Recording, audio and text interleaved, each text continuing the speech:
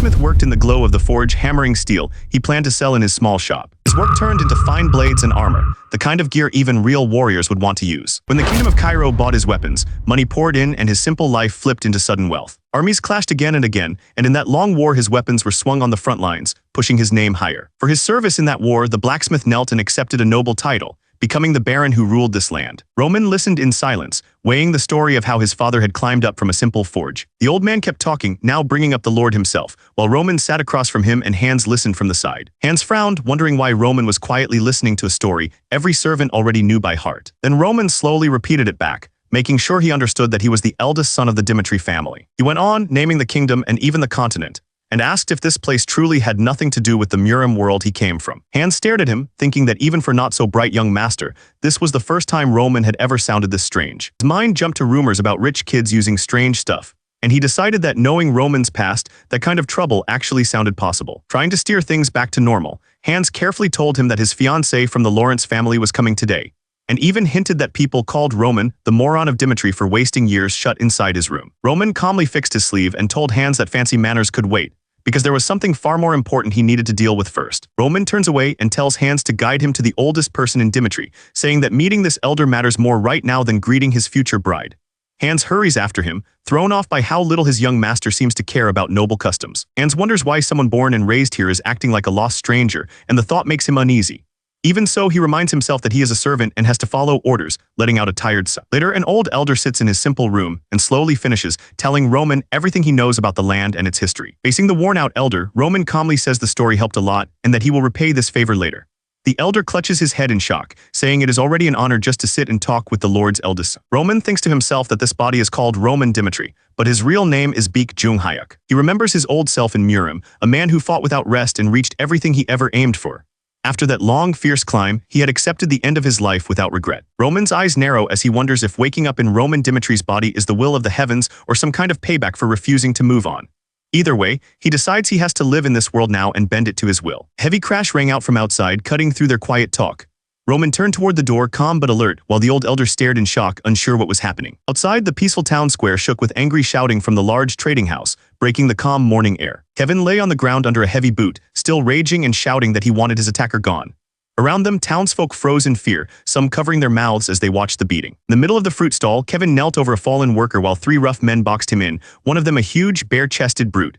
A man with a sword across his back watched calmly, as if this was just business. Blood ran down Kevin's face and dripped from his chin as he hung his head, his body shaking but still holding on instead of giving up. The mercenary in green chuckled softly, clearly enjoying the one-sided beating, while the bald brute beside him sneered at Kevin, calling him a filthy brat who was beneath them. The thugs drove their boots into Kevin again and yanked him across the ground, using his body like a toy while the crowd watched, too scared to step in. People rushed away from the fight in a panic, but a calm voice cut through the noise, Roman saying he was only passing through as he walked straight toward the trouble instead of avoiding it. The shopkeeper's eyes lock on the red fang tattoo on the brute's shoulder, and cold sweat runs down his face as he realizes what kind of people Kevin has messed with. Roman asks what he just noticed, and the shopkeeper hesitates, torn between speaking up and staying out of it. He finally calls out to his master, drawing Roman's full attention to the mess in front of the trading house. The shopkeeper explains that the tattoo belongs to a group called the Blood Fangs, and Roman quietly repeats the name, weighing what that means. The shopkeeper explains that the Blood Fangs are loan sharks who squeeze people all over Dimitri and nearby lands, and that Kevin must owe them a huge amount if they are pushing him this. Hearing the shouts grow harsher, the shopkeeper nervously suggests they pretend they saw nothing,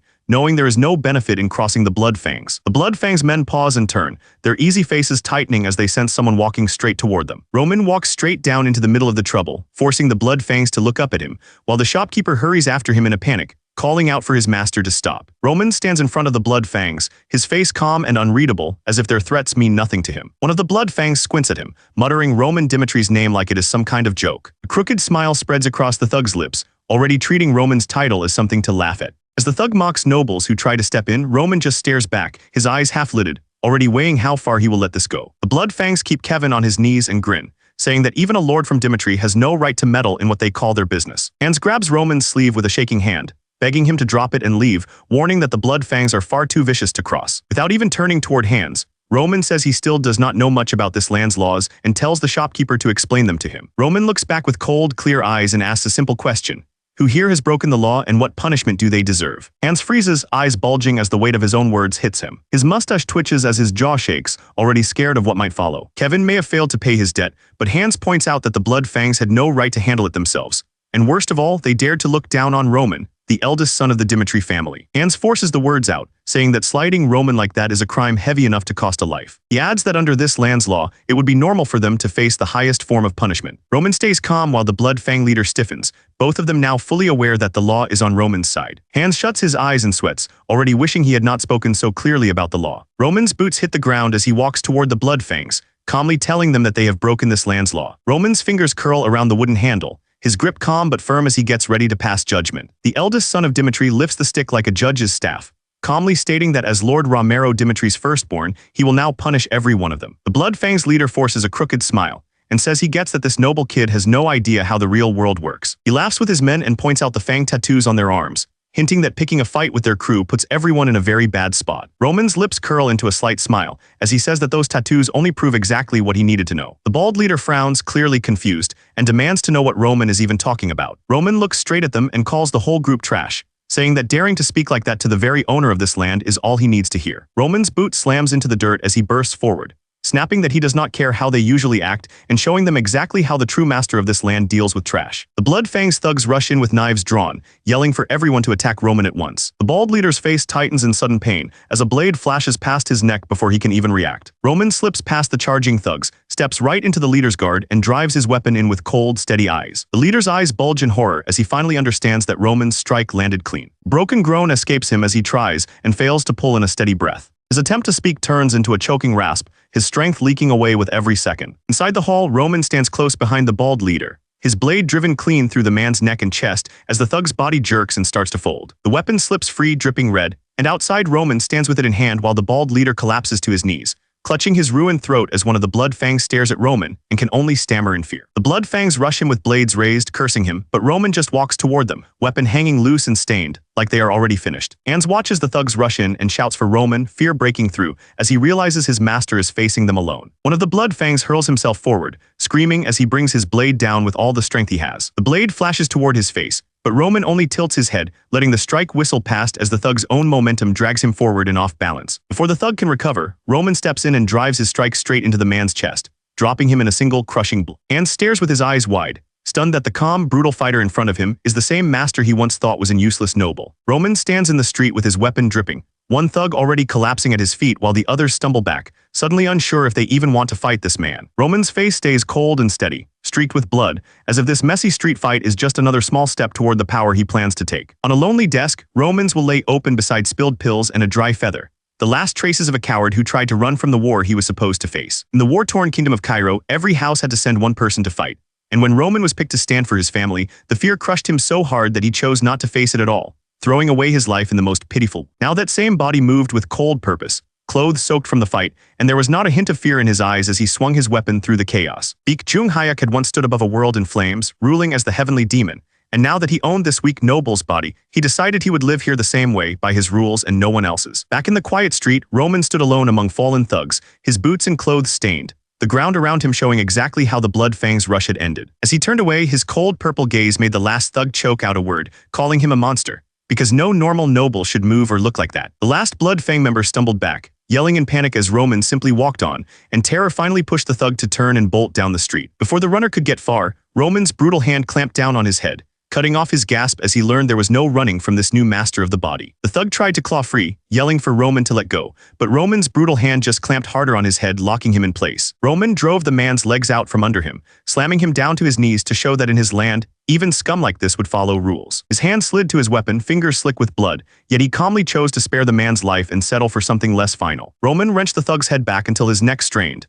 making it clear that running his mouth at the eldest son of Dimitri came with real pain. His eye bulged and turned red, terror crashing over him as he finally understood that this noble would really break him to make a point. Broken scream tore out of the thug as Roman's blow landed, the sound and dark spray cutting through the alley like a warning to anyone else who might cross him. Whatever strength he had left vanished, and his body slammed into the dirt, the impact echoing the weight of Roman's judgment. He staggered, one hand pressed to his neck as red drops slid down his shirt, left alive but ruined enough that no one watching would ever forget what crossing Roman cost. The villagers clutched their chests and stared toward the alley, shaken by how far the eldest son of Dimitri had gone to punish a few loan sharks. Roman Dimitri stood in front of the burning glow, clothes soaked in blood, calmly stating who he was and telling everyone that if they had a problem with his punishment, they could come face him themselves. He thought back to his old life. As the heavenly demon, he was challenged by thousands of martial artists. Every single one of them who dared to defy him was wiped out. Their blood flowed like a river. That's how the world came to accept that the heavenly demon sect ruled everything. But now, he looked down at his hand, covered in the blood of a few street thugs. He found it pathetic that he had to put in any effort at all just to take care of a few rats like these. He turned to his servant Hans. He ordered him to call the guards and report what happened. Hans, still completely stunned by everything he'd just seen, quickly agreed. As Hans ran off to get the guards, Roman stood there, covered in blood. He looked down at his hand, disgusted. This new body was useless. It had almost no energy, and what it did have flowed terribly. It was the young man the thugs had been beating up earlier. He looked over at Roman, who just stared back at him. Young man Kevin tried to thank him for saving his life, but Roman cut him off, telling him not to get the wrong idea. He explained that the thugs broke the law and he simply punished them for it.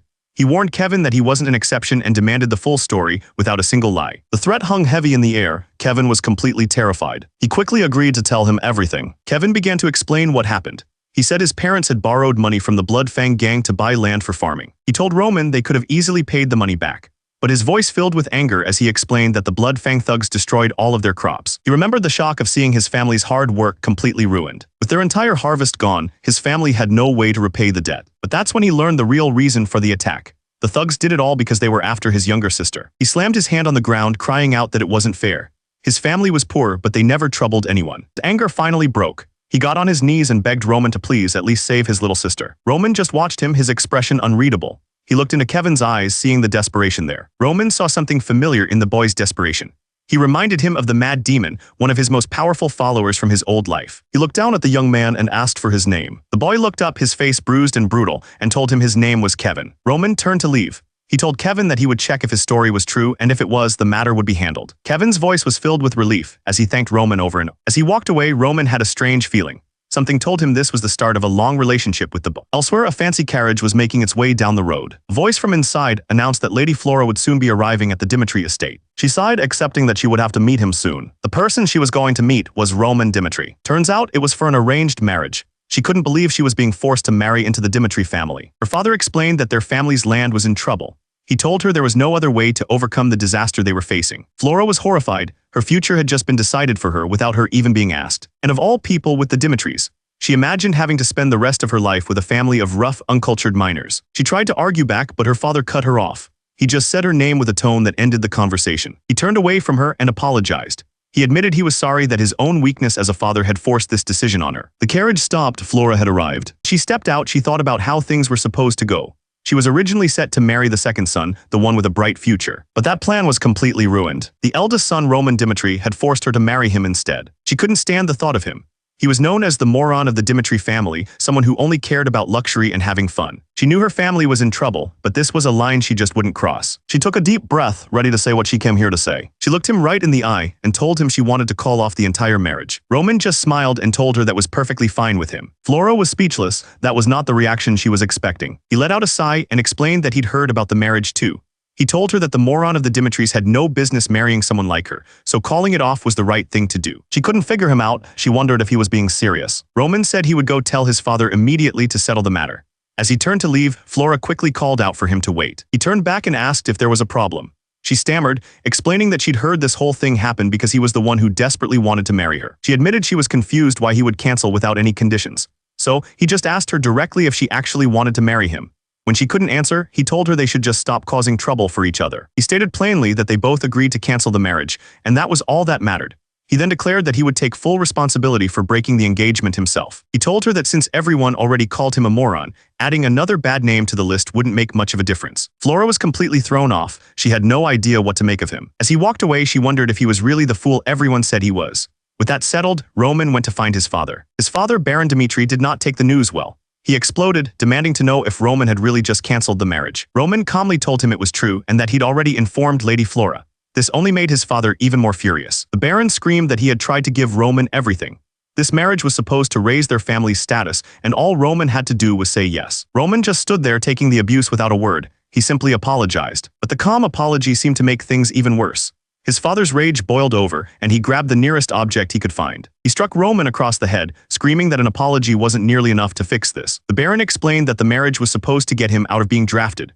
Now, Roman had to go to the battlefield in 6 months. He demanded to know if his son had anything to say for himself. Roman's answer was just one word, nope. Blood trickled down Roman's face. His father then brought up the trouble with Bloodfang, saying he'd heard the rumors but didn't believe them. He was sure someone else must have helped. He told Roman that Bloodfang was a group that even he couldn't easily handle. Since Roman had failed his duty as a son, he was now on his own. The punishment was simple. Roman had to deal with the problem himself. He wouldn't get any help from the family. His father expected him to break down, to start crying and begging for mercy. But Roman just calmly accepted. He told his father he would deal with it himself. Roman calmly told his father that since he caused this mess, he would be the one to clean it up. His father just stared, speechless. Without another word, he turned to leave, telling his father he'd be back when it was done. He wiped the blood from his face, completely unfazed by the injury. As he walked out of the room, a young woman was waiting for him. She looked at him in disbelief and asked if he was insane. But Roman's expression didn't change at all. He just looked at her and asked why she was still there. She tried to warn him, explaining that Bloodfang wasn't some simple gang. They were dangerous enough to go after nobles. She pleaded with him, saying they would do anything to get revenge. She asked how he could possibly handle them all by himself, with no family support. She pleaded with him, telling him to just go back and beg his father for mercy. She thought it was his only option. But Roman didn't seem to understand. He just asked her why he would ever do that. She couldn't believe it. Before she could even finish explaining the danger again, he cut her off. She angrily accused him of not knowing his place. Hans was trying his best to cover up the smell. He explained that the scent of blood had completely soaked into Roman's body. The formal outfit felt way too tight.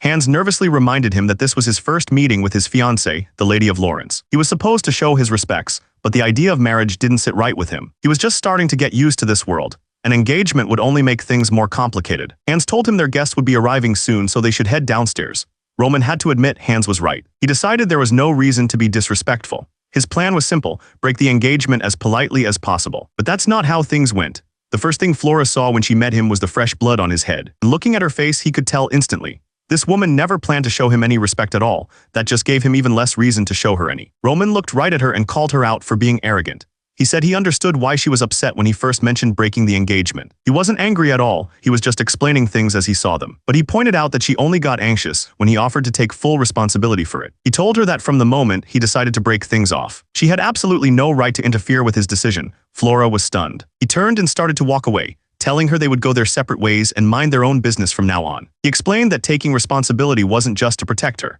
It was so he would never have to be involved with her again. And with that, he was gone, leaving her completely alone. This would be the first and last time they ever met. Later that night, things in the Dmitri mansion had quieted down. Inside, Roman's father Romero was having a drink, trying to put the day behind him. He let out a heavy sigh and confessed to the woman, Lehanna, that he'd used violence against Roman again. He remembered back when they were commoners, he used to beat his son pretty often. When they became nobles, he promised himself he'd never do that again. Thanks to that promise, his other children grew up well. But Roman was the only one who had been with him through the hard times. He admitted he just didn't know how to treat him anymore. Lehanna moved closer to comfort him. She told him not to blame himself too much. She reminded him that as parents, they were the only ones who could correct their children's mistakes. She said the Romero she knew would never let his own son go down the wrong path. There was still a chance to set things straight. Lehanna brought up Bloodfang. She told Romero that Roman was a proud kid and probably just said he'd handle it himself out of anger. She warned him that if they left Roman alone, something terrible could happen. She suggested he get Captain Jonathan to help his son. That was all it took. Romero's mind was made up. He immediately called for a servant and ordered them to bring Captain Jonathan, but it was already too late. Roman was gone. It was Hans. He ran up to Roman, yelling that it was too dangerous for him to be out in the open like this. He was terrified that Bloodfang would show up for revenge at any second. He pleaded with Roman to head back inside where it was safe. But Roman wasn't worried at all. He just turned to Hans and asked him a simple question. When did Bloodfang get so powerful? Hans had no idea. So Roman explained it himself. He said Bloodfang built their reputation by being ruthless, taking down anyone who got in their way. That reputation created fear, and fear made them efficient. Hans didn't seem to get the point. He just looked even more scared and asked if that meant they were still dangerous. Roman told Hans that Bloodfang was only powerful as long as they could make people afraid. And he wasn't afraid at all. With that, Roman started walking, leading Hans through the city. He stopped in front of a place called the Atelier Restaurant. They went inside and found a table. A moment later, a waiter brought out a huge spread of food. Hans's eyes went wide in amazement. He'd never seen so much food. But just as Hans was about to dig in, Roman stood up. He told Hans to stay and eat because he was leaving. Roman explained that from now on he would handle the investigation himself. He told Hans to stay put where it was safe. But Hans immediately refused, shouting that he couldn't let him go alone. Roman turned to face him, but Hans stood his ground, looking determined. He insisted that he couldn't send the young master off by himself, even if it meant he'd be in danger. Roman just listened quietly, then he asked Hans if he was one of his men. Hans seemed a little surprised by the question, but he answered immediately that of course he was. Roman put a hand on his shoulder. He told Hans that if he really wanted to help, he should stay put. He said Hans had already done more than enough just by coming this far. With that, Roman left. Hans just stood there watching him go. He was stunned. He never expected the young master to say something like that to him. Suddenly, he snapped out of it. This wasn't the time to get emotional. He had to warn someone about what he'd learned about Bloodfang. Just then, screams erupted from the restaurant as people ran out in a panic. Roman walked through the town thinking about his plan. He knew Bloodfang wasn't incredibly strong, but they were hard to hunt because they always worked in small groups. He figured they were laying low, afraid of what would happen if they tried to attack him and failed. So if he couldn't find them, he would just make them come to him. That's why he'd been walking around town so openly, making himself an easy target. He was sure they knew exactly where he was by now. To make things even easier for them, today was the Dimitri Knights' regular training day. That meant security on the streets was much lighter than usual. If they were going to get revenge, this was their perfect chance. And just like that, they made their move. 3 men in hoods stepped out from the shadows. One of them called out his name, confirming he was their target. The hooded man lunged forward, screaming that this was his revenge. He shouted that he was from Bloodfang, but Roman didn't even flinch. Meanwhile, back at the training grounds, the captain of the Knights heard something. It was Hans. He was sprinting towards the captain, shouting his name. Jonathan stopped him, asking what was going on with the young master. He told Hans to calm down and explain everything. But Hans was so out of breath he could barely speak. Finally, he managed to yell that the captain had to find Roman immediately. He screamed that the young master was in danger. But back in the alley, Roman wasn't in any danger at all. He'd already caught the attacker's arm, stopping the blade cold. The attacker couldn't believe it. He was putting all his strength into it, but Roman's grip was like steel. With a sharp twist, Roman snapped the man's wrist. The attacker screamed in pain as his hand went limp. He easily took the knife from the man's broken grip. In one fluid motion, he turned the blade back on its owner. It was over in an instant. Roman's expression didn't change at all. The attacker collapsed to the ground, leaving a trail of blood on the stone. That's when 2 more hooded men appeared. They stopped dead in their tracks when they saw their fallen friend. They stared in complete disbelief. This wasn't the weak, pathetic noble they'd heard about. This was something else entirely. Roman just smiled. He taunted them, asking what they were waiting for. Then he calmly wiped the blood from the blade onto his own arm, that same confident smile never leaving his face. Meanwhile, back at the training grounds, Hans had finally found the Knights. He frantically explained that Roman had gone into the city alone to fight Bloodfang. The Knights just looked at each other, completely unconvinced. One of them started laughing, saying it made no sense. He couldn't believe the weakest man he knew would go looking for a fight. But Hans was dead serious. He insisted it was true, asking why he would ever lie about something so important. The knight stopped laughing. He remembered there had been some trouble between Roman and Bloodfang recently. He knew they didn't have time to stand around. He also remembered Roman's father, the lord of the house, asking him to solve this problem personally. He sighed, frustrated. He couldn't understand why Roman would go looking for trouble when he didn't even know how to use a weapon. But his duty was clear. He turned to his men and gave the order to get their weapons ready immediately. The knight captain grabbed Hans by the shoulder and told him to lead the way. He was confident that as long as they were there, no one would dare touch the young master. But he was furious. If what Hans said was true, that fool had really crossed the line this time. Back in the alley, the other 2 attackers stared at their fallen friend. They couldn't understand what had just happened. This wasn't the weakling they'd heard about. This was something else entirely. Roman just stood there, that confident smile never leaving his face. Their shock quickly turned to fury. One of them screamed at him. Hesitate, he moved in to meet the first attacker. His eyes were cold and sharp, ready for the fight. He grabbed the man's arm before the blade could even get close. A sharp twist, and the attacker screamed in pain. Seeing his friend go down, the second attacker was furious. He swung his knife wildly, but Roman just sidestepped the attack like it was nothing. In one smooth motion, Roman used the first man's back to launch himself forward. The second attacker hit the ground hard, completely taken out. He stood over them, not even breathing hard. He looked at the last man conscious and asked if this was everyone they had. The man tried to threaten him, saying he wouldn't be safe. Roman just mocked him, pointing out that he'd already dealt with 2 of them and the threat was empty. Roman held the brutal knife and gave the man a simple warning. Answer his questions wisely or else. The man was absolutely terrified, but Roman's expression didn't change at all. He leaned in and asked a simple question: who was their leader? Meanwhile, in another part of the city, life was going on as usual. Inside a nearby tavern, everyone was drinking and having a good time. One of the men was in the middle of a story when he suddenly stopped. Something had caught his eye. That's when Roman walked in. The blood on his shirt made the whole room go silent. The owner turned to greet the new customer, but the words died in his throat when he saw who it was. Roman just smiled and said hello, completely ignoring the blood splattered on his shirt. He took a seat at the bar. The bartender and other patrons whispered nervously, wondering why the young master was there looking like that. He calmly ordered a drink called Tear of the Dawn, one from the 20s. The bartender apologized, saying they didn't have anything like that. Roman just told him to bring whatever was strongest. He explained that he had something important to do in the morning, and for that he needed to be a little drunk. The other men in the bar watched him, clearly on edge. The sign for the tavern showed a single drop of dew on a leaf. This place was called Dew of the Dawn. Turns out this wasn't just any pub. The captured man had told Roman this was the place where Bloodfang got their orders. Roman remembered exactly what the captured man had told him. To get orders from Bloodfang, you had to say a special code. It had 3 parts in a specific order: Tear of the Dawn, ask for something strong, and mention having work in the morning. Back in the present, the entire tavern had gone silent. Every single person was now staring at Roman. One of the men sitting nearby just stared, his expression hardening. Then he slowly reached for a knife hidden at his side. But he didn't attack Roman. He lunged at the bartender and brought the blade down on his head. The other men in the bar couldn't believe what they were seeing. The bartender collapsed onto the counter. The man who attacked him was furious, calling him a bastard. With that taken care of, they all turned their attention back to Roman.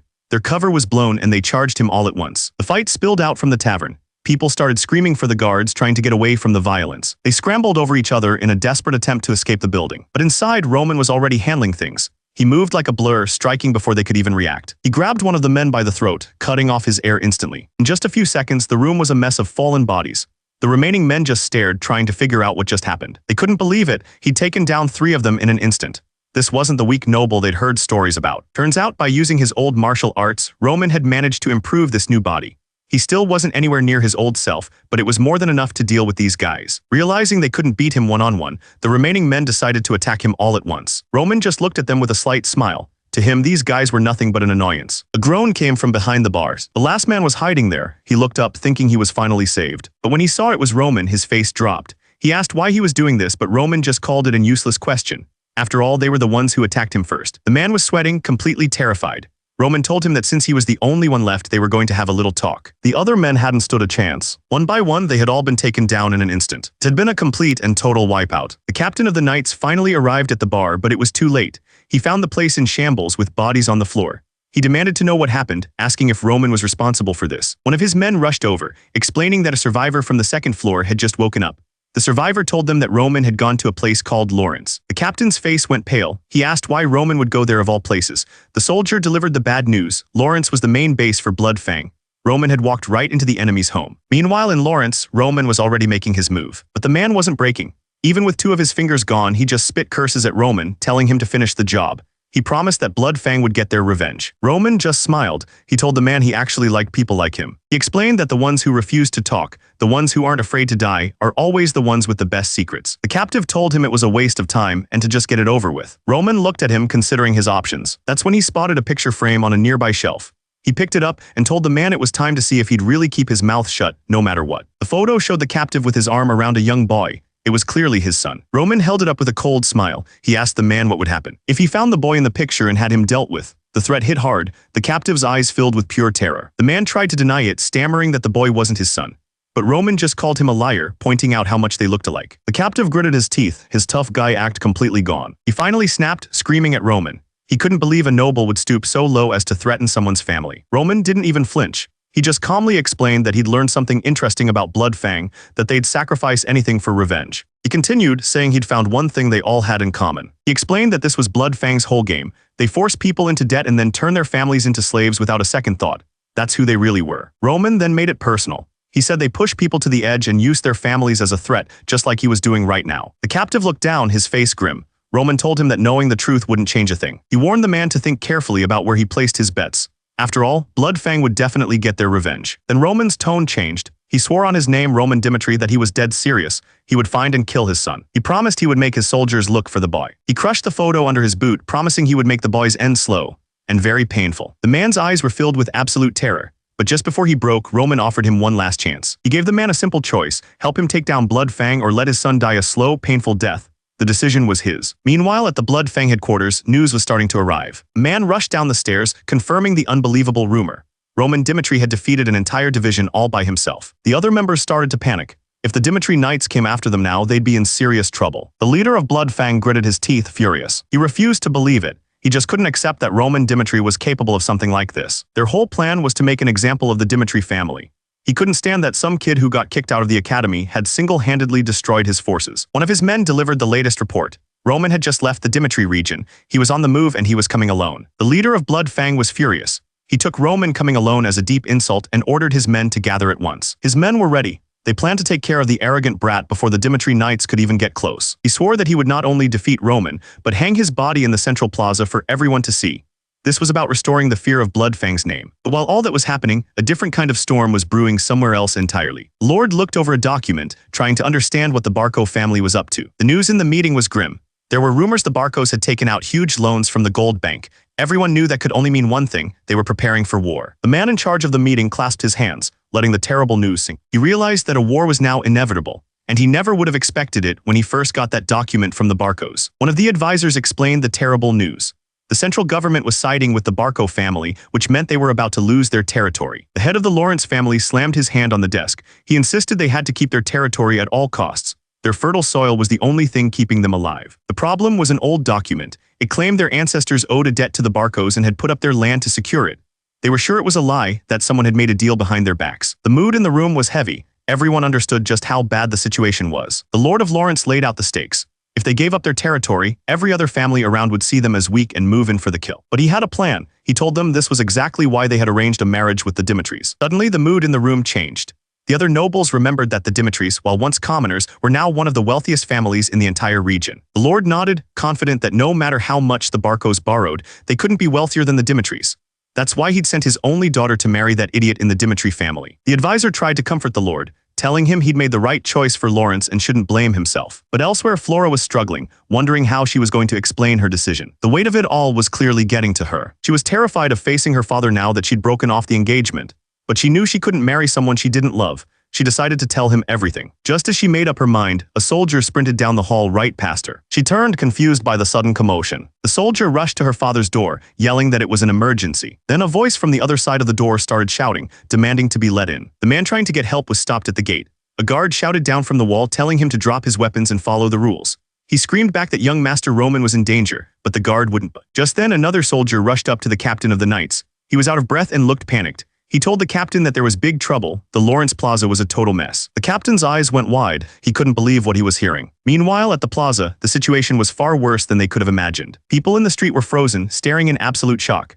Someone was being dragged through the town square, leaving a trail of blood on the stones. The man being dragged was barely conscious, his face beaten and brutal. It was Roman. He was dragging the man through the street by his hair while the guy desperately begged to be spared. The man being dragged remembered how it all started. He and his men had walked into the room, completely sure of themselves. Their target was just some spoiled noble. They thought it would be an easy job. After all, they were a whole crew of armed men going up against just one person. The leader, Ben Miles, didn't even consider the possibility of losing. To him, it was impossible. He thought it should have been a simple, clean job. But in an instant, everything changed. His confidence vanished, replaced by pure terror. His men were all on the ground, defeated. He was the only one left, and he knew he was going to die. That's when Roman stood over him. The memory ended, and Ben Miles was back in the present, being dragged toward his fate. The thought echoed in his mind: he was going to die. Panic took over. He started begging, repeating over and over that he didn't want to die. Tears mixed with blood as he pleaded for his life. But Roman didn't stop. He just kept dragging him through the public square. Finally, he came to a stop. He let go, and the man collapsed onto the stone floor. A crowd had gathered, watching in silence as Roman stood over the defeated leader. The man made one last desperate offer.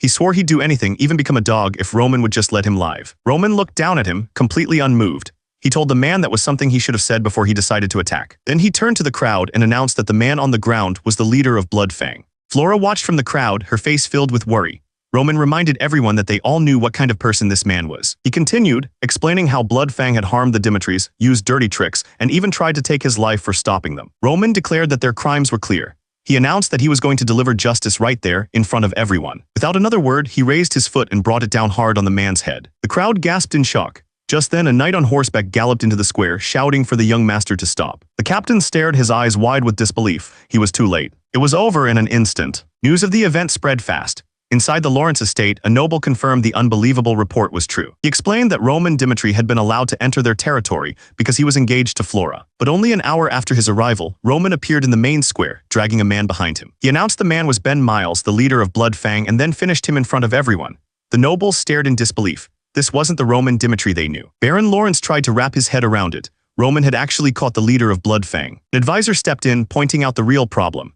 He argued that Roman had acted without the Lord's permission and that it was a serious crime that couldn't be ignored. But Baron Lawrence wasn't thinking about rules or permission.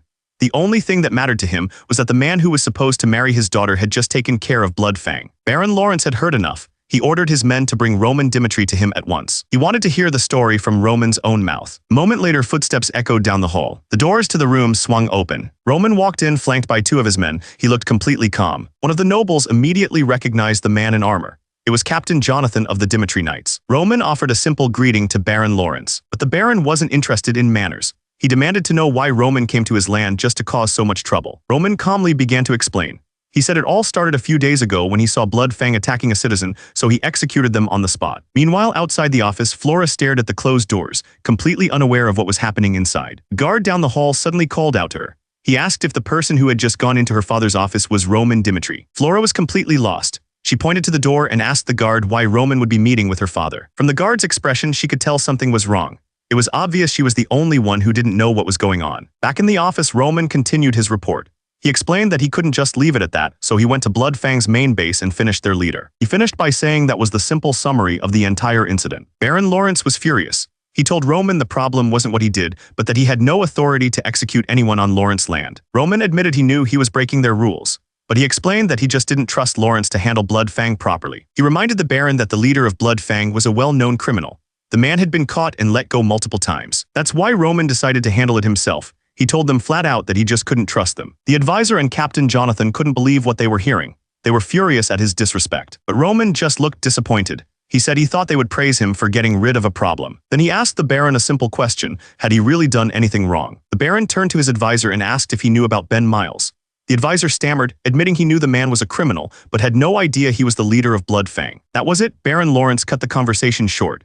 He said the case was closed, admitting that none of this would have happened if his people had done their job right in the first place. Baron Lawrence told Roman and the captain that they would be rewarded later, then dismissed them.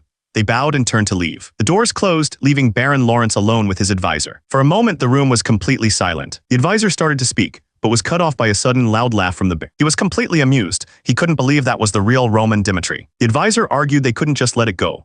But the Baron disagreed, saying that kind of boldness was exactly what a man needed to achieve great things. Besides, he was going to be Flora's husband. He cut his advisor off, not wanting to hear any more arguments. He was actually thrilled, realizing Roman was a perfect fit for Flora. He ordered his men to bring his daughter to him at once. But Flora was somewhere else entirely, completely unaware of her father's change of heart. With the meeting over, Roman and the captain mounted their horses and rode away. As they rode, Captain Jonathan looked worried. He asked Roman if he really had to provoke the Baron, pointing out how badly things could have gone. Roman just stared ahead calmly. He explained that the Lawrence family wasn't taking responsibility, so he had to show them it was their own fault. He pointed out that the Baron clearly didn't know about the cancelled engagement. He wasn't going to punish his daughter's fiancé. The captain fell silent watching him. He couldn't understand what had happened. The man in front of him was not the Roman Dimitri he used to know. Suddenly, the world shifted. It was a memory from his past life. A young boy kneeled on cracked, dry earth. He was the son of the heavenly demon. His father stood far above him, a dark shape against the sky.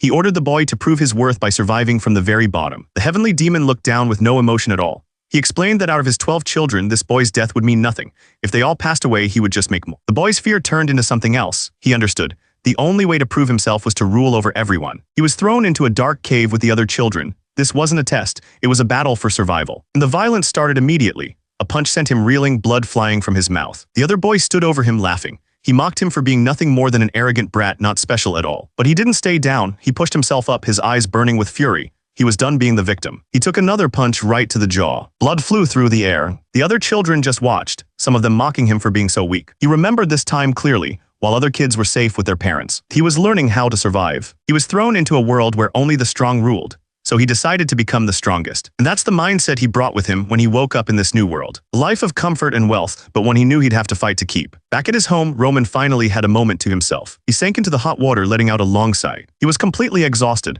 This new body got tired way too easily. He thought about everything that had happened since he first woke up here. So much had changed, but his core beliefs hadn't. Most of it was because of Bloodfang. To get rid of them, he had destroyed everything in his path. And he had zero regrets. He was still the same person he'd always been. Anyone who stood in his way, anyone who threatened him, he would eliminate them by any means necessary. Becoming Roman didn't change that. But he knew acting so boldly was dangerous. He didn't fully understand how this world worked yet, and his strength was nothing like it used to be. He needed a plan. Just as he was thinking about his next move, a voice called out to him. It was a servant. His father wanted to see him. A short while later, he stood outside his father's office. He knocked and went inside. Inside, his father, Baron Romero, was talking with Jonathan. The man was telling him everything that Roman had done. Jonathan finished by saying that Roman had completely changed.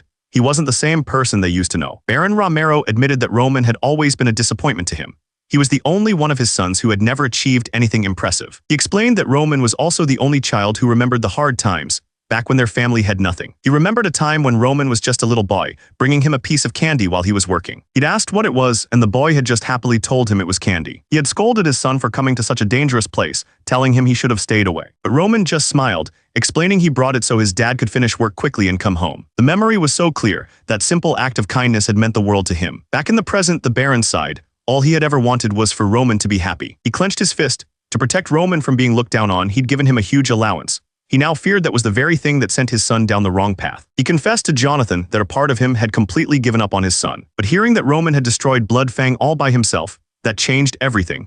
It filled his father with a hope he hadn't felt in years. Just then there was a knock at the door. An attendant announced that Roman was here to see him. The Baron told him to come in.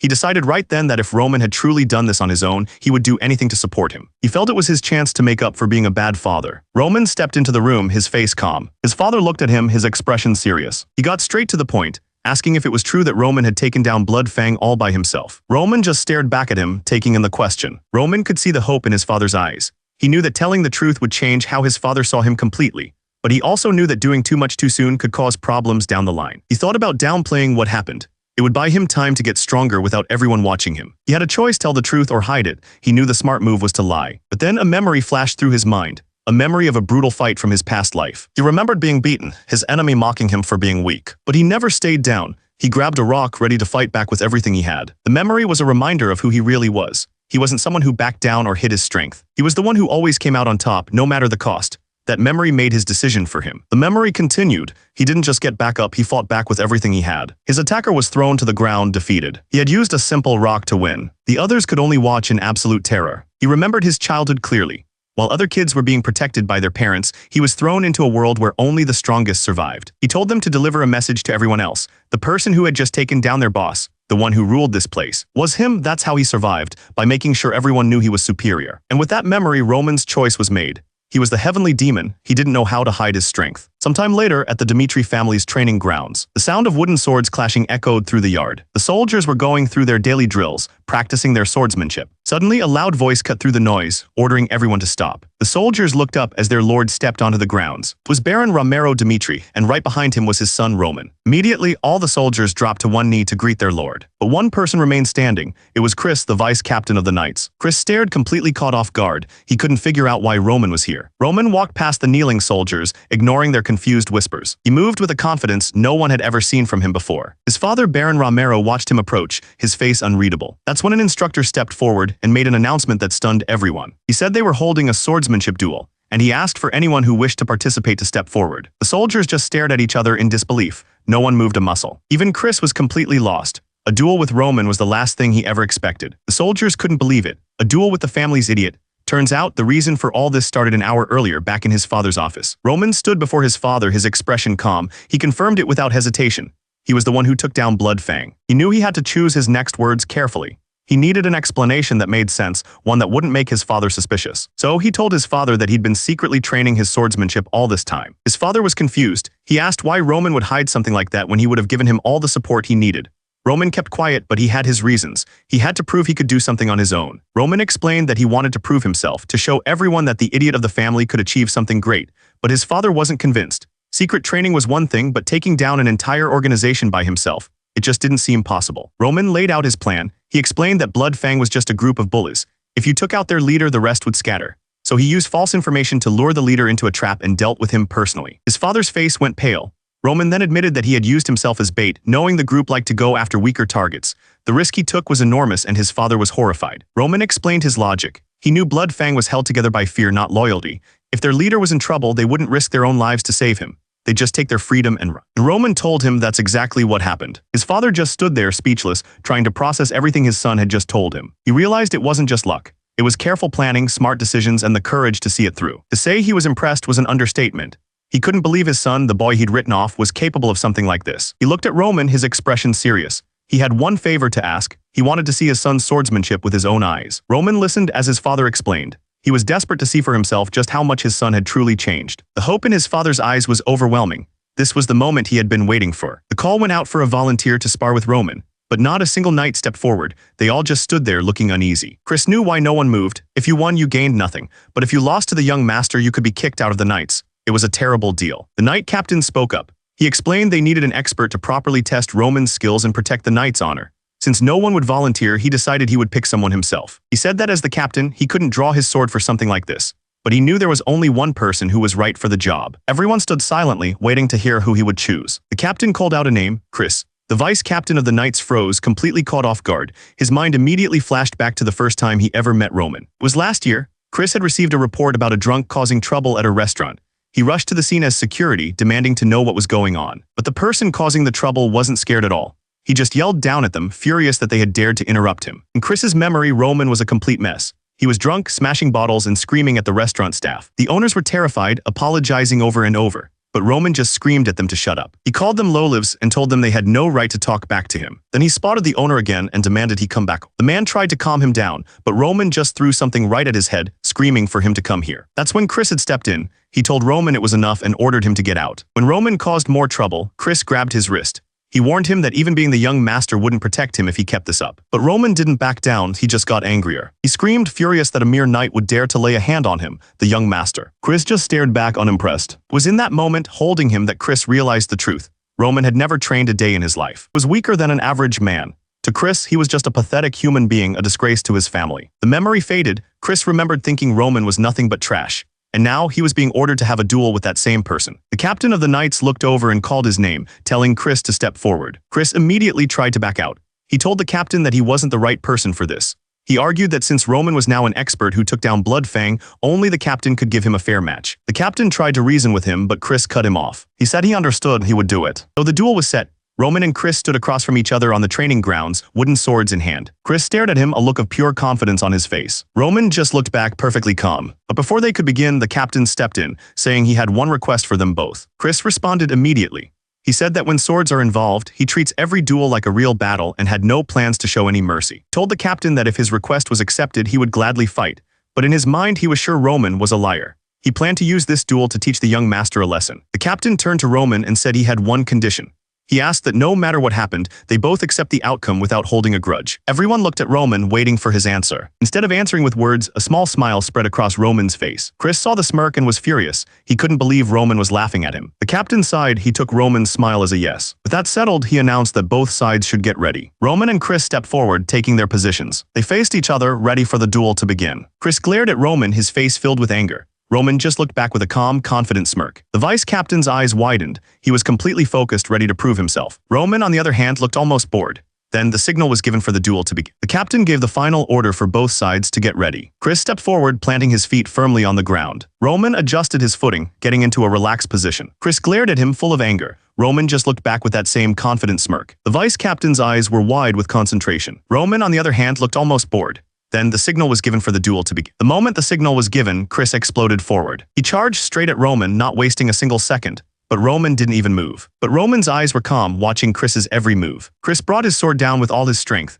aiming to end the duel in a single blow. The soldiers watching gasped. They couldn't believe how fast Chris was moving, realizing he was giving it everything he had. Even the captain looked on, stunned by the intensity of the attack. But then the unthinkable happened. Roman blocked the attack perfectly. Chris stared in shock, unable to process what he was seeing. He couldn't understand it. How could Roman have possibly stopped that strike? In fact, the force of the block sent Chris stumbling backward. Roman hadn't moved an inch. Chris could feel an incredible repulsive force coming from Roman's hands, something far stronger than he ever expected. Chris couldn't wrap his head around it. He wondered if Roman's perfect defense was just a lucky coincidence. But he quickly pushed that thought aside. It didn't matter how Roman had done it. All he cared about now was beating Roman to a pulp. He lunged forward again, swinging with all his might. But Roman met the strike easily, their wooden swords crashing together. Chris's eyes widened. He was being completely overpowered. Chris kept attacking, but Roman blocked every single blow without any trouble. Through it all, Roman's expression never changed. He looked completely calm, like this was just a game to him. He dodged another wild swing from Chris, moving with a speed that just didn't seem possible. Chris saw his chance. This was the opening he'd been waiting for. He brought his sword down with everything he had,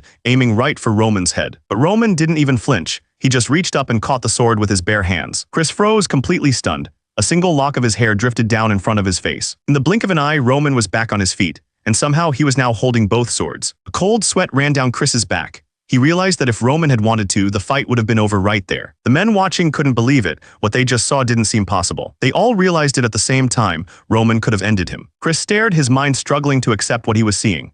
This couldn't possibly be Roman's real skill. Roman just stood there perfectly calm. Chris realized Roman's defense and attacks were flawless. For the first time, he started to believe the rumors about Bloodfang, and a cold fear washed over him. He was going to lose. But he pushed the thought away, furious with himself. He told himself this was still Dimitri's fool, and there was no way he would lose in front of everyone. That's when Roman finally spoke. He said he thought that was enough of a warm-up. Chris just stared, confused by what he meant. Then Roman looked up at him and said that this time he would be going first. Chris's eyes went wide. He was completely caught off guard. Without waiting, Chris lunged forward, swinging his sword with all his might. But Roman moved in a blur, blocking the strike easily. Chris couldn't believe how fast he was. He didn't give Chris a moment to recover. Roman stepped forward, a confident look on his face. He unleashed a storm of attacks, one right after another. The other knights watched in disbelief. They had never seen anything like it. Chris gritted his teeth, barely able to block the blows. He was completely on the defensive. He realized that if this kept up, he was in real trouble. Chris was desperately searching for an opening, and he chanced to turn this around. But Roman's next attack slammed into him before he could even think. He knew he needed to back away, but then he saw something strange. Roman raised his sword high, preparing for another massive swing. And that's when Chris realized it. Roman's movements were big. They were powerful, sure, but they were also wide. He was leaving huge gaps in his defense. This was an opening, and it was the only chance he was going to get. Chris lunged forward, swinging his wooden sword with everything he had. He was aiming for the gap Roman had left wide open. But the smirk on Roman's face made his stomach drop. It was a trap. He had been completely played. Before Chris could even recover, Roman was already behind him, sword raised high. In that instant, Chris knew it was over. He was going to lose to Roman, the person he had called trash. But Chris wasn't going down that easily. He poured energy into his hand, preparing one last move. The captain saw what was happening and screamed for Chris to stop. But Chris ignored him, unleashing a skill called One-Star Hura. His eyes glowed with power. The sudden explosion of energy even caught Roman by surprise. The crowd was completely stunned. They had no idea what just happened. The captain screamed Roman's name, desperately searching for him in the smoke. But through the dust, Roman let out a small, calm breath. He was completely fine, his expression as cold as ever. The smoke from the attack began to settle, and there was Roman, standing right behind Chris with his sword at the ready. Chris froze, his eyes wide with disbelief. He couldn't even process what had happened. With a single powerful strike, Roman sent him flying. The duel was over. The entire crowd was completely stunned. Even Roman's father Romero stared in disbelief. Chris was on the ground, completely beaten. Roman stood over him, his wooden sword still in hand. He looked down, his face completely calm. For him, this outcome was never in doubt. To understand just how shocking Roman's victory was, you have to know who Chris was before that day. His name was already being talked about everywhere. People were asking about the new deputy knight commander. He wasn't just some random knight, he was the commander's own apprentice. But what really shocked people was his power. At his age, he was already a 2-star or a knight. The story was that he sensed mana after only half a year of training, which was almost unbelievable. He was constantly pushing himself, always training. It took him only 3.5 years to become a 1-star. People couldn't believe how fast he was progressing. On top of his aura abilities, the rumors all said his sword skills were incredible. He was becoming a legend. Everyone wanted to know his name. The name on everyone's lips was Chris. And this was the genius that Roman had just completely crushed. This was the kind of training Chris put himself through every single day. He was completely exhausted, barely able to stay on his knees. His instructor looked down at him and told him that was enough for the day. He called out Chris's name, seeing how much pain he was in. The instructor tried to reassure him, telling him it was okay to stop. But Chris refused. He told his instructor he wanted to go again. He wasn't going to quit, no matter how tired he was. Watching this, the instructor realized Chris wasn't just talented. He had a work ethic that was almost scary. It was that combination that made him a true genius. Chris was sent flying backwards, his sword knocked from his hand. Everyone watching was completely speechless. Roman stood over Chris, who was now flat on the ground. The other knights couldn't believe what they had just seen. A heavy silence fell over the training grounds. Chris was completely out of it, unable to move. Roman's father, Romero, turned to the knight commander, Jonathan, demanding to know what just happened. He reminded Jonathan that Chris was supposed to be their most talented knight. Jonathan didn't have an answer. He couldn't understand how this was possible. Just a month ago, Roman was nothing but a troublemaker. The skills he just showed looked like they took years of hard training to master. As Romero listened, someone stepped forward, telling him not to be surprised. It seemed there was more to the young lord than anyone knew. Roman's father, Romero, stared in awe. He finally understood. His son wasn't just good, he was a genius with a sword. Roman didn't see it that way. He thought back on the fight. He admitted to himself that Chris was aggressive and focused. He could see why his father's knight commander was proud of him. For this world, Chris was a skilled warrior, but by the standards Roman was used to, he was the worst. In his old life, even the lowest-ranking soldiers would have been stronger than Chris. Still, that last move Chris pulled, it was a little surprising. As the silence hung in the air, someone suddenly started to laugh. It was Kevin. He couldn't hold it in anymore, letting out a huge laugh that made everyone else stare. But it was Roman's father, Romero, who was the most shocked. His mind was racing as he tried to process what he'd just seen. A huge grin spread across his face. The idea that his eldest son was a genius with a sword filled him with absolute joy. The knight commander turned to Romero, completely stunned. He admitted he had no explanation for Roman's sudden skill, confessing that he'd failed to recognize the young master's true potential. Romero took it all in. Everything was finally starting to make sense. He then turned and called out to Roman, telling him to come over. As Roman approached, his father looked him right in the eyes. He told him that he had never been happier, and that he was proud Roman had finally decided to accomplish something for himself. Romero said that this victory deserved a fitting reward. He told Roman to ask for anything he wanted. A small knowing smile appeared on Roman's face. He already had the perfect reward in mind. His father reminded him that he was supposed to leave for the battlefield in half a year. He wondered if Roman was asking for a reward that would let him avoid his duty. But Roman shook his head. He didn't want to get out of it. He wanted the right to select his own men for the battlefield. His father was completely caught off guard. He told Roman that there was still plenty of time and that he could just reconcile with the others. But Roman was firm. He said he would go himself. His father looked at him, really looked at him, and saw the determination in his eyes. He finally nodded, telling Roman that he understood. With that, he granted his son the right to take care of things himself. But his father had one last thing to ask. He told Roman that as long as he kept proving himself like this, he would have no reason to deny his requests. Roman listened, waiting to hear what the catch was. Turns out the request wasn't for Roman, it was for Chris. He was being asked to teach aura to the very person who had just humiliated him, and he couldn't believe it. The order had come directly from the Lord. Chris protested, telling the man who brought the message that it was just too much to ask. He tried to explain how crazy the idea was. He'd used his aura against Roman and still got completely overwhelmed by a counterattack. The memory was humiliating. All he wanted to do was hide, but the man wasn't taking no for an answer. Instead, he made Chris an offer. He wanted Chris to teach the young master, but more importantly, to watch him and figure out what was so different about him. If he did it, the man promised to pass down all of his own secrets. This was an offer Chris couldn't possibly ignore. Chris couldn't believe what he was hearing. The man was offering him the secret to becoming a 3-star Aura Knight. The man's expression was firm. This wasn't a negotiation. Chris gritted his teeth. As much as he hated it, he accepted the deal, telling the man he'd better keep his word. Later that evening, back in Roman's room, Hans walked in. He told the young master that rumors of his incredible victory were already spreading like wildfire through the castle. He reminded Roman that Chris was a 2-star Aura Knight, which made the victory seem almost impossible to everyone else. Roman listened, then asked Hans a simple question: what exactly was aura? Hans was stumped. He admitted he had no idea, guessing it was just some way to use mana. Roman stared out the window, thinking. He figured what they called mana in this place was the same kind of energy he was used to. He remembered the power Chris had used against him. It was definitely a massive burst of energy. But the way people here used that energy was completely different. He realized what they called aura was actually really inefficient. He just couldn't understand why they would use their power in such a wasteful way. A small smile appeared on his face. It seemed the people here had a lot to learn about their own powers. Roman decided he'd take a closer look for himself during training tomorrow.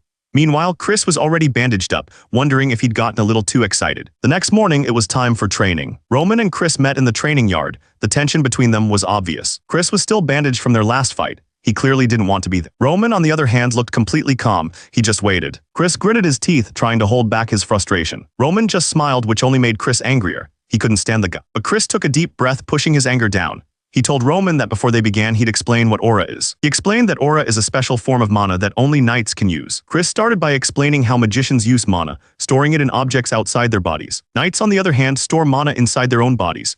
He said the first person to ever do this was a man named Emperor Alexandro. That emperor was the one who figured out that storing mana in the body could make a person physically stronger. He explained that aura is the act of erupting all that stored mana outward from the body. By focusing and releasing that energy all at once, a knight could get a massive spike in power. But Chris said knowing the history wasn't that important. The real issue was that only a select few could ever use mana this way. The absolute minimum requirement, he said, was the ability to sense mana. And that's where most people fail. Chris continued, explaining that it took him about 6 months just to sense mana. He said for some people it could take over a year. It all came down to natural talent. Roman nodded, then asked Chris to show him how he did it. Chris looked at him, thinking about how proud Roman must be after winning their match. But he was sure that pride wouldn't last. He thought to himself that talent with a sword was completely different from talent with mana. He couldn't wait to see Roman face reality. But Chris had no idea. Roman already knew how to sense mana. Thanks to the knowledge from his past life, he could even store a small amount of it. Still, he decided to play along. He knew that just relying on his old ways without understanding this new world was a mistake. He needed to learn their methods first, even if he thought they were inefficient. So Chris began the lesson.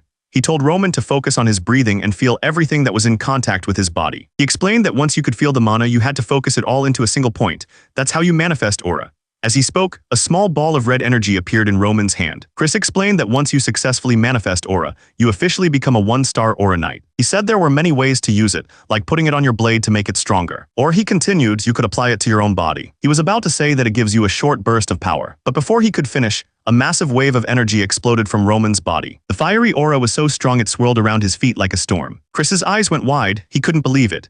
He stammered that there was no way Roman was already manifesting aura. But Roman just stood there, completely wrapped in a blazing power that was far beyond anything a beginner should have. And just like that, the fiery energy around Roman faded away. He thought about it for a second. The way people in this world used their energy was completely useless. Back in Murim, the goal was to clean out all the waste from your body so you could store pure energy inside. But this world was different. Their mana was full but light, so it leaked out of the body way too easily. He realized their method was a lot like the external arts from his old home. Basically, they just let all their stored energy explode outwards at once, which was incredibly wasteful. He knew that if he used their methods, he'd never reach the top, not even in 100 years. Chris just stood there completely shocked. He finally managed to ask if that was really aura Roman had just used. Chris was getting more and more worked up. He yelled that it took him years of hard work just to be able to use aura. He demanded the truth, accusing Roman of pretending this whole time that he didn't know how to use his power. Suddenly, he thought it all made sense.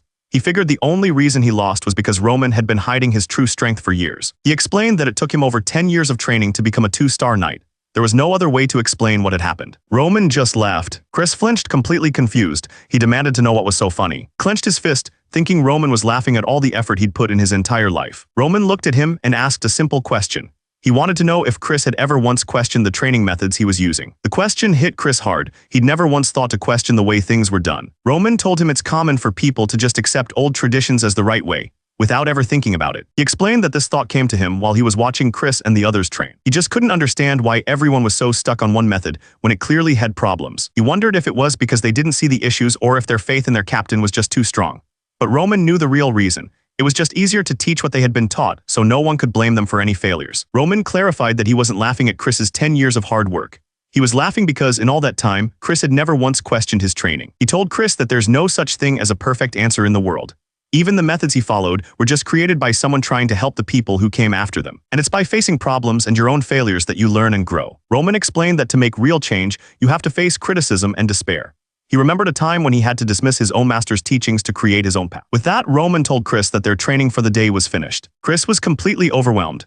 Everything he'd worked for over the last 10 years had just been called into question. Roman turned to leave, but Chris stopped him. He desperately asked what he was supposed to do now. Roman's mind flashed back to another memory, a brutal one. He stood over a defeated enemy and asked if he was going to continue to fight back. The man admitted his loss. He declared that his entire sect would now follow Baek Jung-hyuk. The man on the ground called out, stopping him. He admitted he'd never seen anyone so powerful. He asked what it would take for him to become that strong. He dedicated his body to him, arguing that his own strength would only serve to help them both in the long run. He begged him to just tell him what to do. The memory faded and Roman was back in the present. Chris was asking the exact same thing, his pride completely gone. Roman looked at him. He saw the same desperation he'd seen all those years ago. Roman's mind went back to a man he once knew, the Blood Demon.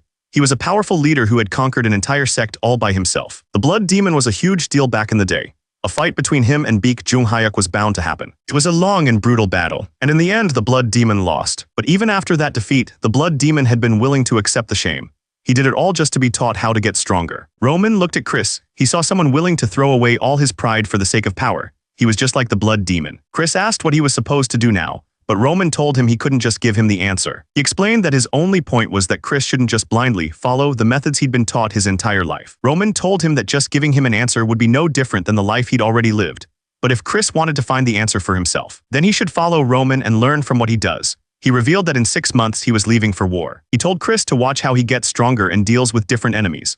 Roman promised that if Chris could follow him for 10 years, he would definitely find the answer he was looking for. Chris stood there completely stunned by the offer. That night, Chris was alone in his room. He sat on the edge of his bed, the weight of Roman's words pressing down on him. Everything he thought he knew had been turned upside down. He had a huge choice to make. He thought back on his past. Everyone had praised him for sensing mana so quickly. They called him a genius, and his captain promoted him to a 2-star or a knight.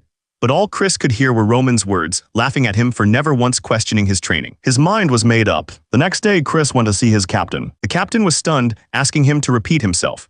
Chris stated clearly that he was going to follow the young master to the battlefield. He declared that all he wanted was to get stronger. Elsewhere, Hans mentioned to Roman that something seemed to have happened. Roman just calmly confirmed that it did. Chris had found his new path. The captain listened silently. He told Chris that he could tell there was a good reason behind his choice. He seemed to think for a moment. He then officially released Chris from the Knights of Dimitri, telling him to protect the young master while he pursued his new goal. Chris simply thanked him, but the captain's words echoed in someone else's mind. It was Kevin remembering a terrible day. He remembered the day his family was attacked, and he was powerless to stop it. Kevin remembered that Chris wasn't always so strong. He was once just a little kid, crying for his mother on a battlefield. He told Chris that his decision proved one thing. If even a man like him was willing to follow Roman, then the young master was no longer the fool everyone thought he was. Kevin then told Chris to follow him, saying he needed to prepare himself for what was coming. He explained that to survive on the battlefield, Chris would need a secret weapon he could call his own. Chris's face lit up with excitement. He eagerly agreed, calling Kevin his master. Meanwhile, in town, rumors were starting to spread. In a tavern, people began to talk. The rumor was about young Master Roman taking care of Bloodfang.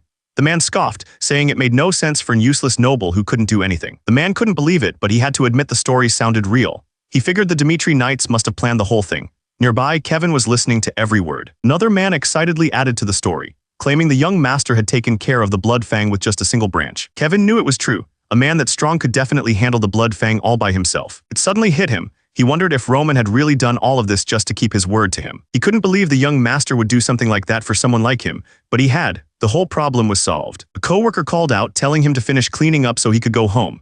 Kevin snapped out of it and agreed. But as he walked, a new determination set in. He wanted to become someone like the young master. He knew there were still people like the Blood Fang out in the world. To protect his family, he had to get stronger. Kevin wondered how he could possibly get stronger. He wished he could meet the young master again, but he knew that was just a dream.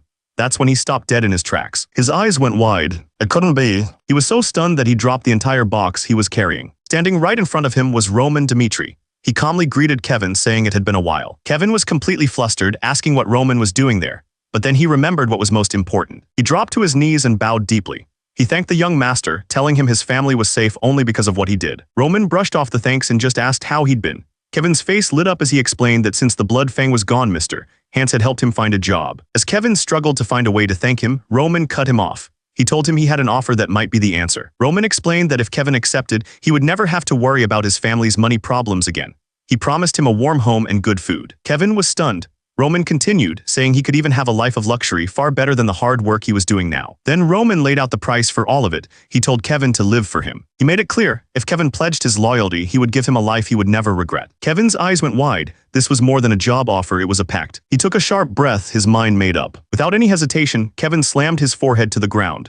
He pledged his entire life to the young master. He swore he would die on command, or take anyone out, as long as Roman promised to protect his family. He declared that his life was now in the young master's hands. Roman watched him impressed. The kid's loyalty reminded him of someone from his past, a warrior they called the Crazed Stallion. On a single command, that man would charge into battle against hundreds of enemies, and he would never back down until the job was done. Roman realized he was seeing his past repeat itself. Chris was like the blood demon, and now Kevin was just like that crazed warrior. This was definitely going to be worth his time. Roman looked down at Kevin with a smirk. He accepted the pledge, telling the boy that from that moment on he was his. So Roman brought Kevin back to the Dmitri estate. He turned to Hans and told him to take care of Kevin, making sure the boy got used to his new life there. Roman promised to visit him later. The boy was practically glowing with excitement. He announced he was heading to his library and that he could be found there if needed. With Roman gone, Hans offered to show Kevin around. Kevin couldn't believe this was really happening. Meanwhile, Roman made his way to the family library. He wasn't there to relax. He immediately started looking through the books. He was researching one thing, Aura Knights. He needed to understand the path to power in this world. He found what he was looking for. The book explained that to become a 1-star Aura Knight, you first had to be able to create aura. To reach the 2-star rank, a knight had to be strong enough to cut through steel with their aura. The power of that aura decided everything. Once someone hit the 3-star rank, they were considered on a whole other level. They were given special treatment by the entire kingdom. On the entire continent, there was a 6-star knight. But according to the books, no one had ever reached the 7-star rank. That rank was so rare that even among the top 10 strongest knights, not all of them had reached it. He'd seen the strength of Chris, a 2-star knight. That meant even Jonathan, who was a 3-star, would only be as strong as a 2nd-class fighter back in his old world. The fact that someone had reached the 6-star rank meant they were beyond human. The book said their blades could produce flames that stretched for tens of meters. The book said their power was on a whole other level. Turns out there are only 12 people in the entire continent who have reached the 6-star rank.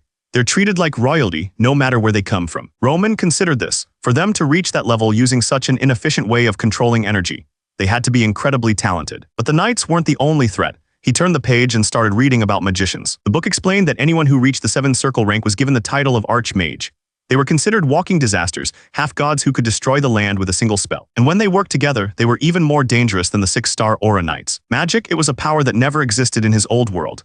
After reading all this, he had a pretty good idea of what he needed to do. He didn't know when he'd have to face these kinds of monsters, and he knew his father was too cautious to make any risky moves. It was all up to him. He knew that not being able to predict the future was dangerous, but he also knew he wasn't the type of person to just sit still and wait. He remembered his past, a life of constant battle. He was determined to live this new life to the fullest with no regrets. A smirk crossed his face. This was going to be exciting. He decided it was time to start getting ready. He walked up to a sturdy wooden door. The door creaked open and Hans stepped inside. Roman looked around the room and asked what it was used for. He added that the old baron was extremely secretive about it.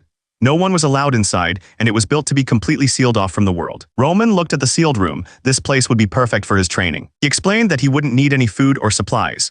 But the most important rule was that no one was allowed to come in. His tone became deadly serious. He warned Hans that unless the family was in grave danger, he was not to be disturbed for any reason. Hans understood the weight of the order and promised he would follow it. With the instructions given, the heavy door swung shut, sealing Roman inside. He was completely alone now, standing in the quiet darkness of the workshop. He looked down at the straw covering the floor and realized Hans must have put it there for him. He appreciated the thought, but the straw would only get in the way of his energy flow. He had to clear it out. With the floor empty, he was ready to begin. He sat in the center of the room and closed his eyes, focusing his mind. He knew he'd only built up a small amount of mana in this new body.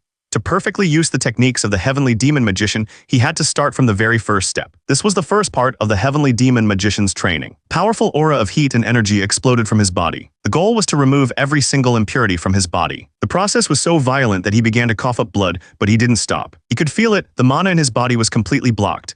It was full of impurities, far more than a normal teenager should have. But he had expected this. He just needed to gather enough mana to force his way through the first step and start reclaiming his true power. He had decided to live his life here. And to do that, he needed the strength to protect the people he now called his own. This was only the beginning. An entire week passed. Meanwhile, visitors arrived at the Dmitri estate. A servant led them through the halls. The servant asked them to wait, promising to bring tea. These were important guests, Viscount Lawrence and Ms. Flora. The two of them stood there silently, their expressions serious. Viscount Lawrence asked to see Roman. The servant explained that the young master was currently busy with some business. With that, the servant left them alone in the large, empty room. Viscount Lawrence let out a frustrated sigh. He felt that even though their visit was unexpected, it was obvious they weren't wanted here. He decided they had no choice but to wait and motioned for his daughter to take a seat. Flora sat down, her expression clearly worried about what was about to happen. Her father then reminded her that they were there to apologize for a mistake. He warned her to be very careful with her words. But what she said next completely blindsided him. He was furious, demanding to know if she had really already announced their disengagement. Flora nervously tried to explain what happened during her last visit. She told him she had wanted to follow his orders, but it was clear something had gone terribly wrong. Flora yelled back at her father, insisting she couldn't marry someone she didn't respect. Her father put a hand to his head, completely frustrated. He told her he always thought she was a wise child and couldn't believe she would do something like this. He demanded to know if she understood what was happening in their territory. The Barco family had just borrowed a huge amount of money from the gold bank. He told her that could only mean one thing: they were preparing for war. The Viscount explained that the arranged marriage with the Dmitri family was their only hope. They were the only ones strong enough to protect them from the Barco family. Flora tried to argue back, saying her family wasn't weak. She asked if they didn't still have a chance, even without the Dimitri's help. Her father sighed. He told her that if it were just the Barco family, then maybe they would. But the central government was also involved, approving strange documents and letting the Barco family borrow money for free. This was much bigger than a simple war between two families. He explained that the people helping the Barco family were actually enemies who wanted to see their own family destroyed. Since their enemies now had a good reason to attack, he warned her they would do anything to take everything: their land, their honor. And even her, the one they called the Flower of Lawrence, the words hit her hard. She clenched her fists, the weight of his words finally sinking. She admitted to herself that she knew about the danger all along, but she had ignored it for her own selfish reasons. She told herself to wake up. Her pride meant nothing if her family lost everything. Meanwhile, outside, two men were pacing nervously. They wondered what to do and when the young master would finally come out. He muttered that the Viscount and his daughter had been waiting since morning, and the sun was already starting to set. He was torn. The young master had given strict orders not to be disturbed, but the visitors were clearly getting angry. Just then, he heard the workshop door creak open behind him. He turned around, surprised to see the young master finally coming out. But his words caught in his throat. He stared, completely stunned by what he saw. The sun was already sinking, warm light pouring through the tall window and washing the noble room in orange, as if to remind them how much time had slipped. On the table, the untouched teacup rattled softly, the tiny shake giving away how tense the weight had become. Flora lowered her eyes, reminding herself that she had already chosen this path and would see it through, no matter how scared she felt now. Across from her, the Viscount sat with his head bowed and fingers locked, blaming this mess on Flora, yet knowing that, for Lawrence to survive, he had to somehow make this marriage happen. His white-gloved hands shook where they were clenched together, because even as he pushed for it, a part of him knew forcing his daughter into this still felt wrong. The Viscount's eyes went wide and bloodshot as he lifted his head, fury boiling up at the thought that his own child had to pay the price for other people's greed. He shot to his feet so fast the couch shook, and Flora stared up at her father with a bead of sweat on her cheek, startled by the sudden fire in his eyes. In the middle of the room, the Viscount stood with his fists tight at his sides and announced that he would go to Baron Dmitri himself, while Flora pushed up from her seat, stunned as her father chose to shoulder the fight in her place. The Baron moved his quill across the paper at a steady pace, acting like nothing outside that room mattered right now. The grand office doors stayed shut, holding back the anger that had been building on the other side all day. The Viscount slammed the doors open and stormed in, roaring at Baron Dmitri for daring to leave his guests waiting this long, while Flora followed with a pale, uneasy face. Facing the desk, the Viscount poured out his anger, saying that if Dmitri disliked them so much he should have just sent them home instead of treating them this cruelly. But the Baron only sat there, looking far too calm for such a storm. As Diet tried to calm the Viscount and ask if he had even set an appointment, the Baron simply dipped his quill into the ink, answering their heat with cold, steady movements. Standing stiff in front of the desk, the Viscount insisted they had sent word a week earlier and only showed up like this because the Baron had turned them down and then stayed silent, leaving them no other choice. Baron Dimitri answered in an even tone, saying that if he had truly meant to turn them away, he never would have dared ignore a visit from a Viscount in the first place. Baron swallowed hard as the Dimitri Baron asked if they had really remembered the come a day all this way Flora just to Lawrence complain about visited. When Roman calmly told him he planned to end their arranged marriage. He had scolded his son for that choice, but even a child could see it was Flora Lawrence who pushed Roman to that point. Even with that clue, the Baron never pressed him, deciding that if Roman wanted to act a certain way, he would just keep his mouth shut and let him. Now, facing the Viscount, the Baron laid it out clearly, saying his own family had been dragged into an arranged marriage they never even wanted. He reminded them that it was the Lawrence family who had begged for this union in the first place. Yet the Baron asked how the Viscount could act so offended over a few hours of waiting, as if that somehow excused everything his side had done. He slammed his fist down and roared that they had forced this meeting on him while staying blind to their own mistakes. As his final words crashed over them, the Viscount and Flora could only stand there, faces tight, realizing they had come all this way just to be told they were the ones in the wrong. Baron leans back behind his desk and tells them that about a month ago, the Barco family reached out to him. They had promised that if Dimitri dropped Lawrence and chose a marriage with Barco instead, they would open doors to the central government and even hand over a slice of Lawrence land. He says he refused Barco's offer anyway and never even thought about changing sides. Then he asks the Viscount if he has any idea why he would turn down something that sweet. As he speaks, the ink bottle on his desk tips and spills, black liquid spreading across the wood like the cost of that choice laid bare. He says the reason was simple. Dimitri already had power, so they could afford to choose based on what they liked, not what they feared. With that strength behind him, he had picked the path his family wanted, not the one Barco tried to buy. He tells them that, in the end, he chose Lawrence only because his eldest son had fallen for the flower of Lawrence. Just for that one feeling, the Dimitri family accepted the risk of war with Barco, and he now calls that choice a mistake. The Viscount lowers his eyes, thinking how he let his anger drive him and turned this into a disaster.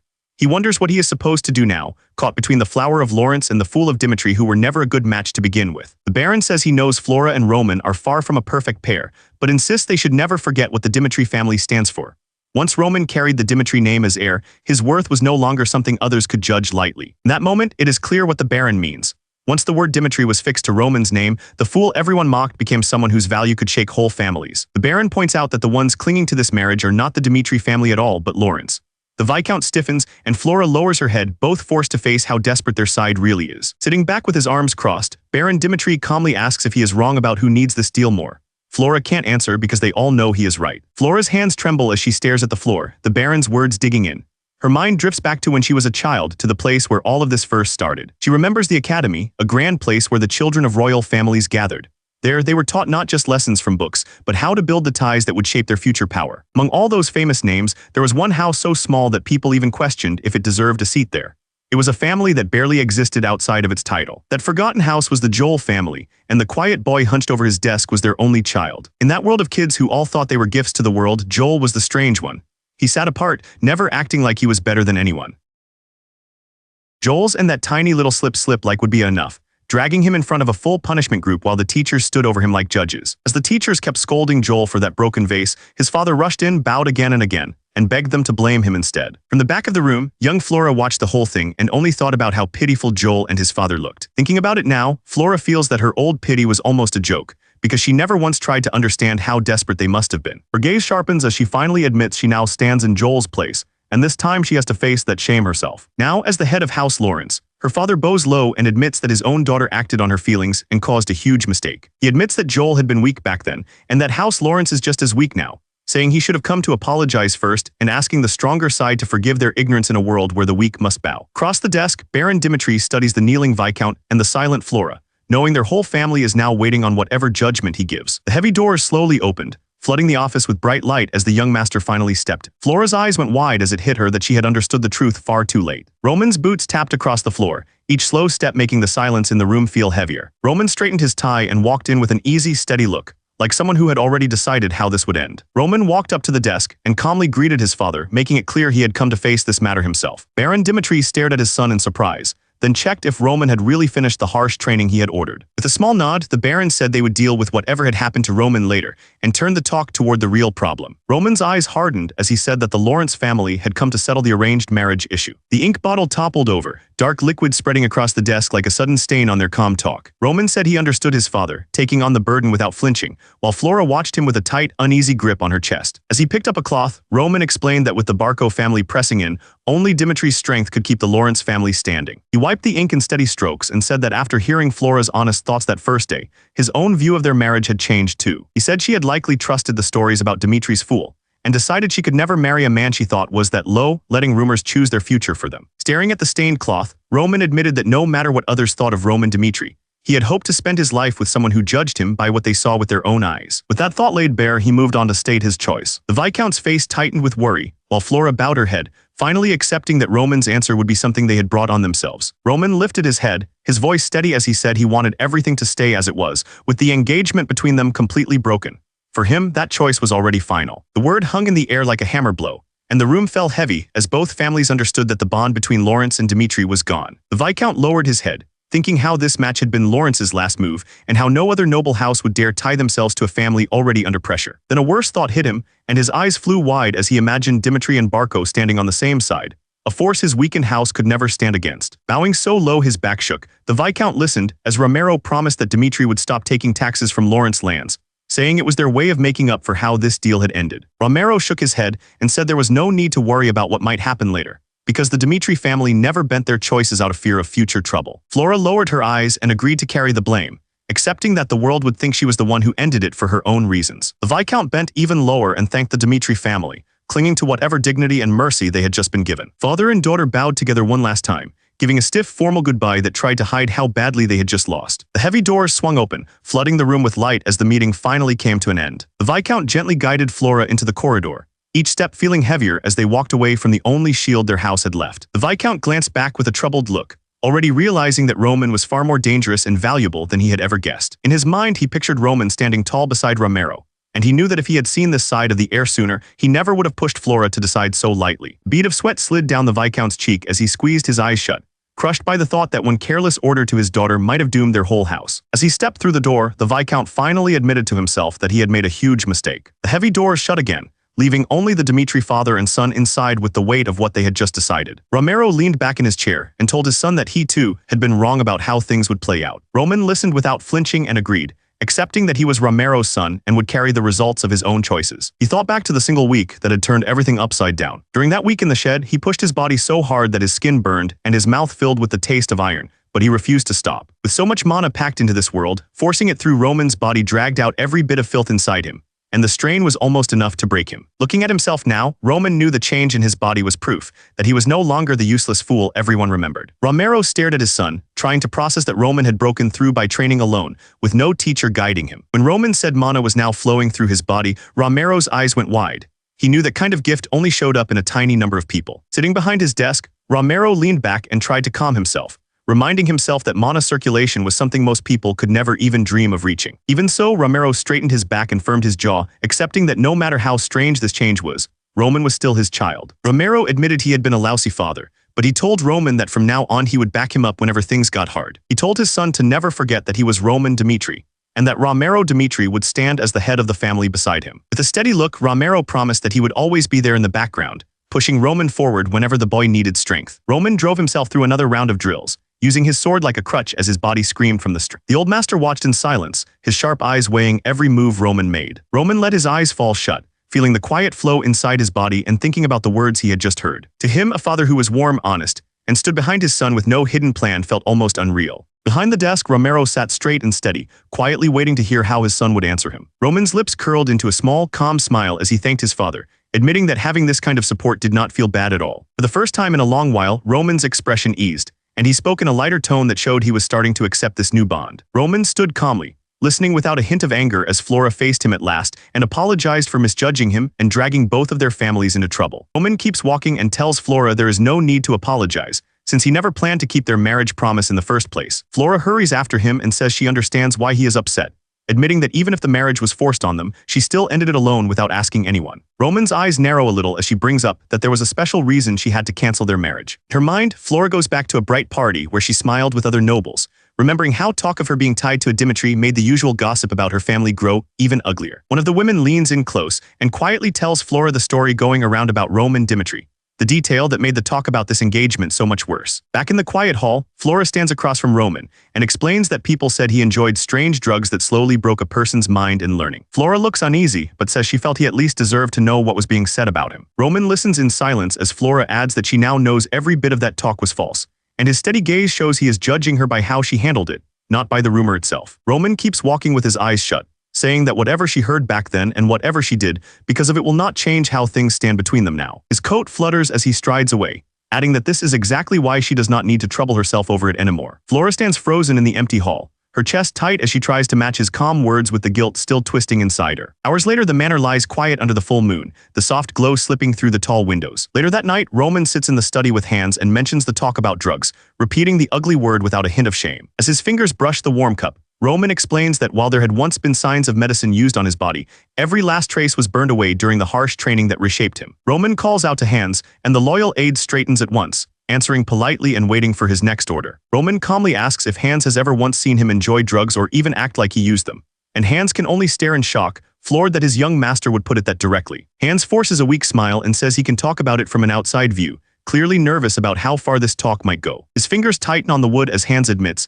he never saw it with his own eyes but still heard enough to worry him. Roman listens to Hans talk about how strange his actions once seemed, then coolly asks him to say exactly when that was. Hans thinks back and says it started about a month ago. In Hans' memory, the old Roman comes back from a social party, stepping through the doorway in his neat red coat. Hans remembers greeting him like any other night, yet even then he felt that something about the young master's return was strangely off. The Roman in his memory looks pale and shaken, sweat running down as if his mind had been dragged through something heavy. Hans remembers how, after that night, Roman shut himself behind those doors and barely came out, as if he had lost all will to face anything. Night after night, Roman drowned himself in bottle after bottle, the table buried in empty glass. Hans had watched this and started to fear that Roman had picked up something worse than just alcohol at that party. Flora stiffens as Hans brings up the grand social gathering held by the royal families of the Northeast, knowing exactly which night he means. Roman narrows his eyes and pushes Hans to say who exactly hosted that gathering. Hans finally names the host, Anthony Barco, the eldest son of House Barco, standing beneath his family's sharp crest like a warning sign. Roman closes his eyes as Hans lays it out. The broken engagement with Flora, the invite from Barco, and the way his mind seemed to fall apart right after. In Hans' mind, the old Roman lies on the carpet, body still and blood spreading under his head. Staring with cold purple eyes, the current Roman understands that Hans has already guessed how far things went that night. Hans keeps seeing Roman's body on the floor and the dark stain beside him, and something about that end still refuses to make sense in his head. He remembers Roman's will, where Roman only wrote that he had gone to war in place of his younger brothers and was terrified of what might happen with nothing else explained. To Hans, that excuse never fit, because Roman had already been promised to Flora, who now sits there stiff, hearing her own part in this dragged into the open. Romero Dmitri had always known that married nobles had plenty of ways to dodge the battlefield, which only makes Hans more certain that Roman should never have been pushed to the front in the first place. The current Roman narrows his eyes, refusing to believe that the former Roman threw everything away just because he was scared of war, knowing deep down that the story has holes. Roman questions Hans about how his past self and Anthony Barco looked from the outside, and Hans admits that Roman barely spent time with anyone and that things with Anthony had only grown worse lately. Roman's gaze hardens as he links that sour turn with Anthony to the moment when talk of a marriage with Lawrence first started to spread. In his mind, the Dimitri-Lawrence wedding stands at the altar, a single union that turned into a huge wall for the Barco family, blocking their dream of swallowing up Lawrence's lands. In Roman's mind, the wedding turns into shattered glass, because for the Barco family, the easiest way to clear that wall was to stop this marriage before it ever took place. Roman stares ahead, thinking that the Barcos must have pushed the old Roman as hard as they could, until he finally broke and never came back. Roman looks over, the sharp mood easing just enough to show that Hans has his attention. Hans holds out a folded letter and explains that the Barco family sent this invite while Roman was deep in training, then asks what Roman wants done with it. Roman's lips curl into a thin smile as he decides the Barcos are either shameless or still think he is easy to handle, and either way he takes it as an insult. Deep inside, Roman admits that this whole matter with the Barcos and his past self still gnaws at him. As the tea slowly swirls in the cup, Roman learns the party is in exactly 2 weeks and calmly decides he will go there himself. The Dmitri estate stood quiet under the clear sky, giving no hint that Roman was already planning his next move inside. Inside, Hans followed a servant's lead and brought Kevin to the place where the young master was waiting. Hans leaned close and quietly warned Kevin that the young master was not the same person he remembered, leaving Kevin uneasy but nodding that he understood. A heavy door swung open, clearing the way for Kevin to step into the young master's space. Kevin stepped through the tall doors, calling out to the young master, while a hand gripping a sheathed sword waited just inside. Roman stood in the training yard with a wooden sword in hand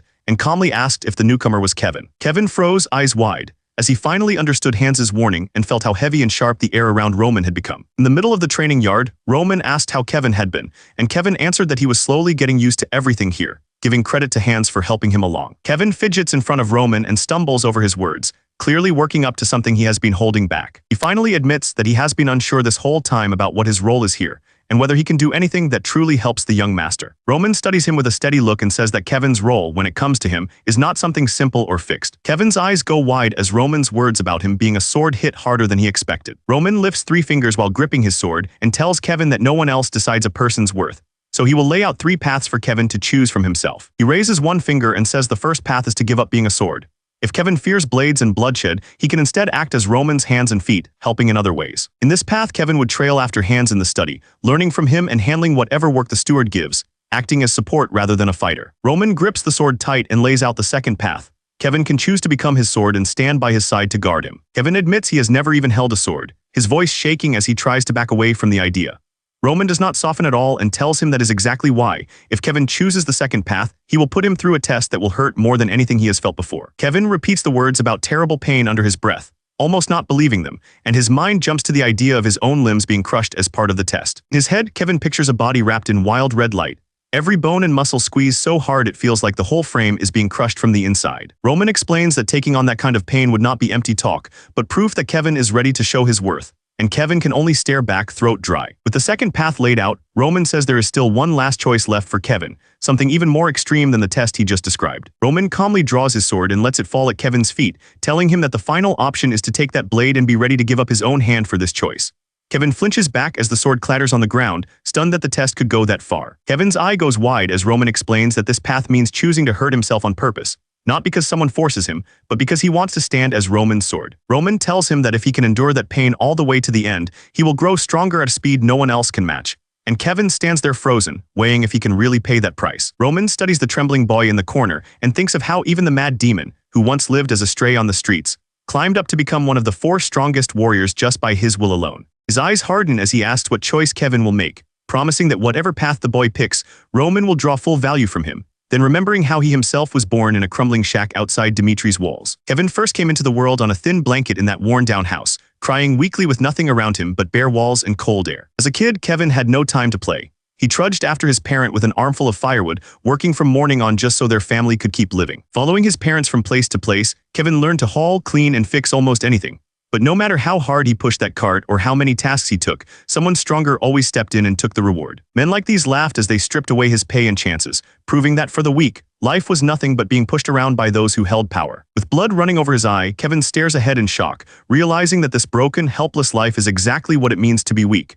And he starts to hate the thought of staying that way. Strong figure stands with weapon in hand, back straight and unshaken, showing Kevin the shape of the strength he could reach if he dares to take the path offered to him. Kevin's thoughts circle around Roman's power, a level of strength that feels almost unreal to him. Kevin's hand tightens around the sword as he wonders how hurting himself could possibly help him grow stronger. Sweat runs down Kevin's face as he thinks that if this pain lets him reach even a hint of the young master's strength, it might be worth it. Thinking about a life where everything is always taken from him, Kevin decides he would rather risk anything than stay weak and swears he will go through with it. Roman watches in silence, his calm eyes checking whether Kevin's resolve is real or just a moment of panic. Kevin sets his arm in place and clenches his fist, lining the sword up with his own wrist as he prepares to follow through. With his eyes wide and breath held, Kevin swings the blade down toward his arm, putting all his fear and resolve into that single motion. A raw scream rips out of Kevin as the blow lands and white-hot pain floods his arm. Kevin's face twists with pain and fury, but under it all there is a wild rush of relief that he actually went through with it. Footsteps tap down the hall as a knight strides toward Roman's room, annoyed but also eager to finally see his young master again. Chris sighs to himself,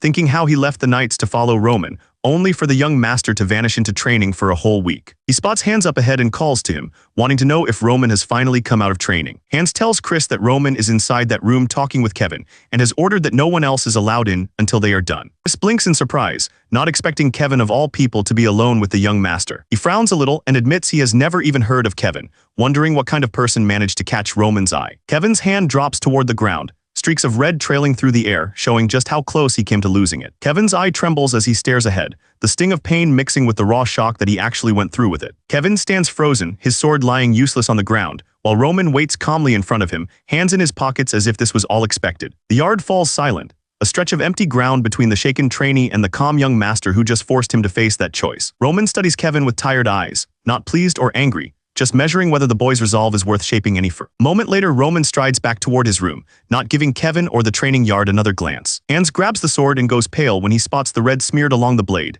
blurting out in panic as he rushes after his young master. Inside the room, Hans stammers about the blood, but Roman turns away and tells him it is nothing, saying it only came from stepping in when Kevin was about to take his own hand off. Kevin braces with his sword, eyes wide, but the spell grabs hold of him.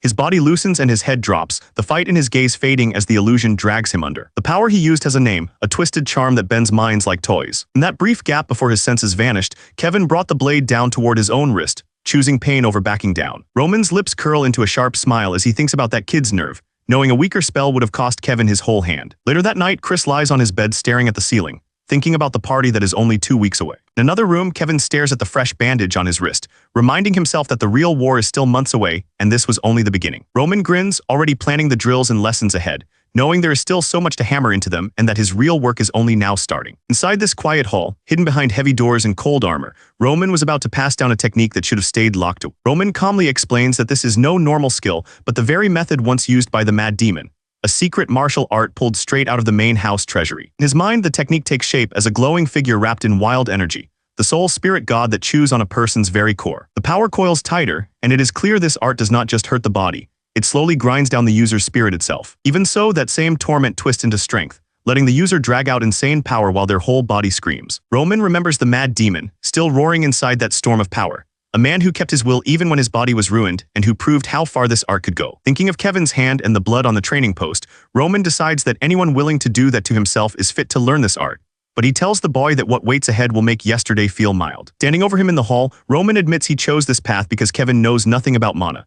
And this harsh, dangerous art is simply the quickest way to drag real power out of a clueless teenager. Kevin hesitates for a moment, then finally calls out to the young master. Standing in front of Roman, Kevin says how deeply grateful he is for everything so far. Yet his voice trails off like there is a hard question stuck in his chest. With the empty yard around them, Kevin finally asks why Roman trusts him at all, his doubt louder than his words. Kevin stares at his own feet and confesses that even though he swore to give his life for Roman, he has shown nothing yet and could still turn tail after learning this power. He tells Roman he wants a real answer, wanting to know why someone like him is trusted so much. Roman answers in a light, almost lazy way, as if trusting Kevin is the most natural thing in the world. Kevin looks stunned by how simple the answer is, but Roman just turns away and tells him they will begin real training tomorrow, ordering the boy to rest while he still can. As Kevin leaves, Roman wonders again why this kid feels so easy to trust, remembering how the Mad Demon once asked him the same thing, and deciding that real, unconditional trust only shows up when you choose to believe in someone completely. Roman watches Kevin in the yard, and calmly tells him that betrayal is not even on the table for him. Kevin's eyes widen as he hears that the stronger he becomes,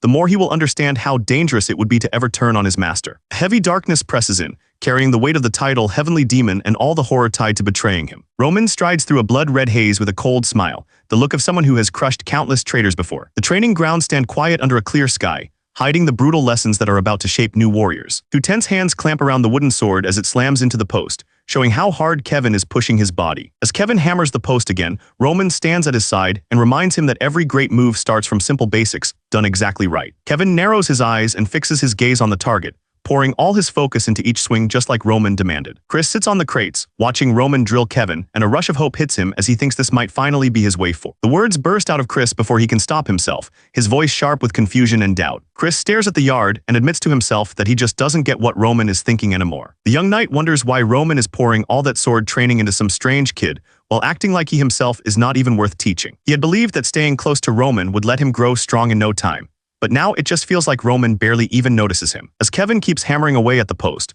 Chris thinks that maybe he should just go back to swinging his sword right beside Roman and even beg to be taken in again if he has to. Chris leans back and lets out a slow breath, forcing himself to calm down instead of rushing over in desperation. Under the clear sky of the training yard, Chris decides to hold back for now and just wait a little longer for his own chance. Day after day, Chris sits on that same crate, watching Roman train Kevin while he does nothing. Each new sunrise drains his patience until all that is left is tight, shaking frustration. His hand tightens until the leather creaks and snaps, and that small crack is the last push he needs to stop holding back. Chris storms across the yard toward Roman, fists balled and jaw tight, while Roman waits with his arms folded, calm as ever. Chris tells Roman that it has already been more than 2 weeks since he chose to follow him, yet he has only watched from the side while Roman trained Kevin. He points out that Roman spent the first week on his own drills, and then used the next one pouring all his time into Kevin, leaving Chris stuck on the sidelines the whole time. Kevin glances over, unsure what to do as the tension rises. Chris admits he was rude before, apologizes without excuse, and begs Roman to teach him anything at all, insisting he will master whatever is given to him. Roman watches him in silence, his eyes steady and cool, as if measuring whether the sudden humility is real or just another burst of emotion. Roman finally answers, saying that he already told Chris to learn just by watching him. Chris stares back, stunned that Roman truly expects him to grow only through silent observation. Roman turns his back on them and says that everyone has their own way of learning, making it clear he will not treat them the same. Roman explains that since Kevin started knowing nothing, he has to lead him through every step until Kevin reaches a basic level. Then Roman says Chris is different, that no matter what he teaches, Chris would only try to copy the man who beat him instead of really understanding the lessons. As Chris wonders if he is supposed to just keep watching, Roman answers that he is not, and calmly reaches for a wooden sword. A wooden sword lands in Chris's hands, and he stares at it in surprise, not sure why Roman armed him so suddenly. Chris grips the worn wooden blade, confused why they are not using real steel, as Roman says that only clear results will make him accept the truth. Roman tells Chris to spar with Kevin, and both of them freeze, eyes wide at the thought of facing each other so soon. Roman calmly adds that during the match he will guide Kevin on how to beat Chris, saying Kevin now moves almost like a copy of himself. Chris stares ahead, jaw tight, turning Roman's words over in his head and trying to decide if he can accept those terms. Kevin blurts out in shock that he is really supposed to spar with a knight, while Chris just stands there, almost bored by the idea of fighting a novice. Inside, Chris grinds his teeth, furious that Roman seems to see him as someone who needs to prove himself against a beginner. Chris forces down the anger and agrees to the match, eager to show everyone that he is not some pushover to be looked down on. The sky above the training yard stays calm and clear, a quiet break before wooden blades start to move. Chris steps forward until he stands across from Kevin, both gripping their wooden swords as Roman watches from the side like a judge. Kevin nervously points out that facing a two-star knight feels unfair, but Roman answers that even if Kevin loses, nothing in his life will really change, so there is nothing to fear. Roman calmly tells Kevin that the world is full of people far stronger than him, from the brute who crushed his family to Chris who is itching to beat him, so one more strong opponent is nothing special. Kevin's gaze hardens as he finally decides he can't just stand there and do nothing anymore. Chris grits his teeth, annoyed that he has to waste time on a novice, and it only gets worse when he notices Kevin looking at him like he might actually win. Roman looks between the two of them, fully expecting this match to break Chris's pride and bring him under control. As Roman starts the spar, Chris's eyes narrow,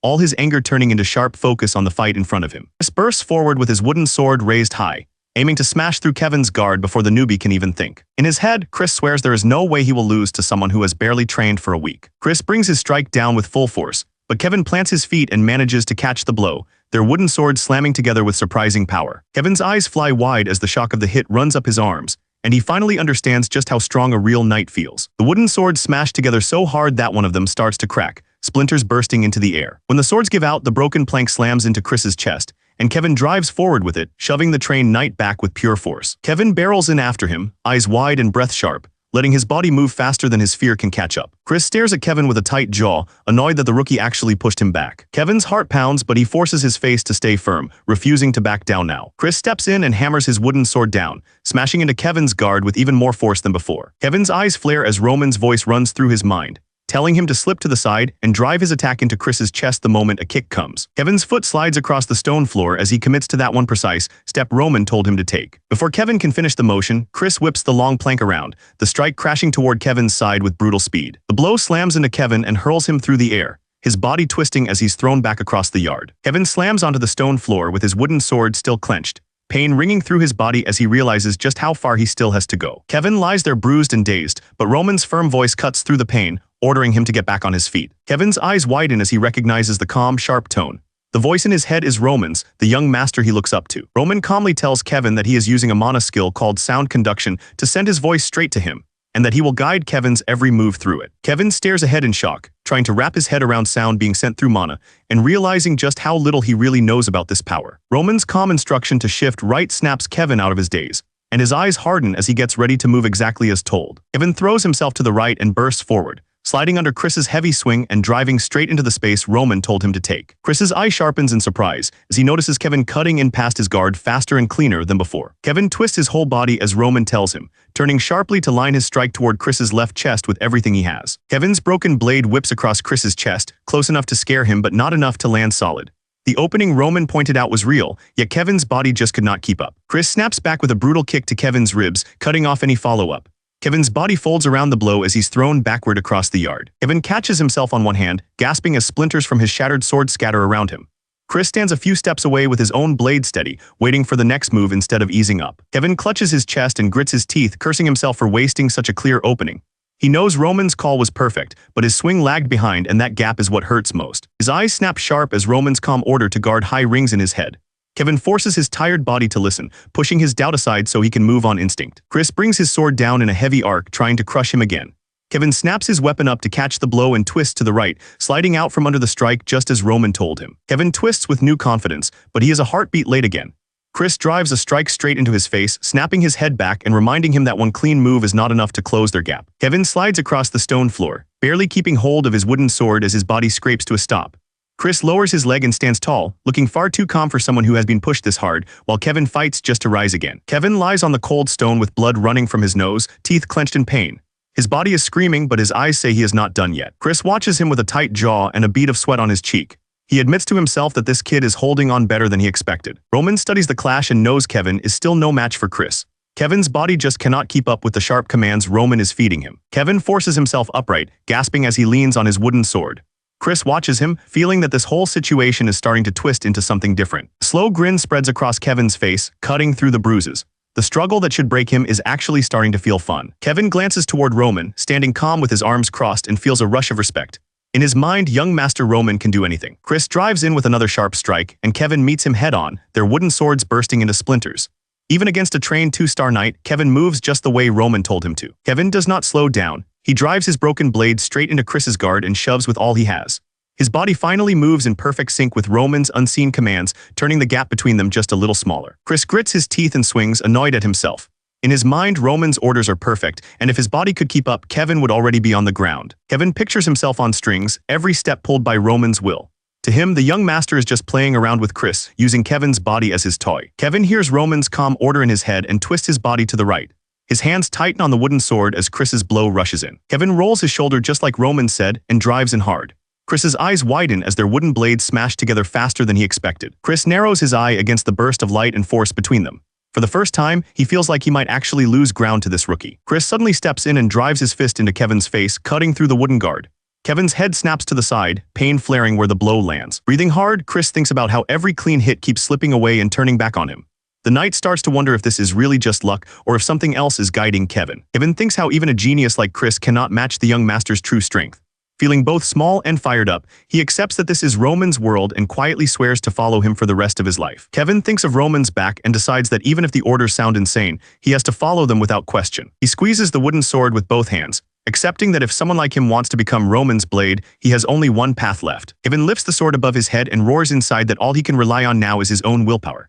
He throws himself into a full-force swing, ready to stake everything on this one. The strike slams down so hard that the sound rips through the training yard, making the stone walls seem to shake. Chris's head snaps forward, and he spits blood, proof that Kevin's desperate swing actually broke through his guard. Chris's green eyes narrow, not in fear but in sharp focus, as he measures Kevin again after that hit. With blood still on his lips, Chris calmly states that if Kevin keeps this up, he should be ready for something on his body to end up twisted for good. Then his mouth curls into a brutal grin as a rough laugh slips out, showing that the pain only makes this match more fun for him. Roman just watched with a crooked smile, clearly enjoying how things were turning. Chris stared back, stunned that Kevin was still standing after that exchange. Kevin's face was a mess, but his grin only grew wider as he raised the wooden blade again. He decided he would see this fight through to the end, no matter what it cost him. Shadows seemed to gather around Chris as he looked at Kevin. He started to speak, his tone low, as if he could not believe this nobody dared push him this far. His eye twitched and his teeth ground together as rage burst out.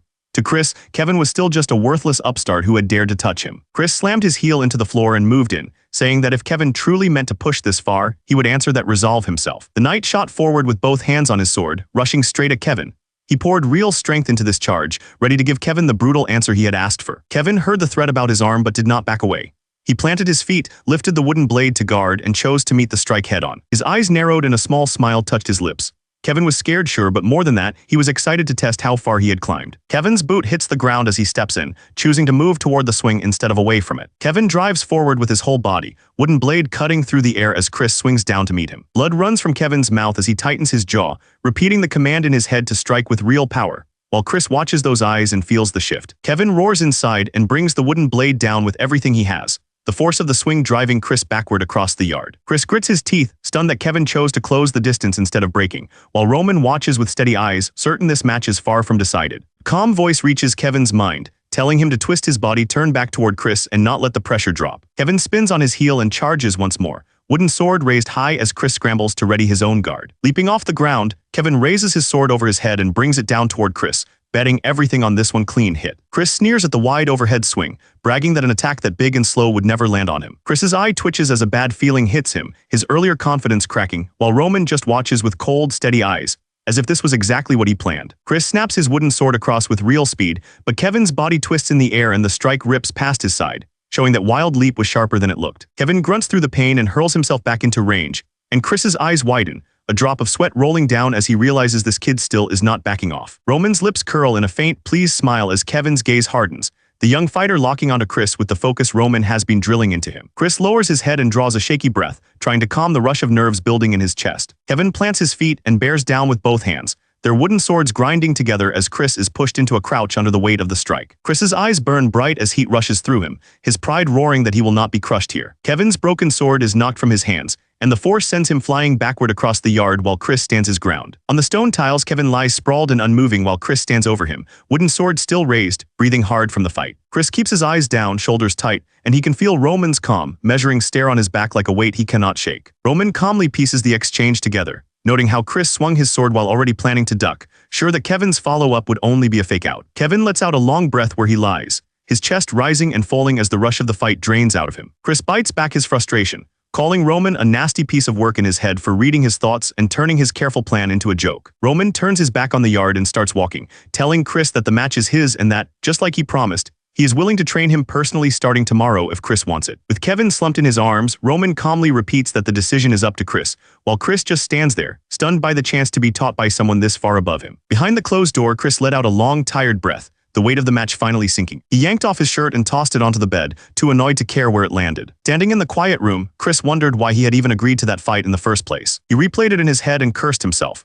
In a match where there was nothing to gain, he had thrown away his time and still ended up losing. His thoughts snagged on Kevin's last move in the yard, the sharp twist that had flipped the whole fight around. He realized it was the same setup he had faced when sparring with Roman, a day he had run through in his mind hundreds of times. Chris's eyes widened as it hit him that without that brutal lesson from Roman, he might not have been able to deal with Kevin at all without using aura. A quiet laugh slipped out of Chris as he tasted the irony, knowing that even this useless loss had proved how far Roman's teaching had pushed him. In the quiet of his room, Chris wondered if he had really grown this much from just that one clash with Roman. Outside, the castle stood calm under the clear sky, while a single question pressed on his mind about what he would do next. He remembered standing before Roman, as the young master calmly pushed the choice back to him, forcing Chris to decide how he wanted to grow. Chris had told him he did not need gentle lessons. He would chase strength by staying close and learning from every move Roman made. Thinking back to trading blows with Kevin, he saw that he had grown from that single spar, and that every choice Kevin made had been shaped by Roman's unseen directions. Sitting alone in the yard, Chris felt his head packed with lessons.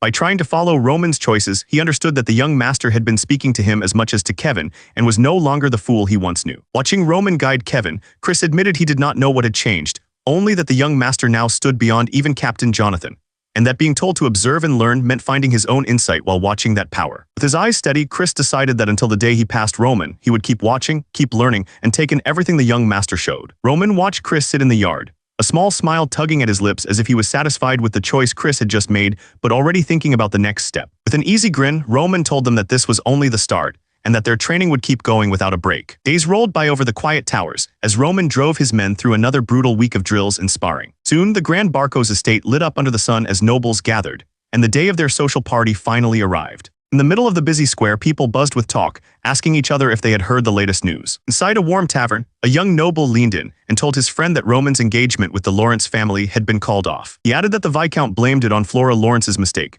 but the pair scoffed, saying the family had likely panicked after seeing how useless they thought the Dimitri heir was. In a bright parlor, a noblewoman quietly noted that ending the match right before the clash with Barco could only mean the Dimitri heir was even more disappointing than people already said. Down in the kitchen, a maid whispered that she had heard Roman even took down Bloodfang, only for her co-worker to roll her eyes and call it a clumsy lie to cover the shame of the broken deal. In a richly decorated office marked by a green stag crest, a noble burst into loud, mocking laughter at the stories swirling around Roman Dimitri. The noble traced a finger over the notice, where one family crest had been slashed out in ink, amused that Roman had been the one to end the engagement and judging him as someone simple to steer. In the gilded office, the Barco heir lounged with a drink, while his servant calmly reported that Roman Dimitri had sent a letter agreeing to attend the party. Anthony Barco swirled his glass with a pleased smile, thinking that everything was going just as he had planned. Taking a slow sip, Anthony's eyes gleamed as he thought about next week's party and how fun it would be to measure the true level of Dimitri. Days passed and clear sunlight poured over the Barco estate as the day of the social party finally arrived. Inside, Roman studied what Hans had brought for him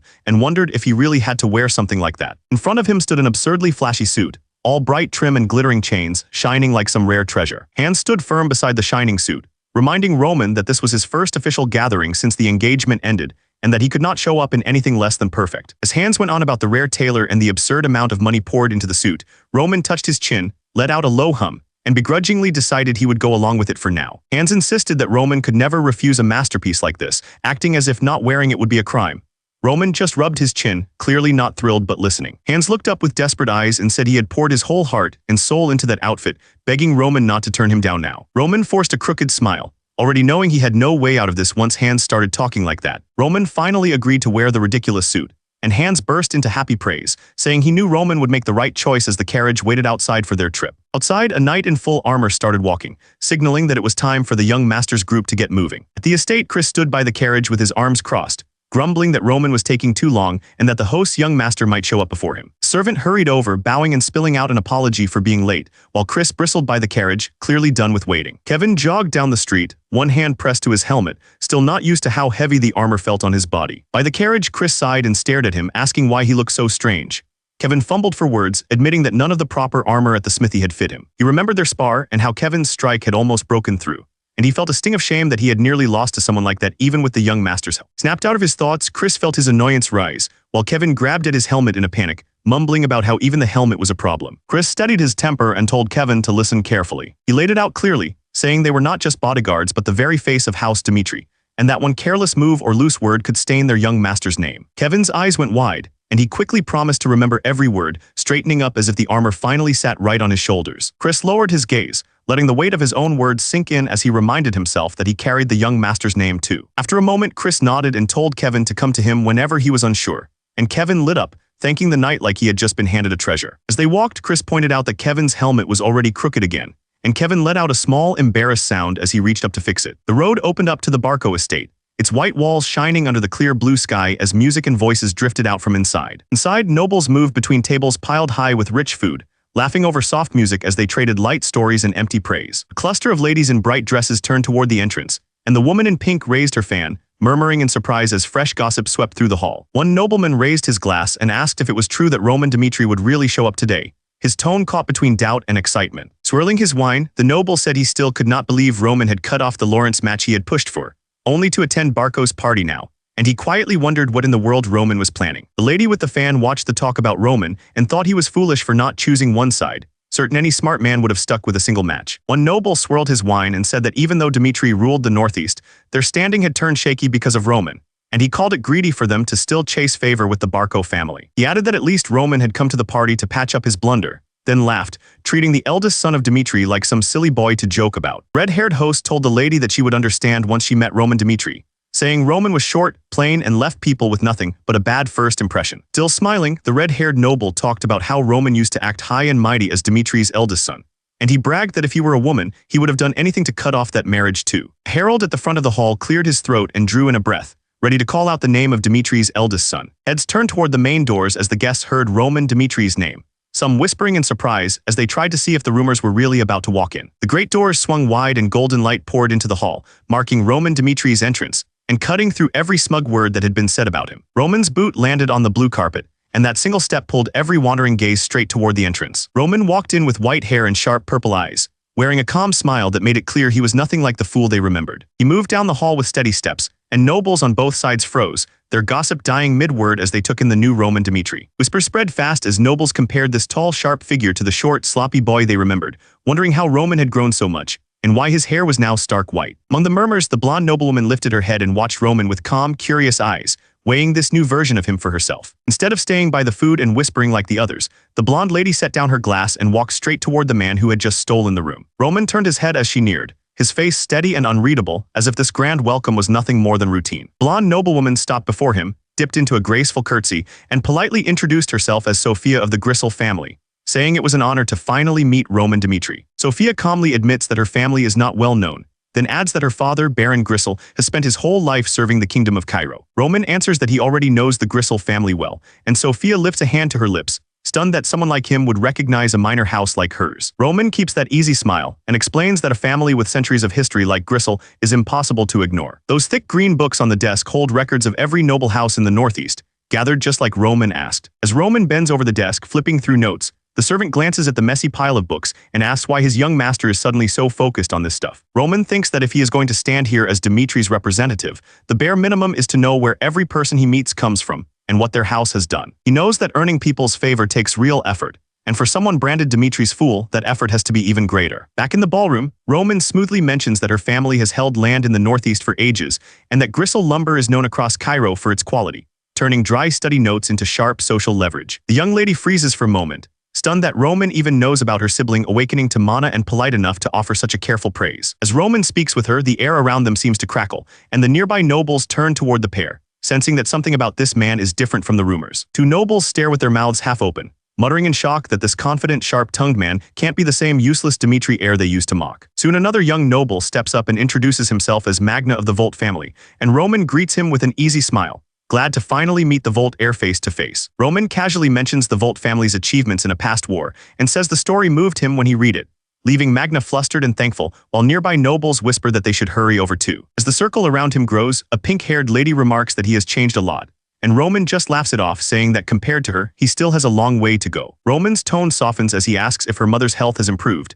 Then he reminds her that Dimitri owes a lot to the deal their houses made 10 years ago, and thanks her family for standing by them. Round him, Magna, Eris, and the others trade bright smiles, their wariness gone as they realize this Roman Dimitri is thoughtful, well-informed, and someone worth standing close to. One of the young nobles laughs that he used to avoid Roman, thinking the Dimitri heir was just a drunk and hard to approach, and now he feels silly for it. Roman's easy smile and bright aura make it clear he is enjoying how quickly their tune has changed. Later, as Roman steps out into the cool night air, an old servant hurries up and respectfully calls out to him, breaking the flow of small talk. The old servant explains that the young master of the house is asking for Roman and has prepared a back room for private talk. Roman's eyes harden as he hears the message, and he decides this is the perfect chance to face the person who has been poking at him from the shadows. The tension of the party fades, washed over by clear blue light as a new day settles over the estate. By morning, the front of the Barco estate is packed, and every visiting house has lined up its own armored escorts, turning the courtyard into a quiet show of power. Near the gate, a curious young guard asks his blonde partner what a social party is, only to get a tired answer that men like them will never see the inside anyway and should stop dreaming. With a sigh, the older one tells him to quit fussing and straighten his crooked helmet. One of the older guards finally snaps and tells the rookie to take off the huge helmet that keeps slipping over his eyes. The young guard stammers in protest, confused and embarrassed by the sudden command. A pair of nearby guards watch and whisper, wondering what is wrong with that kid, and mentioning that he is supposed to be Roman Dimitri's escort. The blonde knight reaches out and roughly straightens the rookie's helmet, making it clear he is done listening to excuses. From the back of the line, the other guards stare at the shining blonde knight and the tiny rookie by his side, scoffing that the whole thing is a joke. As people around them sneer that Roman is an abandoned eldest son who even brought a brat who can barely hold a sword, the rookie's face tightens while the blonde knight calmly tells him to ignore the noise. The rookie stares ahead, the words about this being the level of Dimitri echoing in his mind, and shame hardens into a quiet resolve. Inside the bright hall, Roman stands with a glass in hand, suddenly frozen as something in the crowd grabs his full attention. While nobles chat and laugh in the background, a blonde girl with clear blue eyes stands out, surrounded by a soft glow like falling petals. Blonde noble slings an arm around Roman's shoulders, waving his drink as he asks who Roman has been watching so closely. Anthony turns Roman toward the blonde girl in white, and surprised that Roman does not recognize her, starts explaining who she is. The blonde girl in the blue dress stands with her hands neatly folded, flowers seeming to bloom around her as if the whole hall agrees she is the flower of Lawrence. Her gentle pose and flawless dress are not just for show. This is the woman at the center of the marriage deal between the Lawrence and Barco families. Later, Roman pushes open an ornate door and steps into a quiet room, ready to deal with the matter tied to that woman. Anthony jumps up from the couch with a wide grin, loudly asking what on earth happened to Roman while they were apart. Roman studies the man in front of him and realizes this really is Anthony Barco, the one tied to that messy marriage deal. Anthony waves Roman over with a big grin, telling him to sit and spill everything about how he changed so much. Roman's eyes move over the half-empty glasses and plates, noting that other guests were here not long ago. Seeing how neatly everything was cleared away, Roman guesses Anthony sent them off on purpose because he has something to share only with him. Roman lets a small smile curl on his lips, deciding to act relaxed and even claim he is not sure why he keeps changing either, just to make Anthony open up. Leaning back with one leg over the table, Roman laughs and tells Anthony he used to waste piles of money trying to fix himself.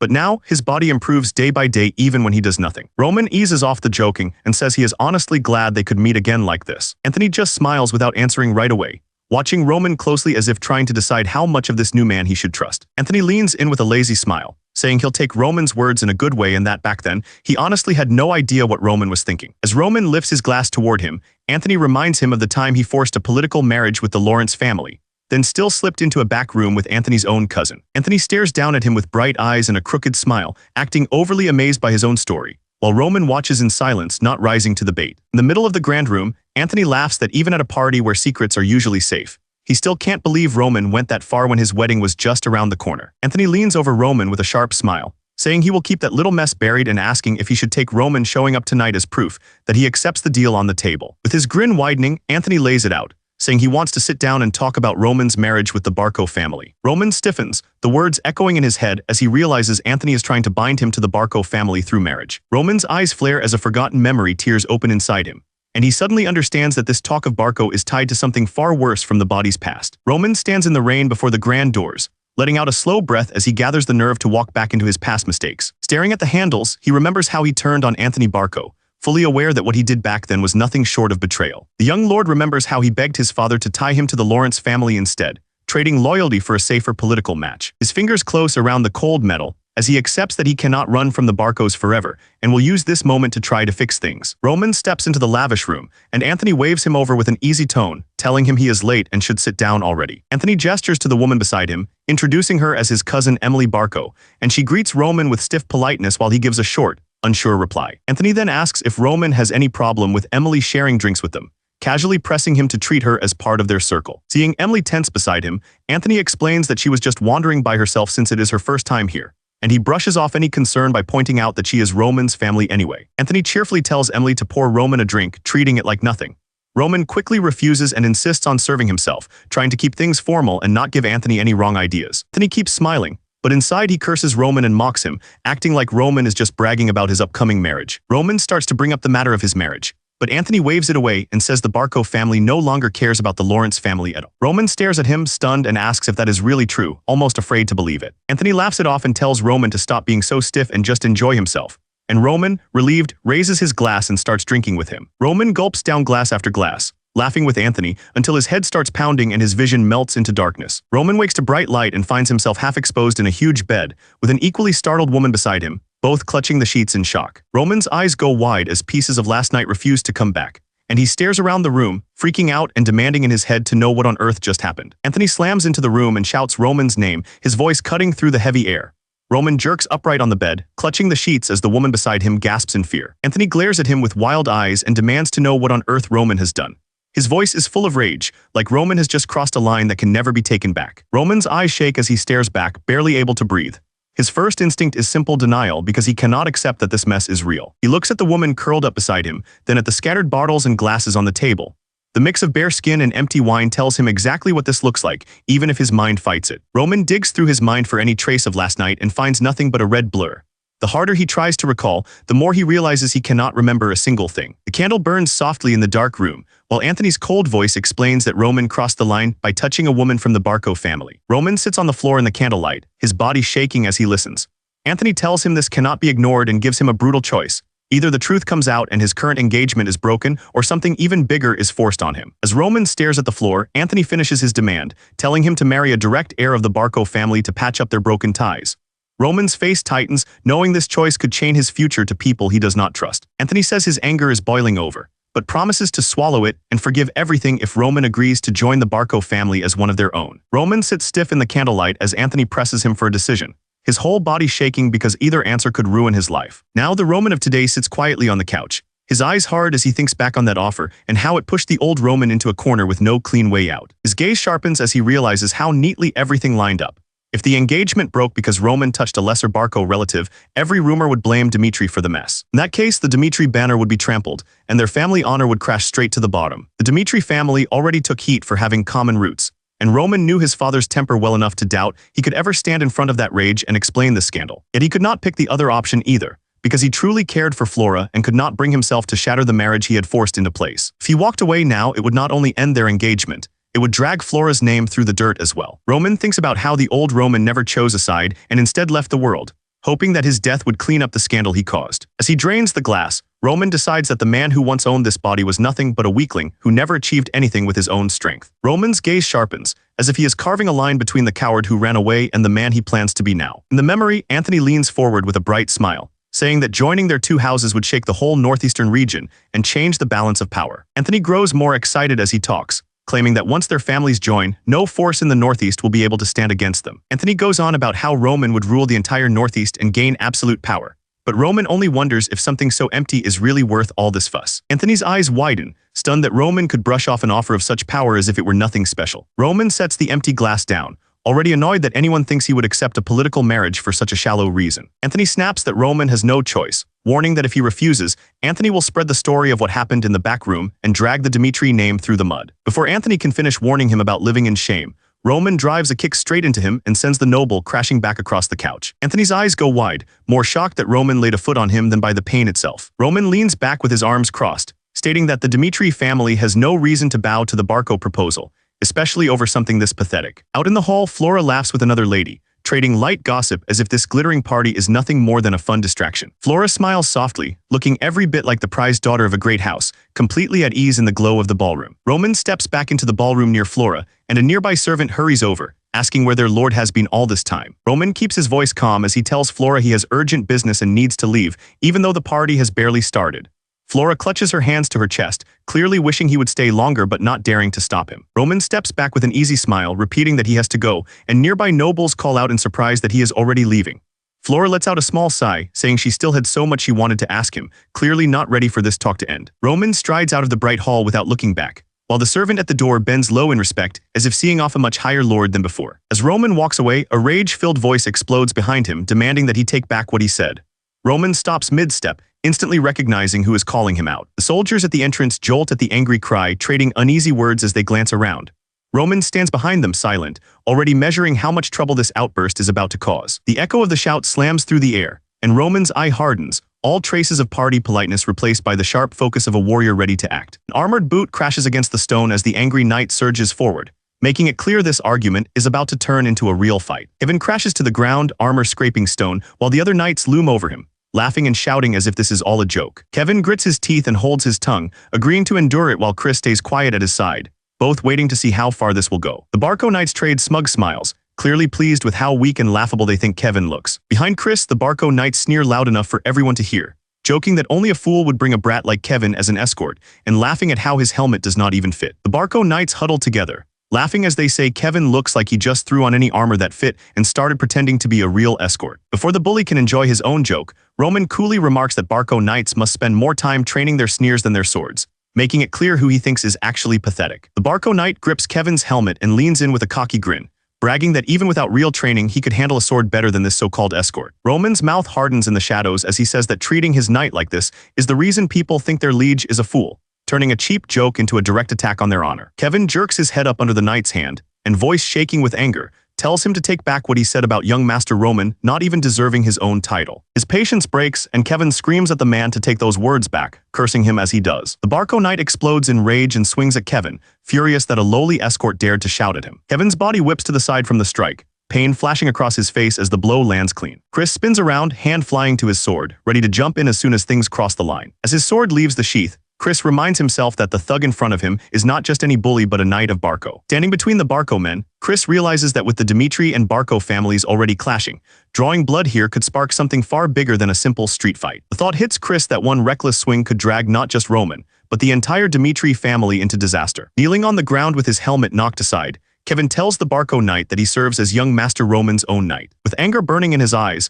Kevin adds that he has no interest in dealing with street thugs who only pretend to be knights. The Barco Knight lets out a short laugh, clearly amused that a low-ranked escort dares to talk to him like that. He snarls that they will test how long Kevin can hold onto that pride, then rushes in with his fist raised to smash him again. Before the punch can land, a strong hand clamps down on the attacker's arm, cutting his charge short. The Barco Knight's eyes fly wide as he feels his arm locked in place by a grip far stronger than he expected. Kevin looks up in surprise, while the blonde noblewoman watches closely, both sensing that the balance of this clash has just changed. Roman holds the knight's wrist like it is nothing, his grip making the man freeze mid-swing while Kevin stares up at his liege in stunned relief. Roman's eyes narrow, cold, and steady, as he weighs exactly how much this fool needs to be put in his place. Without a word, Roman's hand whips across the knight's face, the strike landing so fast and hard it looks more like a blow from a weapon than a simple slap. The Barco knight staggers back, cheek burning, while Roman stands relaxed in front of the castle, and the watching soldiers struggle to grasp how their bully was just shut down with a single slap. The knight clutches his stinging cheek, mind racing as he tries to accept that he was just slapped and could not even move before it landed. Before the man can recover, Roman's hand crashes into his face a second time,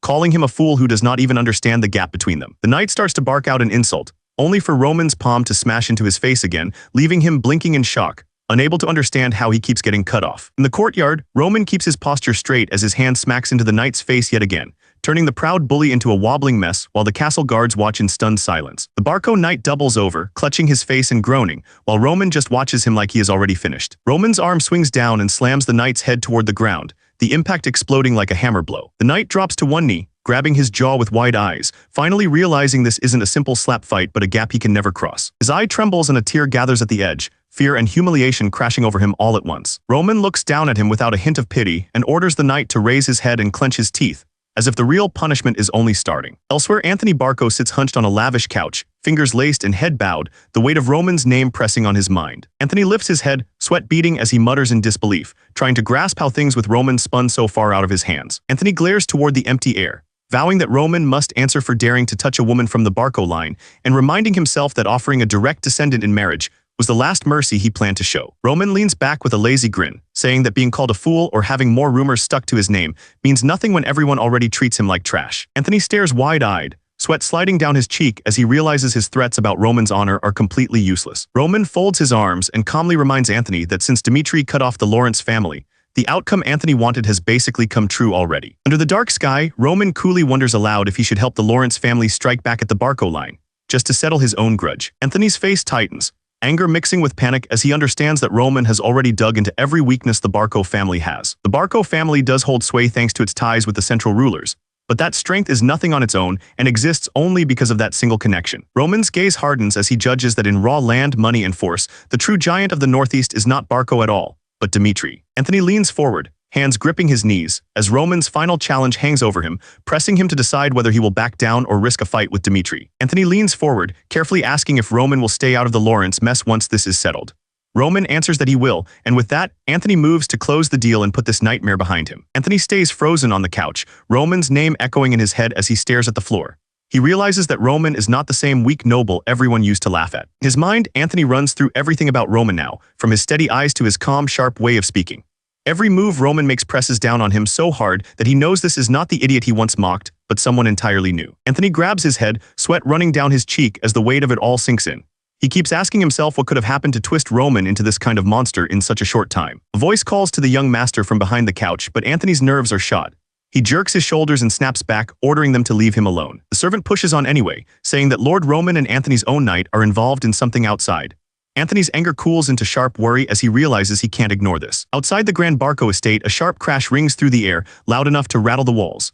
Everyone inside knows at once that something big has just started. Guests and guards in the courtyard turn toward the noise, some gasping and others backing away in fear.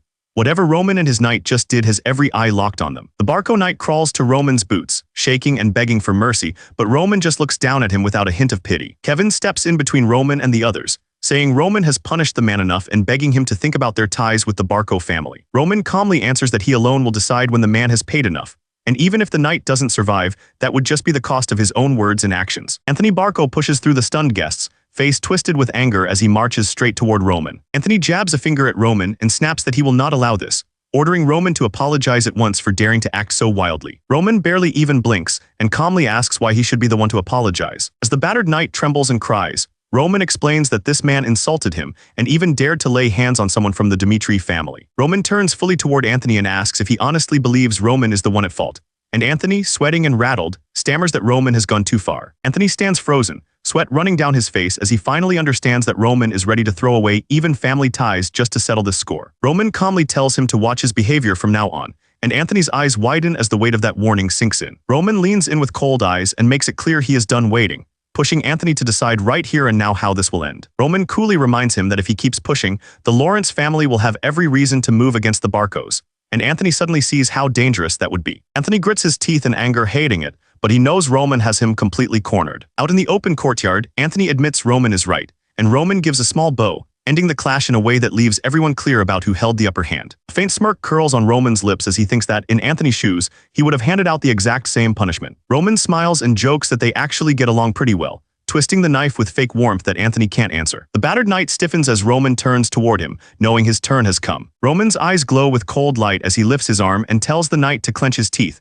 making it clear this will hurt but it will be quick. Later, Roman stands on the terrace with Chris and Kevin beside him, the warm sunset washing over them as the chaos of earlier finally fades. As he watches the horizon, thoughts drift to the old Roman, the weak heir everyone remembered. He wipes the blood from his hand, remembering how the previous Roman was treated like a joke even inside mighty Dimitri, never taken seriously by anyone. Breaking from his thoughts, Roman tells Chris and Kevin they are heading back, and the two young men snap to attention, ready to follow. But in the eyes of the nobles who once watched him stumble through parties, this new Roman is almost unrecognizable, leaving them covering their mouths in shock. Every knight and noble in that hall stood frozen, stunned by what they had just seen from Roman. One noblewoman, who used to laugh at him the most, now felt a chill as she understood that the fool they all mocked was gone. The useless heir who once stood alone in front of sneering nobles had vanished, replaced by a calm leader walking out with Chris and Kevin at his back. Evening settled over the forest, the sky burning orange as the noise of the day slowly faded away. Inside the carriage, Kevin kept his eyes on the floor while Chris stared stiffly at the fading light, both of them still chewing on what they had let happen. Chris finally broke the silence and admitted that Roman had been dragged through the mud because of him,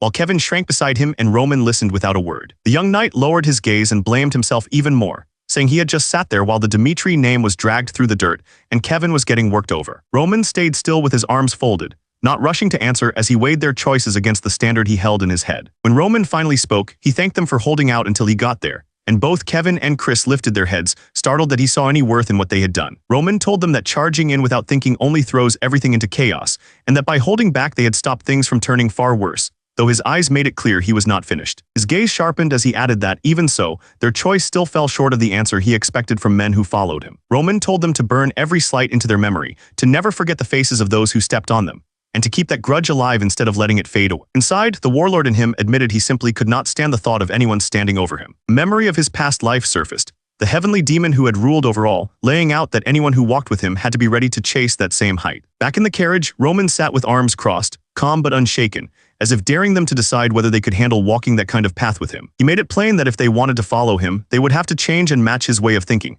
not expect him to soften for them. The carriage rolled down the quiet road, and the only thing moving faster than the horses were the thoughts racing in Kevin and Chris's heads. By the time the sun was high, attention shifted to a grand mansion where the next moves in this brewing clash were already being prepared. Inside the study, Romero listened as his steward laid a bundle of papers on the desk, explaining that the Black Moon Guild had finally sent back the report and that the Barco family's recent moves were anything but normal. Roman read through the report with a cold, focused look, already trying to see how this new threat could be turned to his advantage. The name that filled the page was Barco, the family now sitting at the heart of every problem in the Northeast. They had planted themselves in the Northeast over a century ago, and over time that quiet estate turned into the center of a rising powerhouse. Their true climb started when one of their own stepped into the central government, tying that small border family to the strongest power on the continent. Roman flipped the page, taking in how the Salamander continent was split between empires and kingdoms, all of them forced to bow in some way to the central government's power. Cairo sat in the middle of everyone, sharing borders on all sides and taking hit after hit from foreign powers. So clinging to the central government was the only way it had managed to stay around. All those pleas for help only made the central government stronger,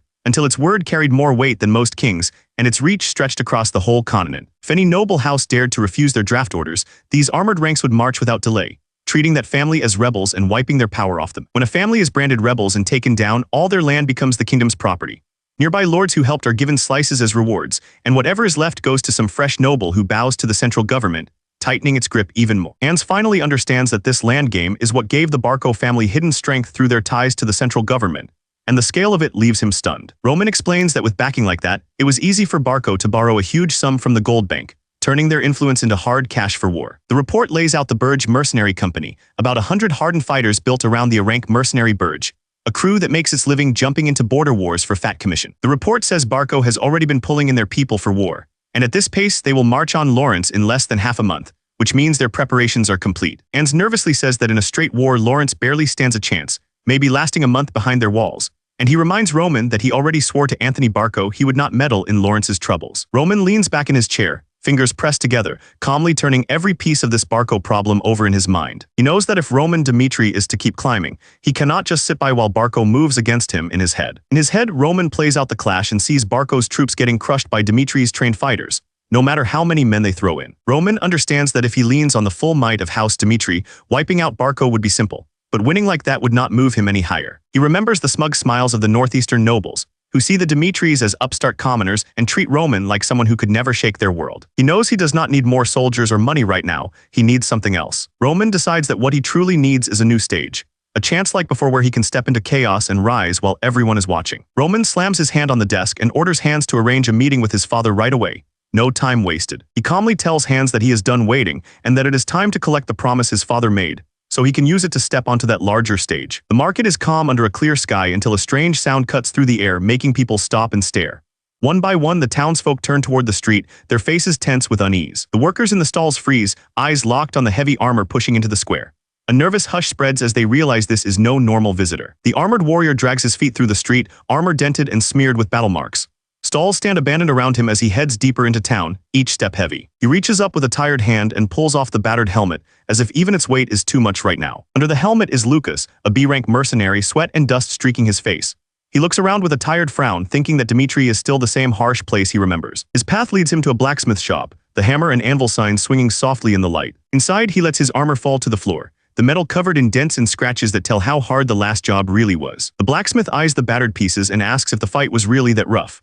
Lucas groans, rubbing his head, and gripes that he almost did not make it back thanks to a bunch of reckless idiots on the field. The blacksmith studies the sword with a frown, already guessing it came from some cheap shop outside Dmitri. Lucas sighs and says that trusting another shop nearly got him taken out, while the blacksmith bursts out laughing and boasts that Dmitri's steel is still the best in the land. Pushing himself up from the barrels, Lucas agrees to leave everything to the blacksmith, ready to wait while a full new set is made. The mercenary steps toward the bright street, saying he will be staying in Dmitri to rest while his new armor is forged. Lucas's voice drops as he admits he is tired of living on battlefields and just wants a break. Out in the square, Lucas slows down when he spots a noisy crowd packed around the notice board, their chatter cutting through the calm day. The townsfolk press in tight, all eyes locked on fresh notices pinned to the board, murmuring as they try to read every line. Lucas narrows his eyes, thinking this kind of buzz usually means trouble and wondering if some new war work is about to fall into his lap. Lucas shoves his way between the townsfolk, too curious to hang back any longer. His eyes are wide, already trying to spot what has everyone so worked up. The notice at the center of the crowd is simple but heavy. It is a call to start recruiting soldiers. The notice explains that they are hiring 30 private soldiers, only taking people who are healthy and hungry to grow stronger, and offering 8 silver a month for the job. Lucas thinks about how a normal 4-person family lives on around 5 silvers a month, and decides 8 silvers for one person is actually pretty good, even for dangerous work. The notice explains that anyone who signs up will not serve the Dmitri family as a whole, but will belong only to Roman Dmitri himself, a bond that cuts around normal noble rules. The local with his arms crossed tells the green-haired mercenary not to bother, saying the spots are already swarmed with people. The mercenary smirks and says he would never apply anyway, bragging that as a B rank he would only swear loyalty for at least 50 silvers a month. His eye twitches as something the local mentions suddenly makes him pause. The mercenary asks if it is true that hundreds already rushed to sign up, and the local calmly confirms it, puzzled why that suddenly matters so much to him. Round the board, more people study the notice, while the local mutters that no one really knows what kind of harsh trials wait for anyone who signs up as Roman's soldier. The mercenary looks around at the busy crowd packed in front of the board, feeling the strange mix of excitement and worry hanging over the street. As they walk away from the board, the local clears his throat and explains that,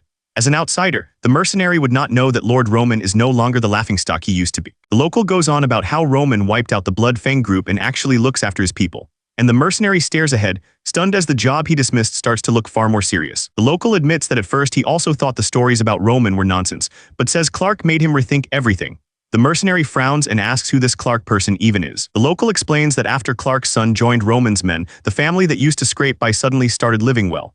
As he talks, a door swings open, leading into the memory of that change. Inside, racks of warm bread fill the shop, the kind of rich smell and full shelves that only come when money is no longer a problem. Clark's son Kevin steps out of the bakery hugging a bag packed with fresh loaves, his face bright in a way that says he no longer worries about the next meal. Kevin stood there with his helmet in hand, stunned by the idea of getting leave.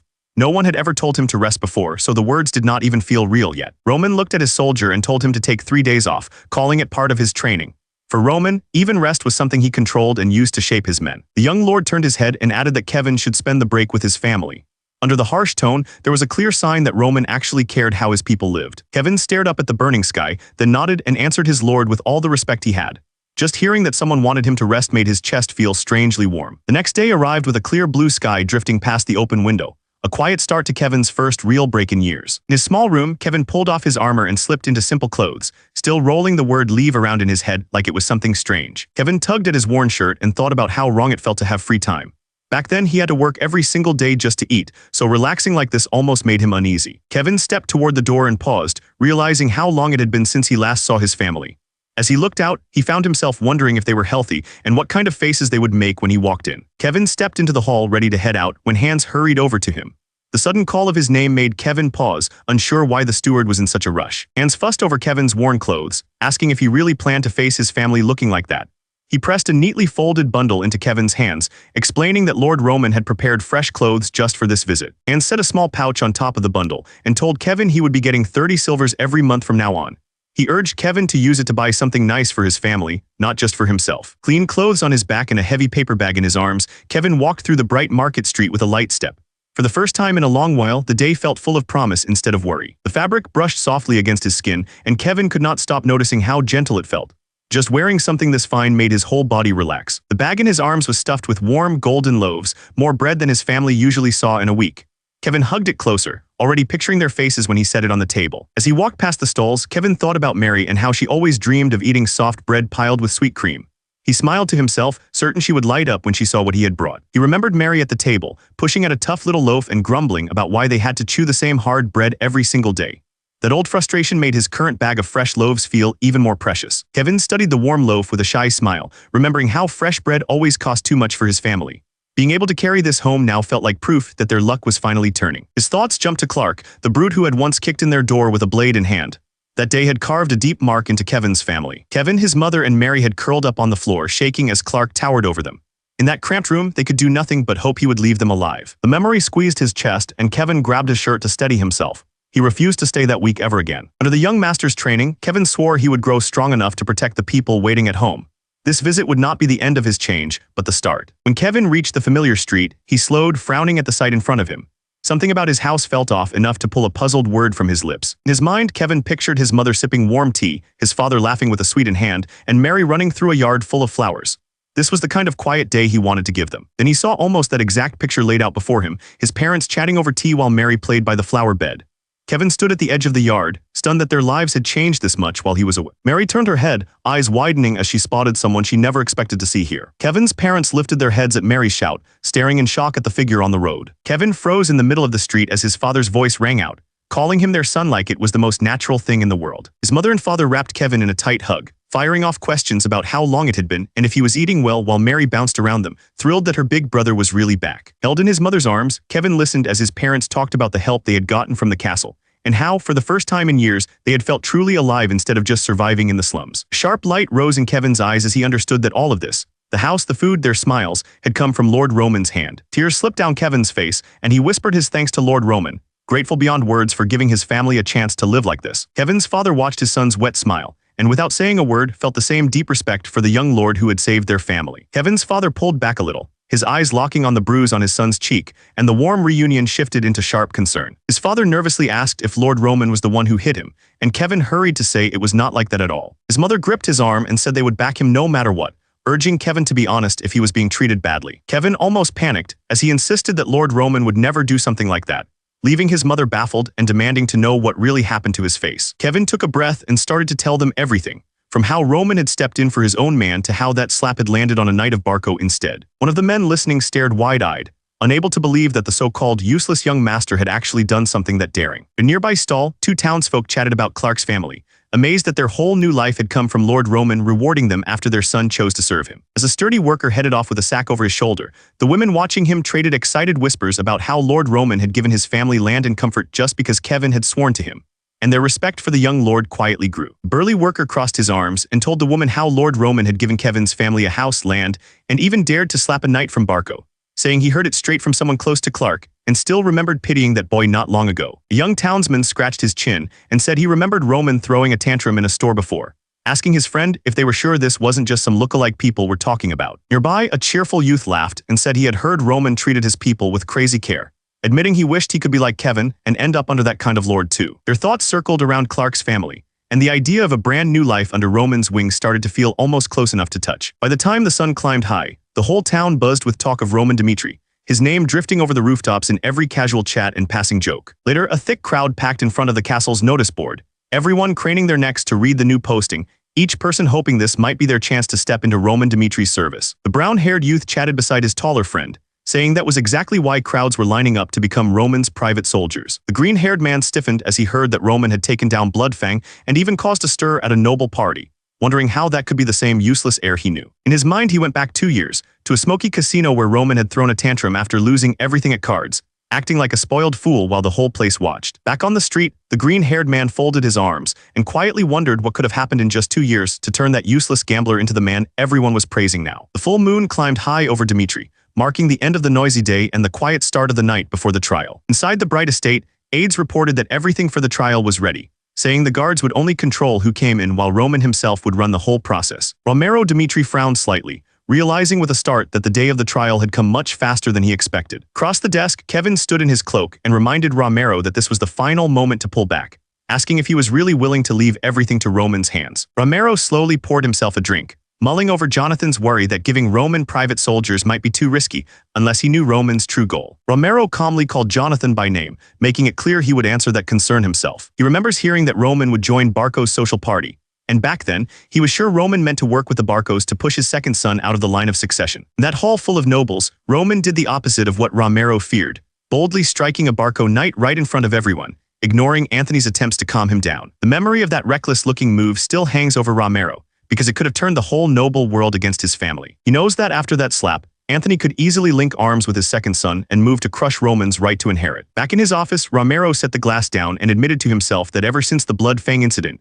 the son everyone called a fool had started walking his own path. Looking straight ahead, Romero decided that, whatever the nobles might plan, he would now back Roman as a father who simply wants to cheer on his son's new life. The officer nodded, saying he understood, but his eyes showed he was still tense about what he had to share. Romero calmly poured himself another drink and asked how many people had applied, saying that with Roman's old reputation, even 50 would be better than nothing. The officer reported that the count was already past 500, a number so high it made Romero pause with his glass halfway to his lips. Romero stared at his drink, stunned that so many people were willing to follow the son everyone once mocked. Outside, the castle tower rose into a clear blue sky, ready to host the flood of people drawn by Roman's call. In the courtyard, a sea of men packed together, some wide-eyed and nervous while a scarred fighter watched calmly, each of them hoping this harsh lord would give them a new start. Chris stepped through the doorway toward the man in the red cape and addressed his liege, ready to carry out whatever came next. Roman sat high above the yard, his red cape draped over the chair as he listened to the report that everything was ready for the trial. He looked out into the dark sky for a moment, calmly thinking about the test he was about to put these men through. Under the bright moon, Wanin and Dimitri glowed with warm light,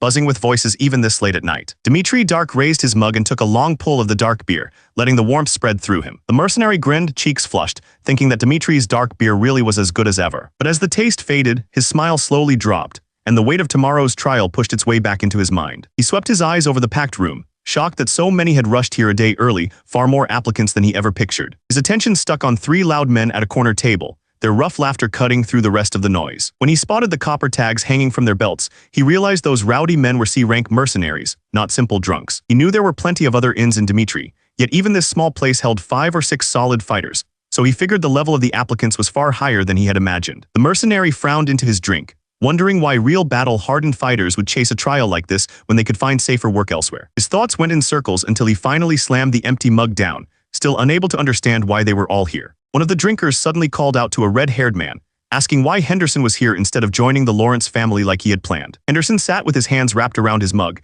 and admitted he had planned to serve as a soldier for the Lawrence family, since that land was home to him. Henderson said everything changed after he watched Roman Dimitri crush the Blood Fang in Lawrence, and that people who were not there still refused to believe what they heard about that day. In his mind, he was back in the town plaza, just another face in the crowd, staring ahead as Roman Dimitri stepped forward. Henderson pressed them to really picture it, wanting them to feel how crazy that moment had been. He had watched a young noble, Roman Dimitri, come all the way into another lord's land just to deal with the Blood Fang boss who had harmed his people, beating the man down in front of everyone, as if to say no one touched Dimitri folk, and walked away. Henderson stared ahead, still trapped in that memory he could not shake off. Just from watching Roman move, cold shivers ran all the way down his back. Back at the table, Henderson told the others that most people still brush off the Lawrence incident like some wild story. He said he had seen Roman Dimitri with his own eyes, and knew the man was nothing like the useless fool the rumors painted. To him, Roman was a real leader, someone who would step in and fight when his people were in danger. Henderson slammed his fist on the table and swore he would pass the trial, earn a home in Dimitri, and serve at Roman's side. At a nearby table, another pair of applicants traded smiles,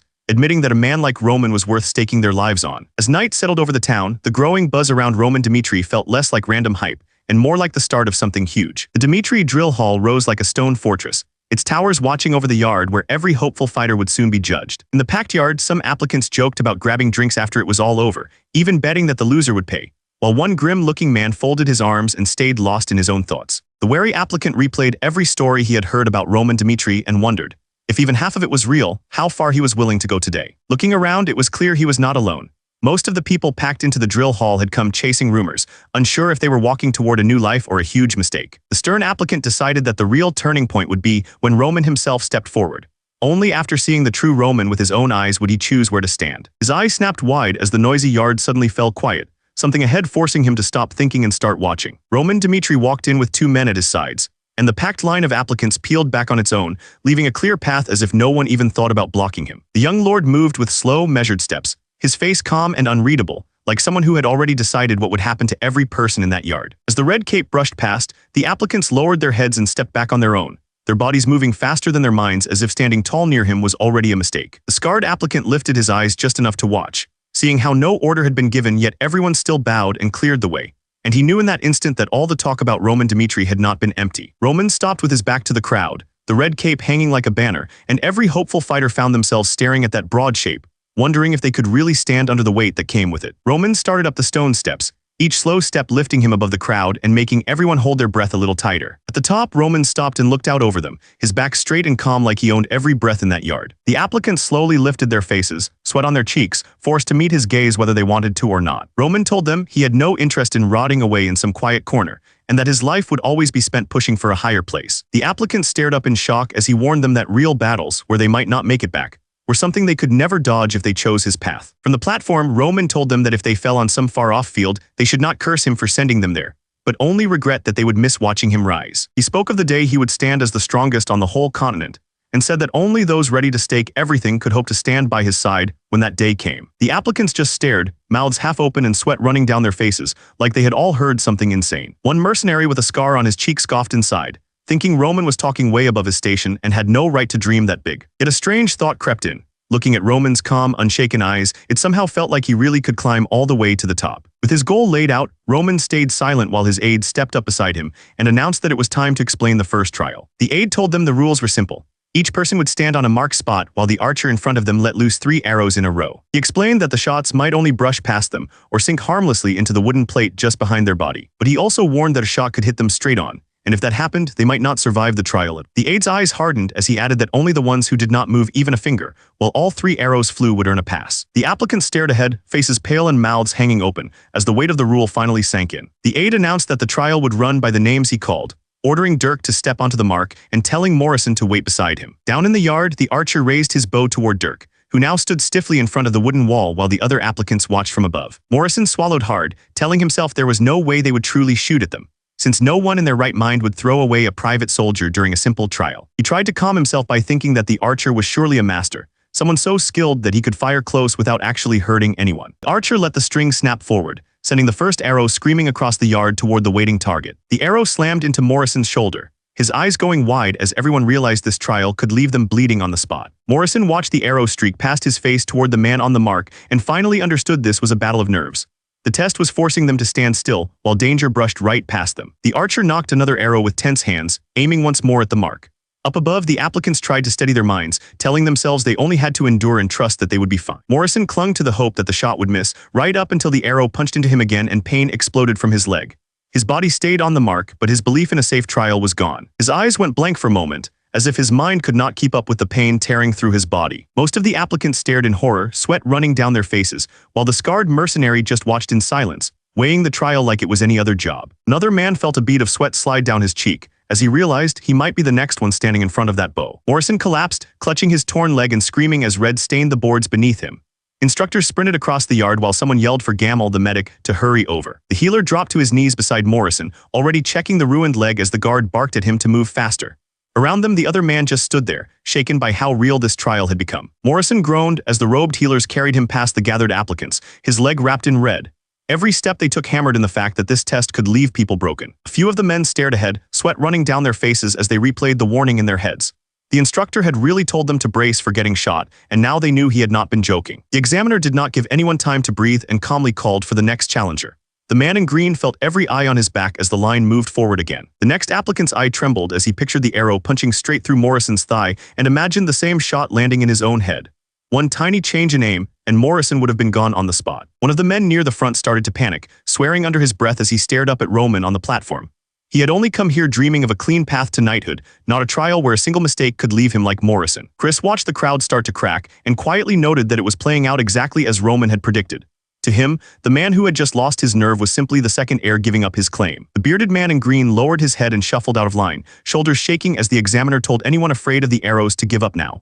Around him, the others watched in silence, weighing whether they had the courage to stay. Roman calmly explains that anyone who stands their ground until the very last arrow, even if they get hit, will still earn the right to pass this first trial. Chris suddenly snaps at the shaken applicants, telling anyone who is scared to their core to leave right now. Chris stared ahead uneasy, wondering why his lord was pushing the trial to such an extreme. Later in Roman's office, Chris stood stiff in front of the desk and asked his lord why he had to push the applicants so hard. Roman answered in a calm, cold tone that simple threats would never be enough. He needed them to know their lives were truly on the line. In his mind, he pictured the crowd, knowing that even a 1 in 100 chance of getting hit would freeze almost all of them in fear. Chris frowned and asked what someone had to prove to earn a place at Roman's side. Roman met his gaze without blinking and said he was searching for those with iron minds, people born with the heart of a beast who could climb from nothing and grow stronger fast. Roman went on, certain that anyone born with that kind of wild heart would rise fast no matter where they started.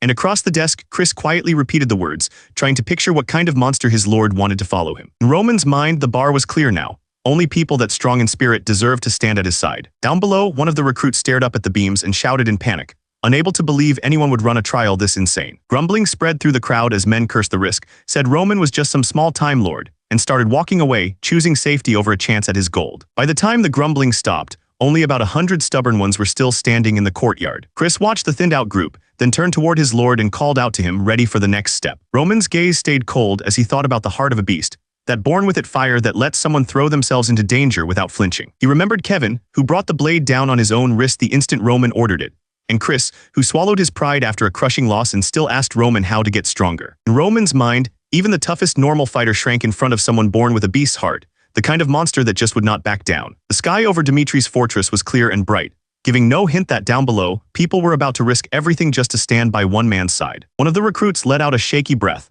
trying to calm his racing heart as he stepped toward the place where his future would be decided. As the group moved through the yard, one recruit spotted a familiar face from the inn and realized that Guy had not run away like the others. That same man now hugged the wall, shaking so hard his padded sleeves rustled, proving that staying here did not mean he felt brave at all. Fear still clung to his face, but under it a hard light grew as he told himself this was the one chance to offer his whole life to Roman. Out in the middle of the quiet yard, Roman stood waiting with his wooden sword, and the shaking recruit knew he had to walk out there rather than fade away without even trying. An arrow tore past his cheek so close he felt the wind, and his whole body locked up as he understood how easily this test could have ended him right there. Roman pulled the string back again, eyes steady and cold, treating the recruit in front of him like nothing more than a target to measure real courage. The recruit wondered if he should just step away, thinking that staying here only to lose his life would be pointless as more arrows sliced the air around him. His eye trembled as he told himself there was still a moment left to decide, while Roman kept the bow drawn, waiting to see if this man would stand firm or run. When the last impact faded, he stood there shaking, arrows buried all around him in the wall, stunned that he was somehow still in one piece. He looked down at the arrow stuck right between his feet and slowly curled his hands into fists,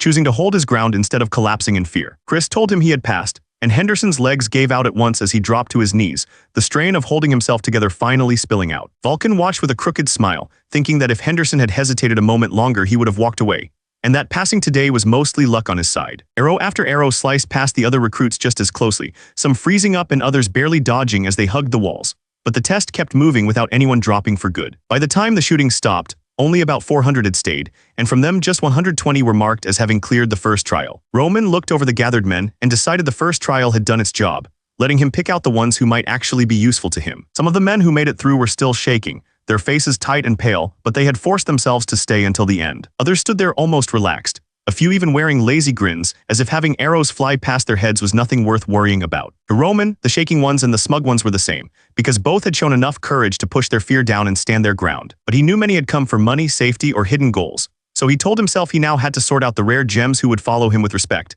not just flinch around him in fear. Roman told the gathered warriors that they had all cleared the first test and proven they were not cowards, but warned that in the end he would only keep 30 of them, So a second, even harsher trial was coming. Kevin's lips curled into a small grin, like the idea of living as a predator was exactly what he had been waiting for. One of the tougher warriors stared ahead, wondering if this so-called predator's life meant glory or just a faster way to end up gone. In the center of the yard, rows of wooden swords waited in every shape and size, laid out for the recruits to arm themselves however they liked. One of the recruits reached out and wrapped his hand around a wooden sword, choosing his partner for whatever madness Roman had planned. Roman raised his own wooden blade and told them that passing this trial meant proving their worth by facing him in a duel. A couple of recruits traded uneasy looks, only now grasping that this wasn't a mock drill, but a real fight against the man who had just toyed with arrows in fear. The green-haired warrior felt sweat slide down his cheek, yet a faint smile tugged at his mouth as he realized Roman meant to face every single one of them by himself. Roman's gaze stayed steady as he laid out the rule, saying they did not need to beat him, only survive a single minute to earn a pass and even better terms than promised. One of the tougher recruits wet his lips,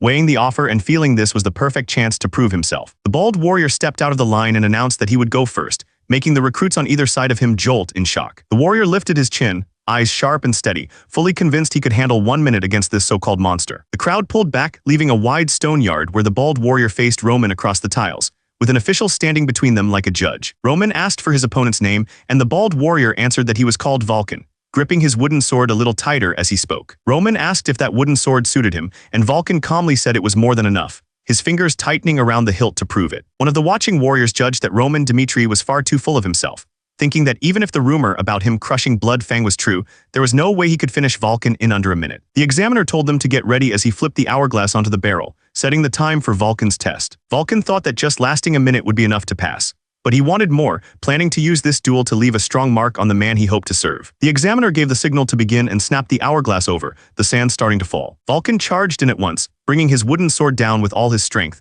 determined to show Roman exactly what kind of man he was. His eyes burned and his jaw locked as Vulcan drove the strike down, holding nothing back in this one opening move. In the time it took Vulcan to swing once, Roman had already slipped past him, his figure fading like an afterimage while Vulcan was left overextended. Roman set his foot down with calm control while Vulcan stumbled forward, clutching his wooden sword as a sharp groan escaped him. Vulcan's face twisted in shock, sweat running down as he realized his full-force swing had hit nothing. While Vulcan stayed frozen on one knee, Roman stood behind him with his sword lowered, as if the clash had been nothing at all. Roman looked down at Vulcan with a calm face and coolly called for the next challenger. One of the applicants watched with a tight throat, thinking that Roman moved on a whole different level, slipping away with such light, unreal speed that it made this trial feel terrifying. Purple energy seemed to rise around Roman's silhouette, and the gathered applicants finally understood that this second trial would crush anyone who was not truly ready. One after another, the applicants rushed in, wooden swords shaking in their hands as clashes rang out. As the minutes turned into an hour, they kept telling themselves that sooner or later Roman's stamina had to run out. A wooden sword spun high through the air before slamming into the ground, proof that another challenger had just been knocked away without even landing a proper hit. The latest applicant hit the floor with a pained grunt, clutching his chest while his sword lay far behind him. Roman stood over him, calm and upright, as the word spread through the yard that every duel so far had ended the same way and he still looked fresh. Watching Roman crush every challenger, one of the applicants remembered Roman's earlier words about passing this trial and serving under him. For the first time, he understood that Roman had been offering more than a job. Roman was offering a chance to live like a true predator, not prey. In the applicant's mind, Roman's figure overlapped with the shape of a hungry beast, something made to rule in a world where only the strong get to choose how they live. Looking at him now, it felt like that wild promise of a predator's life might actually come true. Another applicant swallowed hard, thinking how crazy it was that this so-called fool of Dmitri was the one showing such power. Right now, while most nobles still look down on Roman, this might be the only time someone like him could even dream of getting close. Kevin watched with a small, eager smile, feeling that this brutal test might be the one chance in his life to jump from nobody to predator. Beside him, another applicant tensed up, clearly torn between fear and the same burning temptation. Out in the yard, Roman stood alone with his wooden sword, purple energy curling around him like living fire. The applicants stared at that inhuman pressure, and someone finally blurted out to Ebai that there was no way they could stand against a monster like this. The applicants panicked, shoving each other and arguing over who should step up first, because they all knew that if no one moved, they would all fail together. One applicant finally agreed to go, his voice steady as his hand brushed the small pouch at his belt like he had been saving something for exactly this moment. Lucas, the 61st applicant, strode into the yard with his sword in hand, telling everyone his name and hinting that he had his own way to test this so-called monster. Lucas's eyes hardened as he faced Roman, making it clear he was not just another scared recruit, but someone ready to test his limits in front of everyone. The fortress stood bright under the clear sky, a peaceful shell around a courtyard where one short duel was about to decide dozens of futures. Purple energy rose around Roman like a living shadow, and from where Lucas stood, it felt less like facing a man and more like standing in front of a monster wearing armor. Roman's purple eyes stayed calm and sharp, and in that steady glare Lucas finally understood that this man was born to hunt, not to play the weak fool people talked about. Lucas tightened his grip on his sword and dagger, deciding he did not care about the pay and only wanted to see if Roman's promise for 1 year was real. The overseer reached out and grabbed the hourglass, ready to mark how long this clash would last. The hourglass flipped upright and the first grains of sand began to fall, signaling the start of the trial. As the sand dropped, Lucas exploded forward, sprinting straight at Roman with both weapons drawn. Chris watched with a tight jaw, noting that Lucas had rushed in without a hint of fear, something none of the others had managed to do. While his sword came down toward Roman's head, Lucas drove the dagger in low, aiming straight for his heart. Lucas's twin strike crashed into Roman's guard, the clash bursting with light as Roman turned to meet him instead of giving an inch. Roman's eyes stayed steady as he slid one step back to let the dagger pass, and turned his blade just enough to knock Lucas's sword aside. Lucas leaned in and burst forward even faster, pouring everything into his next rush as if daring Roman to handle this one. Roman lifted his sword with a calm face, letting Lucas's wild charge crash into a guard that still looked rock solid. The blow landed with a sharp flash, but Roman's stance did not break, as if Lucas's full strength was nothing more than a light tap. Roman pushed through the lock and slammed his strength down, and Lucas's body was hurled across the floor like he had run into a wall. Lucas caught his breath, stunned that even this push had done nothing, and he finally understood why people called Roman an unbreakable fortress. His fingers closed hard around the dagger at his side as Lucas told himself that if he paused now, even for a heartbeat,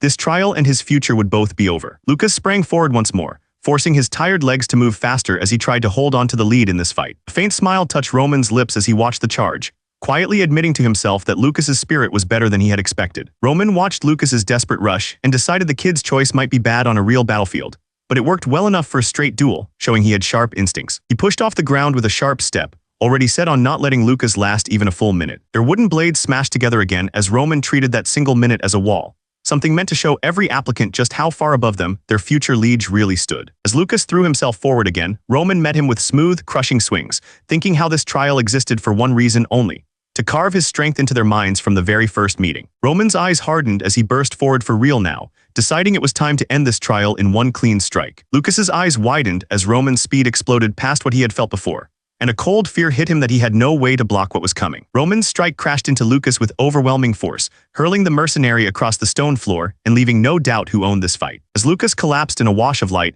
it was clear he had reached the ceiling of what pure effort could give him, the same limit that held every B-rank mercenary who had never touched real mana. Kneeling on the ground, Lucas finally admits the truth he has run from. Effort alone can push a normal fighter up to B-rank, but without mana, the door to a rank stays locked forever. Alone in the dark forest, Lucas thinks about how no struggle will ever push him past B-rank, yet he holds onto one thing with a tight jaw.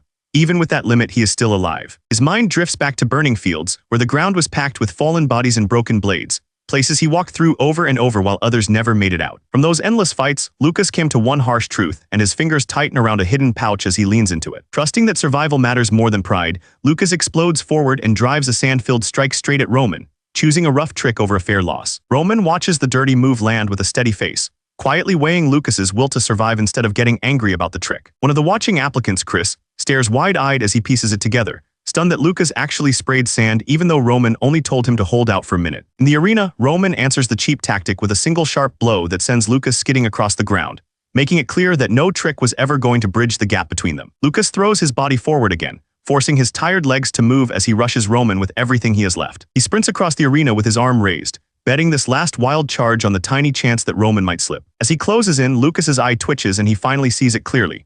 Roman is still calm, not even treating this rush as a real threat. Moments later, Lucas is back on one knee while Roman stands over him, steady and untouched, making the gap between them feel like a wall he can never climb. Roman's purple eyes fix on the kneeling fighter, cold and sharp, as if weighing Lucas's will rather than the clumsy attack he just threw. From Roman's view, Lucas stands there with eyes burned red from the sand, yet those same eyes stay locked on him, refusing to look away. Roman's lips curl into a small laugh, as if Lucas's stubborn glare in this hopeless spot is more entertaining than any clean win. The wooden sword slips from Lucas's hand and hits the stone by Roman's boot, a quiet sign that he has given up the fight while still keeping his life. Lucas stands there with his fist tight and his jaw set, then he finally admits that he surrenders, choosing to live with the shame instead of getting crushed again. The beaten fighter spits to the side, annoyed at himself but still holding on to a bit of pride for lasting this long against a monster like Roman. One of the red-haired applicants explodes in anger, shouting at how the match ended so easily and at the brutal gap in strength that none of them can ignore anymore. Roman watched the dust and light drift around him, his purple eye steady and bored, as if this so-called trial had never been more than a warm-up. Outside, the sky over the stone fortress was clear and bright, giving no hint that inside these walls people were being crushed just to earn a place on the battlefield. A small pouch changed hands, a simple offer of water that cut through the harsh mood of the arena more than any kind words could. Roman raised the pouch and drank without a word, calm and steady, while Lucas stood a few steps back, staring at the man who had just crushed him yet still acted like this was nothing special. Lucas bit down on his frustration, thinking how he never would have thrown sand in Roman's face if he had known it would end like this, and hating that he had still tried to win by any cheap move he could grab. Roman watched him with a faint frown, sweat still sliding down his cheek, judging not the sand itself, but the fact that Lucas had been desperate enough to reach for it. Roman turned his back and walked toward the next task, offering no scolding and no praise, and that quiet choice hit Lucas harder than any blow as he stood there, bracing himself for a punishment that never came. Lucas froze, eyes wide, as it hit him that Roman was not angry at all about the sand trick. Around the arena, the other applicants whispered in shock, wondering why Roman was not even asking Lucas why he had tried to cheat. Roman just turned away in silence, leaving Lucas and the stunned onlookers behind as if the foul play had never mattered. Roman knew from the start what Lucas was planning and had never been fooled by it. He remembered how Lucas had grabbed the pouch while throwing himself back, and he had allowed it, wanting to see how far the mercenary could push himself when cornered. Roman thought about the hell Lucas must have lived through, and how many fights that young mercenary had already survived. But compared to that, he knew that as Baek Junghyuk he had watched so many lives end that it felt like the red on his hands could flood the world. In his mind he stood alone in a red sea, knowing his past fights had piled up so high they might as well have formed an ocean. Roman understood that this ocean of red was not just memory. It was the forge that had shaped the heavenly demon he once was. One of the red-haired applicants roared and forced every bit of strength he had to the surface, refusing to back down after seeing how far Lucas had gone. He sprinted straight at Roman and swung with everything he had, while Roman waited with the same relaxed stance, ready to meet the blow. With a simple squeeze, Roman crushed a stone in his hand, a quiet reminder that their wild flailing could not touch the power he held. He moved once, and his strike smashed into the applicant, sending the youth skidding across the stone floor before he could even think about lasting a minute. Chris watched with a tight jaw, thinking how Lucas had set the tone, and now every new applicant was ready to use any trick they could just to last a single minute against Roman. The next challenger bolted toward Roman with reckless speed, not aiming for a fair match but clearly ready to pull anything that might help him last a little longer. Before the plan could even start, Roman's kick smashed into the applicant's face and dropped him, proving again that schemes meant nothing against such a gap in power. Kurgai watched another applicant crumble and reminded himself that tricks were allowed, but once they crossed that line, Roman never held back. The beaten applicant clutched his face and screamed, knowing that if he had not surrendered, he would have ended up just like the others as Roman calmly called for the next challenger. His wooden sword crashed through another guard, one more clean hit in a string of fights that had already stacked into the 100th duel. He remembered standing on a mountain of bodies with red stretching like an endless sea, where no enemy ever eased up just because he was tired.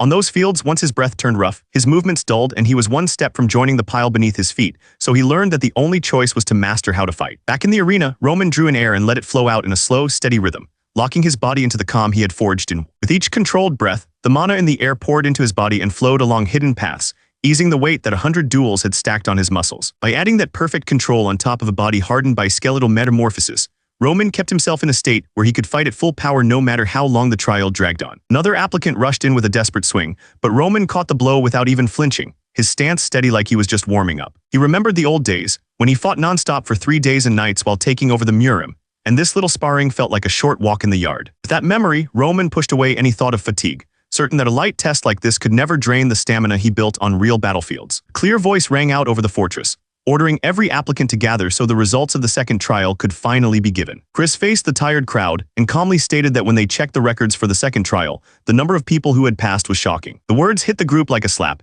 as Chris revealed that the number of people who passed the second trial was 0. Chris went on to say that even if no one cleared the set mark, a few among the 120 would still be picked as successful, and told later. Then he wrapped up the trial and sent everyone off. Night settled over the grounds, the soft glow from a high window stretching across the grass, as the fortress finally grew quiet after the long day of trials. Roman took the paper with the final results, told that these 30 names were now his to train. Chris nodded without hesitation, saying he understood and would take charge of the 30 recruits. He ran his eyes down the list, realizing these were the only ones the young master had judged worthy. He remembered Vulcan, the first one who dared to face Roman, and guessed the kind of courage had earned him a spot. But when he thought of Henderson, who had seemed completely average, he wondered what hidden value Roman had seen that he himself had missed. Aside from those 2 puzzling names, the rest of the list lined up with what Chris would have chosen himself. Then his eye caught one more name, and his calm broke as he realized Lucas had passed as well. Later, standing before Roman's desk, Chris asked if there was some issue with choosing Lucas, admitting the man was already strong enough for a B-rank mercenary. Roman simply confirmed the choice, making it clear he saw no problem at all. Chris replayed the duel in his head, remembering how Lucas had even tried dirty tricks to win. To him, the worst part was that Lucas dropped his weapon and quit the moment he felt outmatched. In Chris's mind, a man like that was poison in a unit, the type who would throw away comrades just to stay alive. He felt certain Lucas would only bring trouble once they faced real battles. Chris started to argue that, as the one in charge of these men, he could not accept someone like Lucas. Roman stopped him with a faint smile, saying that was the very reason he had allowed Lucas to pass. Roman asked what Chris found so strange, then admitted Lucas might be a coward with no sense of honor. Even so, in a trial where no one else even imagined breaking the rules, Lucas had calmly found a realistic way to face him and followed through. Roman pictured Lucas in his mind, not as a failed duelist, but as someone who would quietly choose any path that kept him breathing. To Roman, people like that were the ones who truly shone in war, always searching for some narrow path to live through the chaos and actually finding it. Roman asked how Chris could be so sure Lucas would turn on his own side just because he had bent the rules. Chris froze at the question, realizing he had no real answer. Roman called out to Chris, signaling that what he was about to say mattered. Roman told him that on real battlefields, it is not aura users like them who last the longest, but the ones who stay calm and act wisely in every mess they face. He told Chris to remember that no matter how strong a knight thinks he is, there is always a real chance he can still be taken out. He spoke of people who wait in the dark for the right moment, the kind who strike from hiding and can end even the strongest warrior in an instant. Chris lowered his eyes and admitted that Lucas's choice had been the realistic one. He realized he had been too short-sighted again, clinging to pride instead of seeing who was truly useful in war. Standing straighter, Chris admitted there was still something he did not understand and asked his liege to explain it to him. Roman explained that they still had 5 months before they were sent to any real battlefield, and even then nobles were not thrown straight onto the front lines. He added that news about where they would be sent should come out soon, giving Chris a clear limit to prepare for. Harold read out the Barco family's words, saying they had waited for the Lawrences to keep an old promise but had been let down.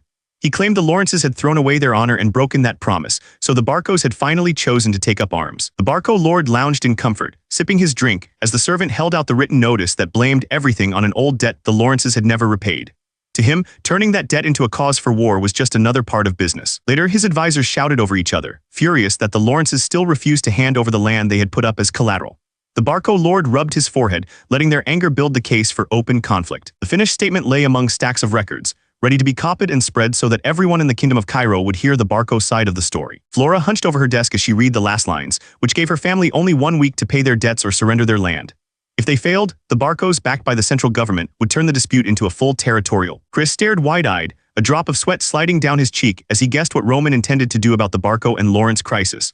The thought that his liege might throw himself into a territorial war left him stunned and scrambling for words. Roman made up his mind to force his way into the fight between Barco and Lawrence. Flora sat in silence, turning over the threat hanging above her family.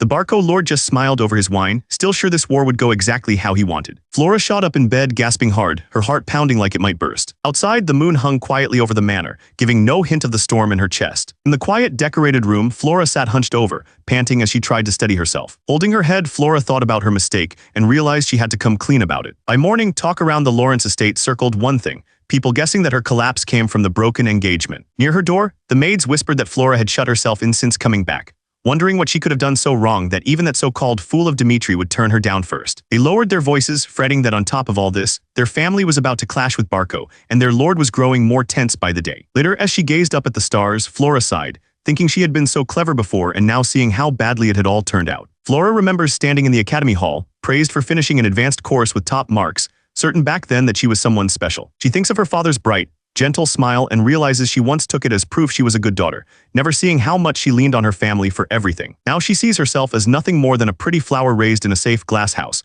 never tested by real wind or rain. In her mind, she stands inside a cage wrapped in blossoms, finally understanding that the life she thought was noble grace was really a prison that kept her weak. Kneeling in the cold light, she thinks about how people mocked Dimitri's fool and realizes the real idiot might have been her all along. With her chest tight and her face burning, Flora admits she no longer has the courage to stand before her father after what she has done. Her gaze drops as she thinks of Roman, the one who always pushes forward without hiding, and she wonders what someone like him would do in her place. Flora remembers how no one counted on Roman for anything, yet he still walked his own path, standing alone while she only clung to the safety of others. She pictures Roman standing over the men he crushed, realizing he faced monsters like Bloodfang with nothing but his own strength, standing alone while she only clung to the safety of others, once seemed to ignore. Curled up on her bed, Flora wonders when Roman became that strong, and if he really pulled all of this off without anyone's help. Her doubt fades into something closer to awe as she admits that, even if the details are unclear, what really shocks her is the sheer resolve it took for Roman to move like that. Flora's lips press into a thin line as she weighs his courage against her own weakness, and feels a new, stubborn heat rise in her chest. Outside her locked room, a nervous butler knocks and politely calls out that Lady Flora's meal has arrived,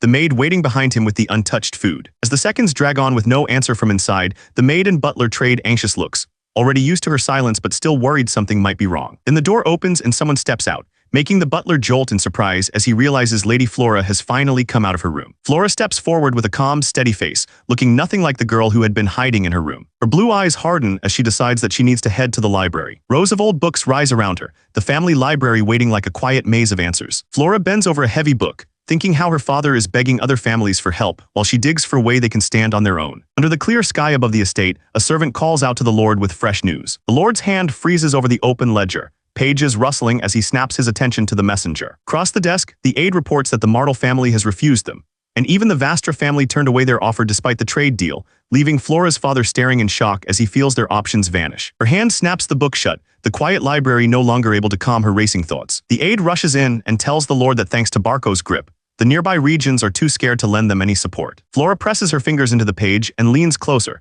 forcing herself to keep digging through dry text for even the smallest way out. The messenger explains in a rush that word is spreading.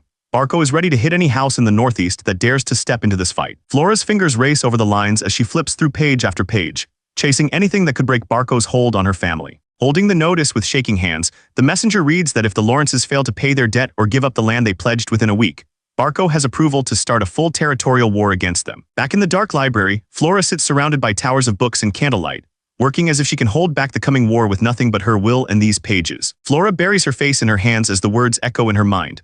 Only 1 week until war, and she has to find something before that time runs out. Flora's eye hardens, her anger boiling as the so-called best plan sounds more like giving up than saving her family. The Lord slams his fist onto the table, rage bursting out as the weight of their helplessness finally hits him. Flora's father glares ahead, spitting out how every nearby house once begged for their favor and now acts like the Lawrences never existed. The Lord drags a hand over his face and admits that after pouring their gold into Barco, those families decided it was safer and richer to stand with them, no matter how hard he begged for help. Around the long table, the retainers sit in heavy silence as one of them finally asks if this means they truly have no way to save their house. One of the older retainers speaks carefully, saying that at this point, it might be wiser to bow their heads and surrender. The strategist explains that with Barco blocking every ally and their troop numbers badly outmatched, giving Barco what they want might at least spare their soldiers and keep some of Lawrence's land from being taken. The younger retainers trade uneasy looks, sweat beating as they realize their proud house is now seriously weighing surrender as its last hope. Flora's father stares ahead, sweat running down his cheek as he bites back his pride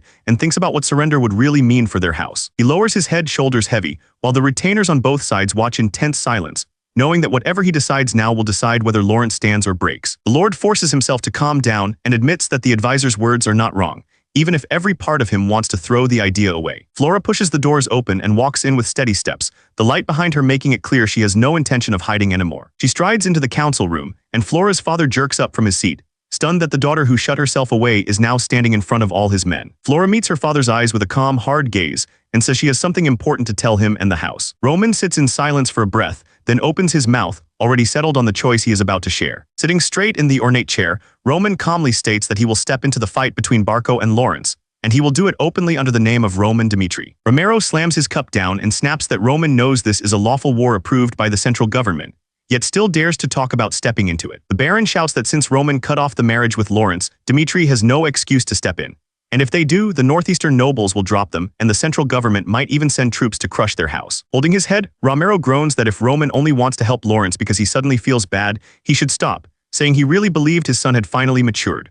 Roman stays seated and asks his father how he is expected to live from now on if he just ignores all of this. Romero glares at him, demanding to know what on earth that kind of question is supposed to mean. Sitting with his hands clasped, Roman says he has no proof of what happened that day, but one idea kept bothering him all the same. Roman thinks about how people call Dimitri the real powerhouse of the Northeast, yet the Barco family already acts like Dimitri is under their heel. When Roman points out that his father just sits on all his strength and riches without doing anything, Romero jerks up in shock, stung by the truth in his son's words. Roman meets his father's glare without flinching and admits he craves real power, saying he refuses to sit still and watch any longer. He makes it clear that he cannot just watch, while the Dimitri name is dragged through the mud by Barco or anyone else. Roman says he already has enough reason to move, and that no one can claim he is acting without cause. Inside, he admits this new life still feels like drifting across a huge, endless ocean with no clear shore in sight. He reminds himself that no matter the body, he is still Baek Junghyuk, and he must keep living the same way he always has, pushing to stand above everyone else. His mind drifts back to his old world, where Baek Junghyuk walked at the front of a sea of warriors,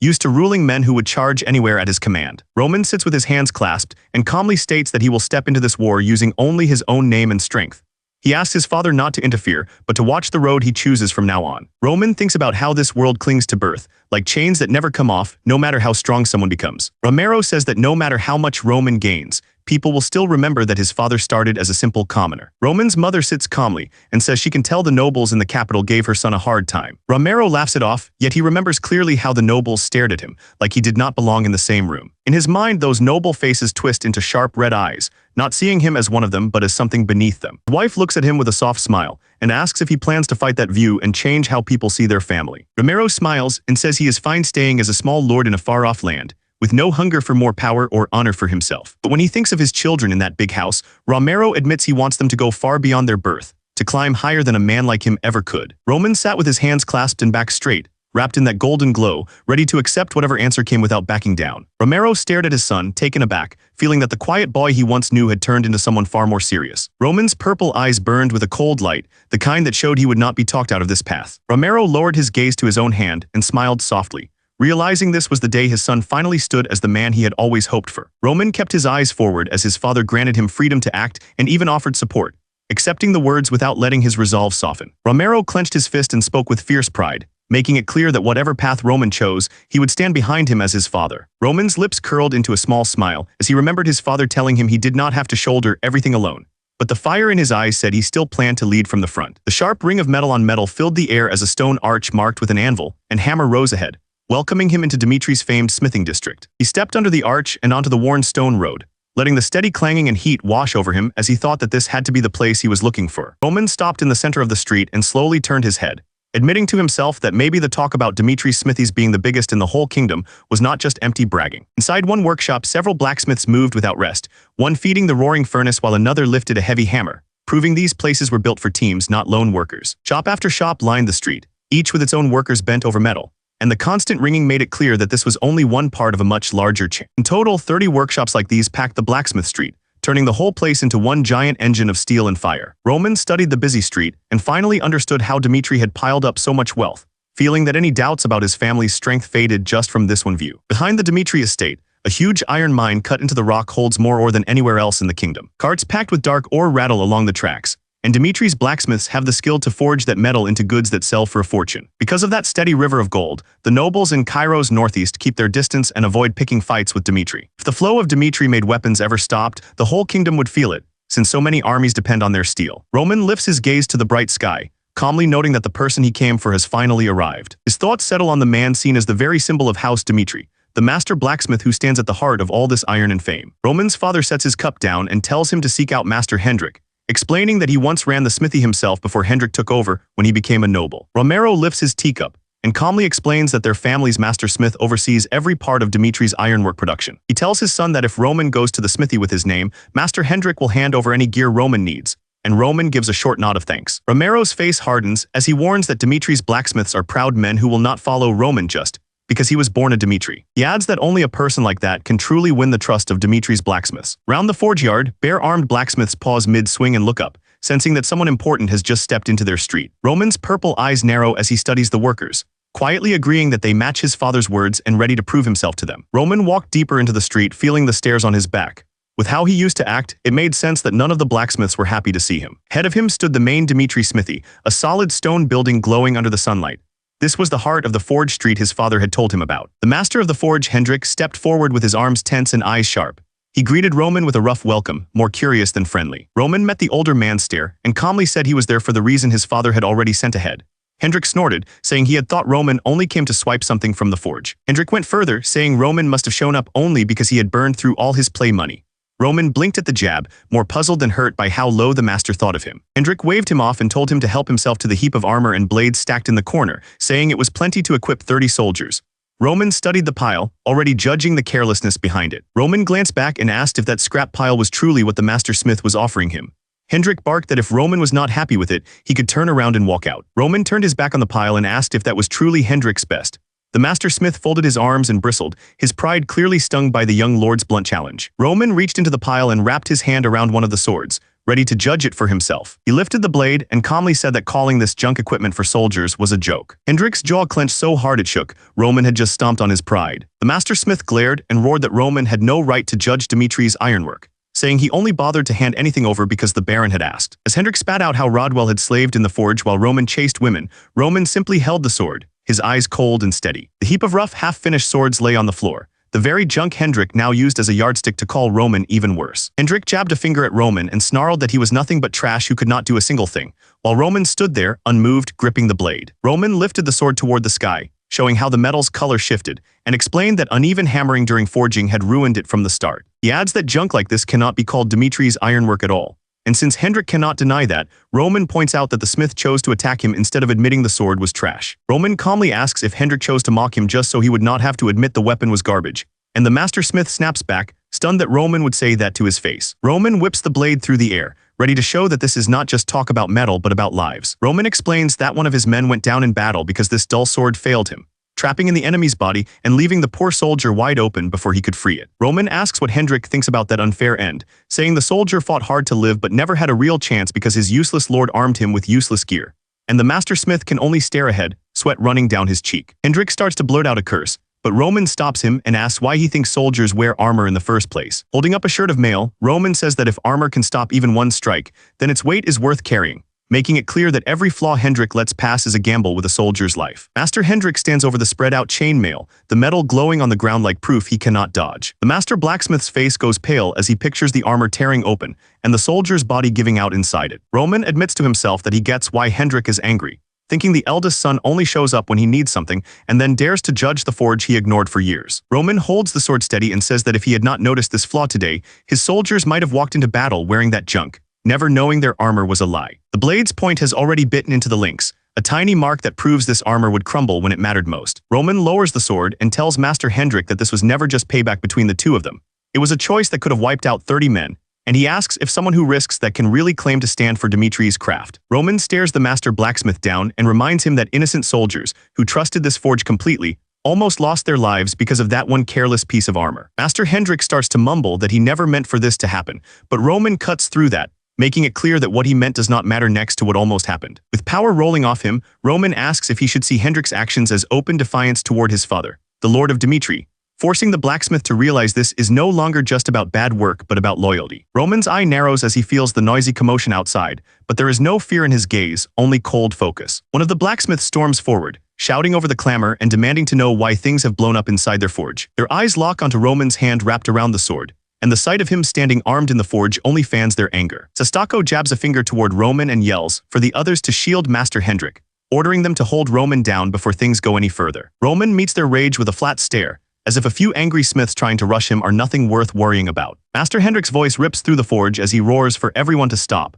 forcing the charge to freeze mid-step. A nervous apprentice tries to argue, but Hendrik snaps that he already told them to stand down, making it clear he will face Roman's anger himself. Master Hendrik lowers his head, sweat running down his face as he admits the whole mess is his fault and his alone. In his memory, a burly smith knocks young Hendrik to the ground and rages that he cannot even follow simple orders, screaming that it is far too soon for him to be making his own sword. The young apprentice glares as his senior orders him to toss his precious sword in the trash and stay away from the smithy if he ever plans to ignore orders like that again, leaving him muttering in anger and shame. Storming out of the workshop, the young smith spits out an insult at the muscle-bound brute who just threw him out, already branding the man a thick-headed muscle pig in his mind. As he walks past the trees, the young smith slows and frowns, ears pricking up at a loud argument drifting over from the shop. Inside, a rough hand clutches a lone gold coin, as its owner admits he knows it is nowhere near enough to buy a decent sword. Facing the stone-faced smith, the blonde man says that coin is everything he has and begs for a sword anyway, promising to pay it back many times over because, with only his strong body to rely on, a weapon is the only way he can make a living. The burly smith snaps that if the man is only here to look, he should leave,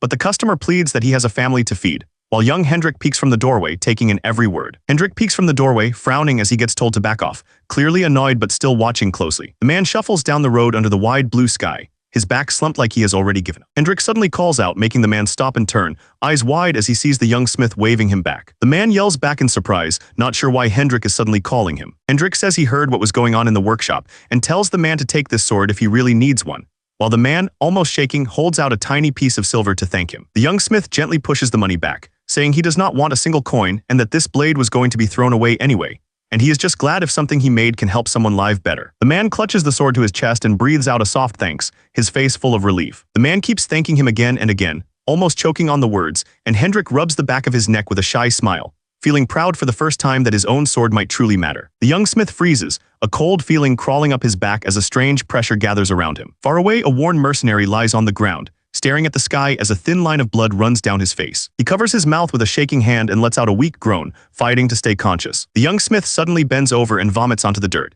his body rejecting the horror racing through his mind while people nearby glance over in confusion. Gasping for air, the young smith remembers the rumor that the mercenary had not returned from a job guarding traders. His eye goes wide and bloodshot as he understands that the man's blade had snapped in the middle of a bandit attack. Townsfolk chat as they walk, saying the others in the escort made it back and blaming the fallen man's cheap sword, then wondering what will happen to the wife and child he left behind. The young smith falls to his knees and presses his head to the ground, crushed by guilt as he swears that his work will never cost another family their future. The young smith shakes and cries, realizing that sending out that weak blade was no different from hurting the mercenary with his own hands. Master Hendrik stands frozen, shoulders heavy, as he faces how far his anger and carelessness almost went. He hates himself for nearly causing the same kind of loss again, all because he could not stand Roman and let that grudge twist his work. The master blacksmith faces his workers, back straight as he declares that he will accept whatever comes for what he has done. Hendrik's eyes widen when Roman tells him that true regret is enough for now, and that the matter will not be dragged out any further. Roman steps forward and says they should return to work,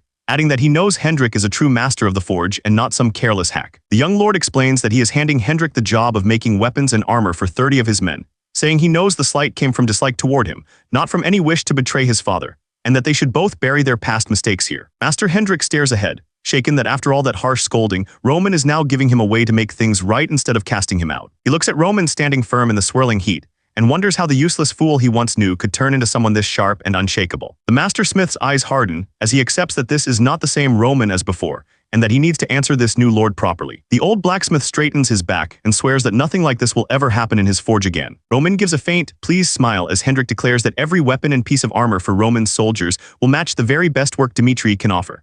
The master blacksmith then snaps at his crew to get moving, and the whole forge roars to life as hammers rise and fall over the blazing fire. All around the forge, the smiths work in a fast, steady rhythm, pouring their strength into shaping steel that will keep Roman soldiers alive. The furnace roars, flames flaring bright as if answering the vow to forge only iron that will never fail again. Blacksmith slams the heated blade against the anvil, each strike sending sparks flying as he pours everything into shaping flawless steel. Roman calmly brings up the rumor that he once stole Master Hendrik's sword, and the nearby smith stiffens, confused and a little scared that the young lord is dragging up that drunken mess from years ago. The old smithy stands bright under the sky, the same place where 3 years ago a broke and drunken Roman slipped inside at night, grabbed Hendrik's prize sword, and sold it off to some street trader for almost nothing. That stolen blade was no common weapon at all but Hendrik's masterpiece, a sword he had poured his best skills and rarest materials into. Hendrik had spent half a year just planning that sword, and another 3 months locked in his forge, barely stepping outside as he hammered away until it was perfect, only for it to end up sold off like scrap. Roman listens as Hendrik admits that only a craftsman can grasp the pain of seeing a life's work treated like trash,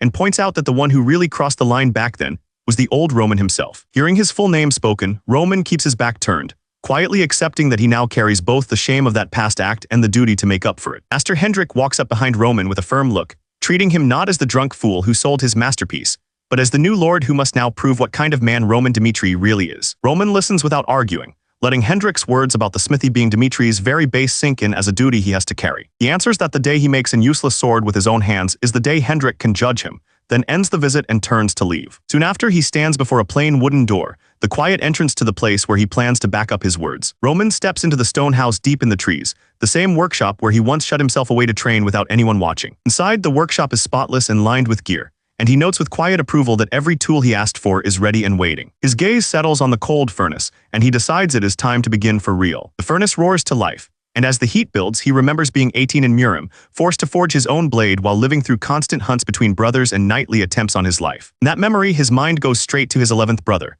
the one who stood out in that brutal fight for the demon cult's future. His brother's ambush drove him onto the rooftop, blades and energy tearing through the night as the two of them went all out to finish each other. He remembers how that clash was almost even, right up until his treasured sword cracked under Baek Changhyun's strikes and left him exposed. Baek Changhyun rushed in without mercy, driving his power straight at his wounded brother to end things before he could recover. Their eyes met in the storm of light, both brothers knowing this fight would end with one of them gone. In the end, the blade in his hand was chipped and stained, proof of how far he had gone just to stay alive. Standing over the wreckage with only a ruined sword beside him, he decided he would never trust a weak weapon again and swore to get a blade that matched his body and would not fail in battle. To keep that promise, he went from forge to forge, learning how to shape steel, and before every major fight, he made a new sword built exactly for the strength he had at that moment. After reshaping his weapon again and again through endless fights, his 39th blade was born, a heavenly demon sword so perfect for him that no one could even put a price on it. Roman raises the hammer and pounds the heated metal, each strike carrying the weight of every battle he survived.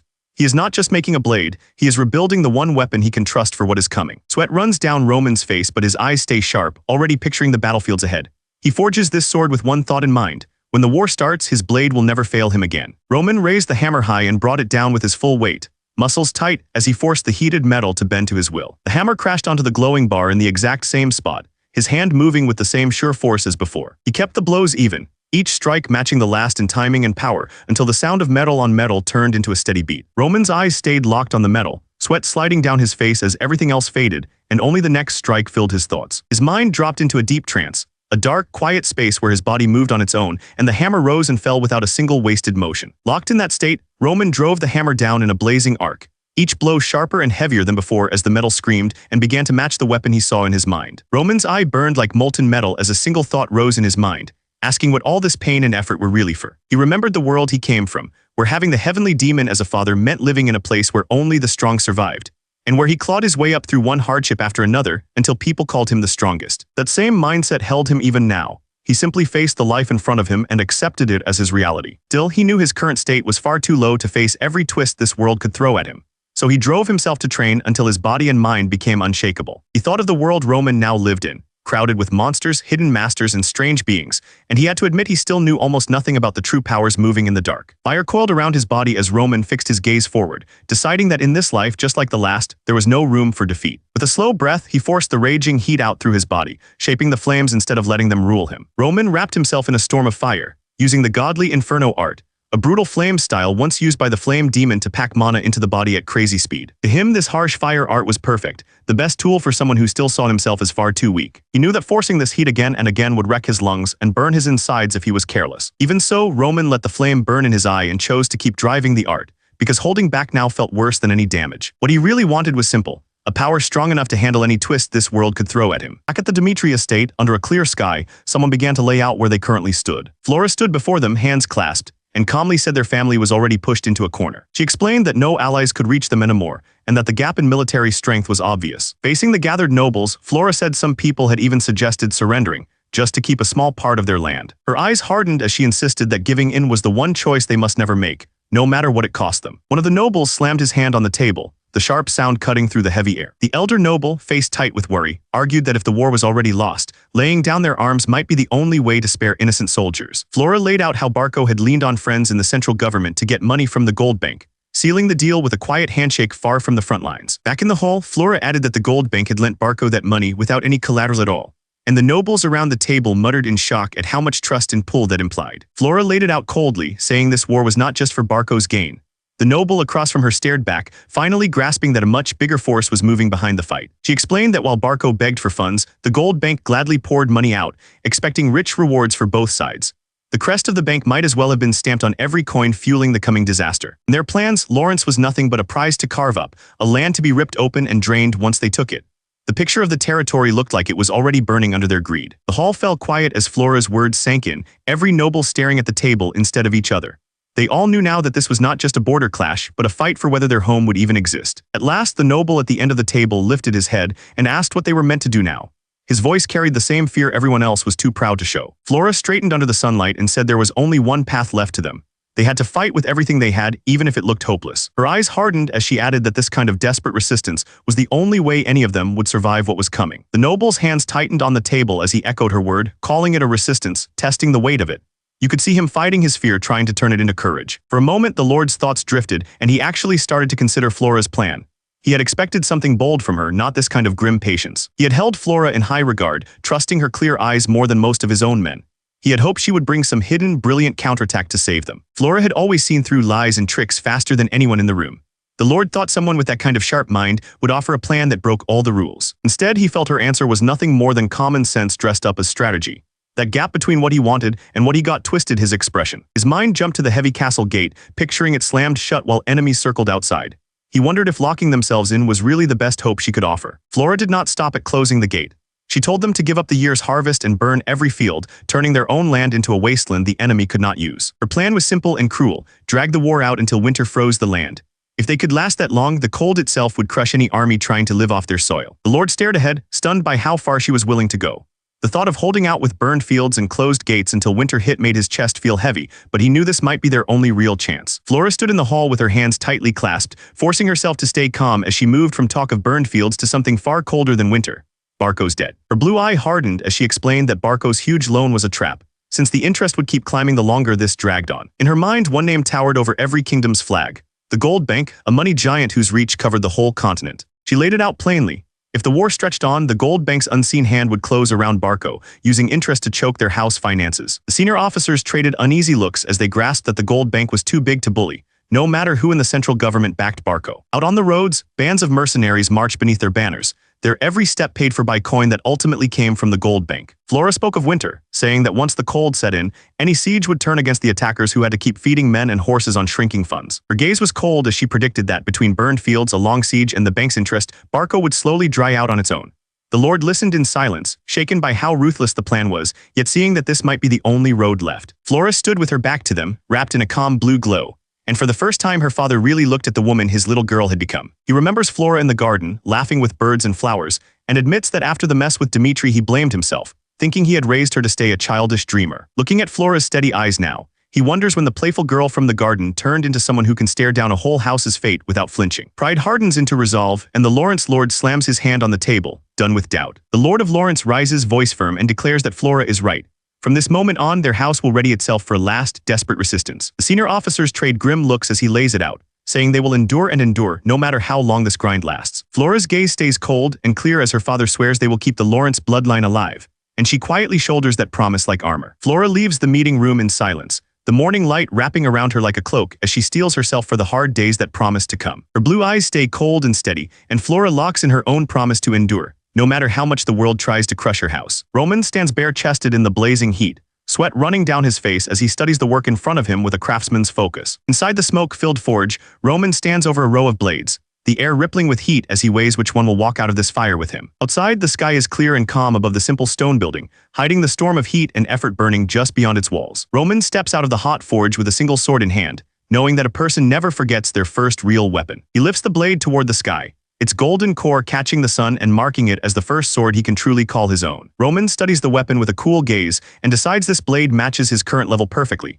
A tool shaped for the fighter he is right now, not the monster he plans to become. Roman stood tall with the blazing sword raised before him, his grip steady as he accepted this weapon as the first true partner of his new life. Blinding lines of light poured down from the circle above, like the sky itself was melting under Roman's burning art. Far from Roman's fire, a lone messenger in Barco colors walked up to Lawrence's main gate, the wind whipping around him as if pushing him forward. The crest on the messenger's cloak marked him as Barco's official voice, the kind of man who did not come to talk about peace. High above, Barco's proxy curled his lips into a smug smile, ready to shout that he would graciously offer Lawrence 3 ways to face their fate. The Barco messenger raised the scroll with shaking hands and yelled that Lawrence could open the gate and surrender if they wished to live quietly under Barco's rule. The Barco proxy spread his arms over the wall and announced the second choice, inviting Lawrence to march out for an all-out war on the open field, claiming it would be a fair and honest fight. Looking down at his own envoy, the Barco proxy added that Lawrence could even settle things with a single duel between chosen warriors, as if he were generously handing them a real choice. The Barco messenger shouted the final point, saying Lawrence could pick any form of battle they liked,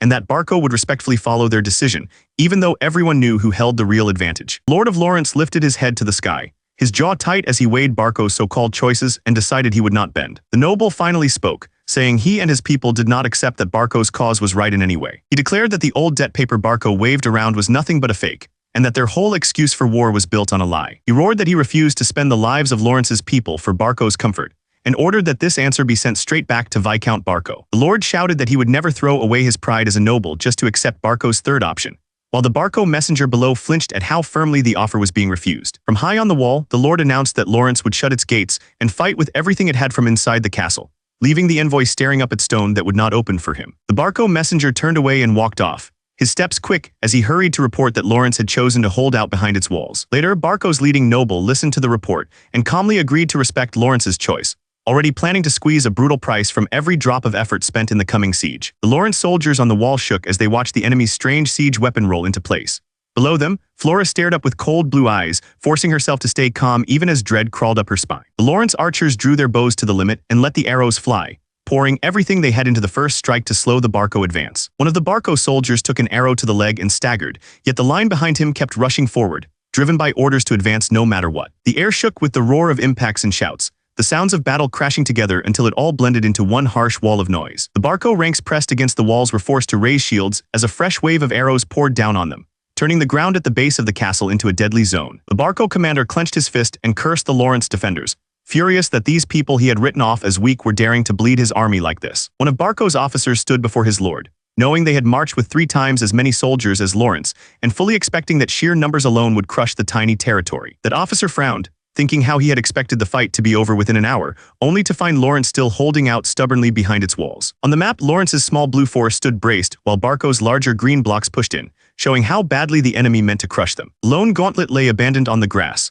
a quiet sign that the easy win Barco expected had already started to fall apart. One of Barco's officers swallowed hard as he reported that Lawrence had finished all their battle preparations, far beyond what anyone on their side had guessed. A fresh moat hugged the castle wall, its water cutting a sharp line that kept enemy soldiers from getting anywhere near the stone. The earth in front of the moat bristled with arrows, proof that Lawrence had chosen to fire without holding back from the very first moment. Over the war table, Barco's neat plan for quick siege now looked foolish, the marker showing a small territory that stubbornly refused to break the way they had predicted. The Barco lord glared down at the board as his knight explained that, by all their numbers, Lawrence should have given up part of their land to survive.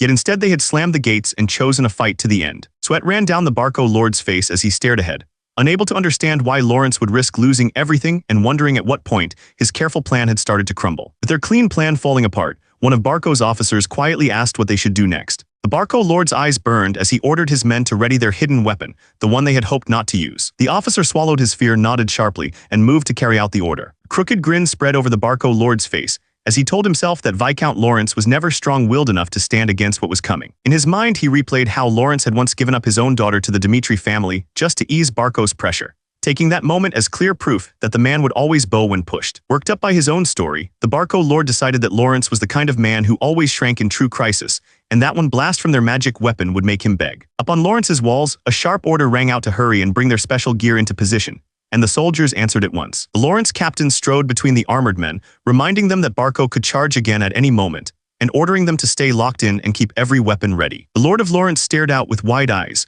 finally admitting to himself that Flora had been right all along. He stood at the edge of the wall, saying that Barco must have panicked and pulled back, then asked Flora how she had even thought of such a move. Flora tightened her fist and told him she had realized she needed to become stronger herself. She stood firm and said she would stop waiting for problems to fix themselves and start facing them with her own strength. With her eyes steady, Flora said that from now on this would be the path she chose to walk in life. Hearing her, the Lord of Lawrence felt his eyes sting and softly called out his daughter's name. Standing with his back to her, the Lord confessed that he was sorry for pushing her into marriage with the Dmitris, saying he had truly believed it was the only way to keep their family alive. His voice trembled as he went on, hinting that there was more he needed to say beyond that simple apology. The Lord of Lawrence faced Flora and told her that no matter what came next, he trusted her to choose well. Flora could only breathe out a single word, her voice full of mixed pain and pride as she called to her father. She lifted her head toward the bright sky, a small, steady smile forming as her new resolve settled in. Flora's eyes snapped wide as a sudden flash and roar tore through her brief moment of peace. Blazing blast erupted in front of them, the shockwave racing over the platform as father and daughter stared into the wall of fire. The blast smashed into the castle wall, stone bursting apart as smoke and sparks poured into the sky. Flora leaned over the broken battlements,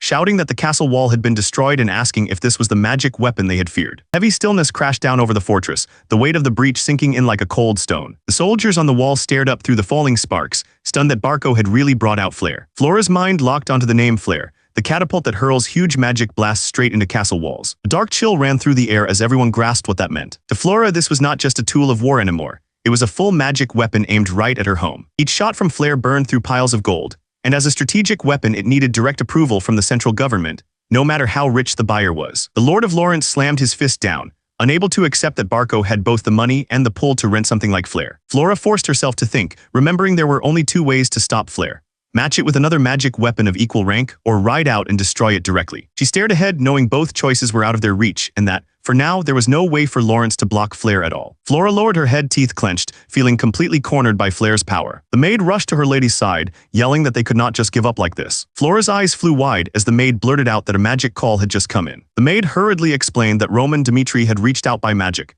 saying he had a way to help if they accepted his call. Flora turned sharply, stunned that the name she heard was Roman Dmitri of all people. In her mind, the image of Roman Dmitri appeared, calm and confident, as if this disaster was just another problem for him to solve. Flora hesitated, then wondered if this strange call from Roman could actually be the chance they needed to turn the war around. Flora lifted her head, eyes sharp again, and pressed him to explain exactly how he planned to pull Lawrence out of this disaster. His image hovered over the glowing circle, and Roman calmly asked what other way there could be than saving Lawrence by crushing the Barco family itself. Roman admitted he would be honest with her, saying he already planned to take revenge on the Barco family for his own reasons. He told her that his decision was already made and that only the timing of his payback was still open. If the Lawrence family agreed to work with him, he would bring that day forward and wipe out the Barco family on their behalf. Flora stared at the fading light around her, trying to grasp that this stranger's personal vendetta might be the only rope left for Lawrence to grab. When Flora asked what her family had to do, Roman answered that it was simple. Lawrence had to set the stage for him by offering up a sacrifice first. His image bent toward the circle, and Roman promised that if they accepted this deal, he would throw in all his strength under the name of Roman Dmitri. The word sacrifice echoed in her head as Flora stood alone, already sensing that whatever Roman wanted from her family would change everything. Flora clenched her fist, knowing Roman had made this offer after reading how trapped her family was. In the end, she admitted to herself that there was no other path left. Even if his demand was shameless, Flora decided she would accept it. She swore that as long as her family could be saved, she would endure anything he asked. Roman's projected hand lifted a finger, as if to stop her answer, and he added that there was one more thing she had to do. Outside the walls, Lawrence's soldiers were still locked in a brutal siege as arrows and magic tore through the sky. A reminder that any help Roman gave would drag him straight into this war. Flora looked up, uneasy, trying to guess what kind of reason he wanted her to give so he could step into this fight. Roman calmly named Anthony Barco, making it clear that this man would be the center of the excuse she had to create. Roman laid out his final condition. She had to accuse Anthony Barco of abusing her so he would have a reason to crush the Barco family. Flora's eyes widened as glowing chains seemed to wrap around her, realizing the price of the deal she had just agreed to. Roman explains that she only has to say nothing truly happened, but that she was forced to end her engagement to Dmitri because Anthony crossed the line with her. The words feel like a blade, sharp and cold, aimed straight at Barco. He warns her that once she says this, the nobles will stop seeing her as someone of worth. In their world, her name and status will drop to almost nothing. He adds that the proud name they gave her, the Flower of Lawrence, will be broken beyond repair. Flora pictures herself drop to her knees in front of sneering nobles, her glory turning into open shame. In her mind, the proud crest of Lawrence splits apart like glass, pieces spinning away. Everything she gained as a noble's daughter feels like it is being smashed so something else can take its place. Roman calmly says that if she throws away that status, it will give them a strong reason to move. With that one claim, he can step into the fight for Lawrence without anyone being able to question it. Flora's hands shake as she grips her chest plate, feeling how heavy this price really is. Even so, she forces herself to hold on, because backing down now would mean letting her home fall. Roman then lays out one last detail. The story has to place Anthony's act before the engagement was cut. If it happened while she was still promised to him, he says, then she counts as one of his own. Roman states that anyone who dares to touch someone under his care will never be let off. Flora's eyes widen as she clutches her chest, sensing that this ruthless man is now tying her fate to his own. Flora presses her lips together, holding back fear and doubt. She knows that once she answers him, there is no way to take it back. Another blast from the magic weapon crashes down, lighting up the sky in burning orange. The castle shakes as the impact tears through stone and men alike. Soldiers scream as the fire rolls over them, armor turning red from the heat. In a single strike, a chunk of Lawrence's strength is wiped out. Flames burst up from a fresh hole in the keep's floor as soldiers rush over. Shocked, the inner defenses have already collapsed. They shout for railings and support, trying to stop the damage from spreading any further. Dust rains from the ceiling as Flora stands frozen in the hall, listening to the stone groan above her. The war is no longer at the walls, it is tearing into her home. Flora clenches her fists and cries out that she will accept any price he asks. All she wants now is for Roman to crush the Barco family so completely that none of them walk away from this war. Massive beams slam into place against the gate, shaking with the force. The defenders know the enemy is already pushing forward and that this barrier might be the last thing holding them back. The Lord of Lawrence raises his hand and yells for his men to keep holding on. Even with fire at their backs and enemies at the walls, he refuses to let the line break. Hooded warrior hauls himself over the wall, eyes burning with intent. While everyone watches the siege below, this one slips in close, aiming straight for the Lawrence command. The hooded warrior launches off the wall, blade flashing as he drops toward the blonde lord. A nearby soldier shouts a warning, but the strike is already falling. The Lord of Lawrence turns just in time to see the blade cutting down beside his face. His eyes widen as he understands he cannot block it in time. The strike hits with brutal force and hurls the Lord of Lawrence into the air, his body trailing light across the burning sky. The noble behind him can only watch as his leader is taken out in a single blow. Flora grips her spear and turns toward the chaos, the wind tugging at her hair. With her father struck down, she knows the wall will stand or fall on the choices she makes now. The Lord of Lawrence, bloodied and shaken, looks toward his daughter and calls her name along with a desperate cry for her father. Even half-broken, he is begging her to act before everything collapses. Flora looks back, jaw set, and declares that they must open the castle gate and face Barco head-on. Holding the wall is no longer enough. She is ready to gamble everything on a direct clash. Far from the burning wall, Roman Dmitri stands calm with his hardened soldiers behind him, a dark pressure rolling off their ranks. He lays out the plan. While Lawrence draws Barco's eyes by charging through the gate, he will lead his own force straight to Flare and wipe the weapon out. Flora calmly repeats that she will trust Roman Dmitri, even in this madness. The Lawrence knight stares at her, sweating, unable to believe she is staking their whole house on a stranger's promise. Flora's fear fades and a small sure smile forms on her lips. She has made her choice and is ready to bet her life and her land on Roman's word. Far from the burning walls, the crystal on the grass flares to life, carrying Flora's answer across the distance. Roman stands over the glowing crystal in the quiet forest, reading the signal. With Lawrence now counting on him, the real fight is about to start. Roman's eyes narrow, the purple light sharp and calm.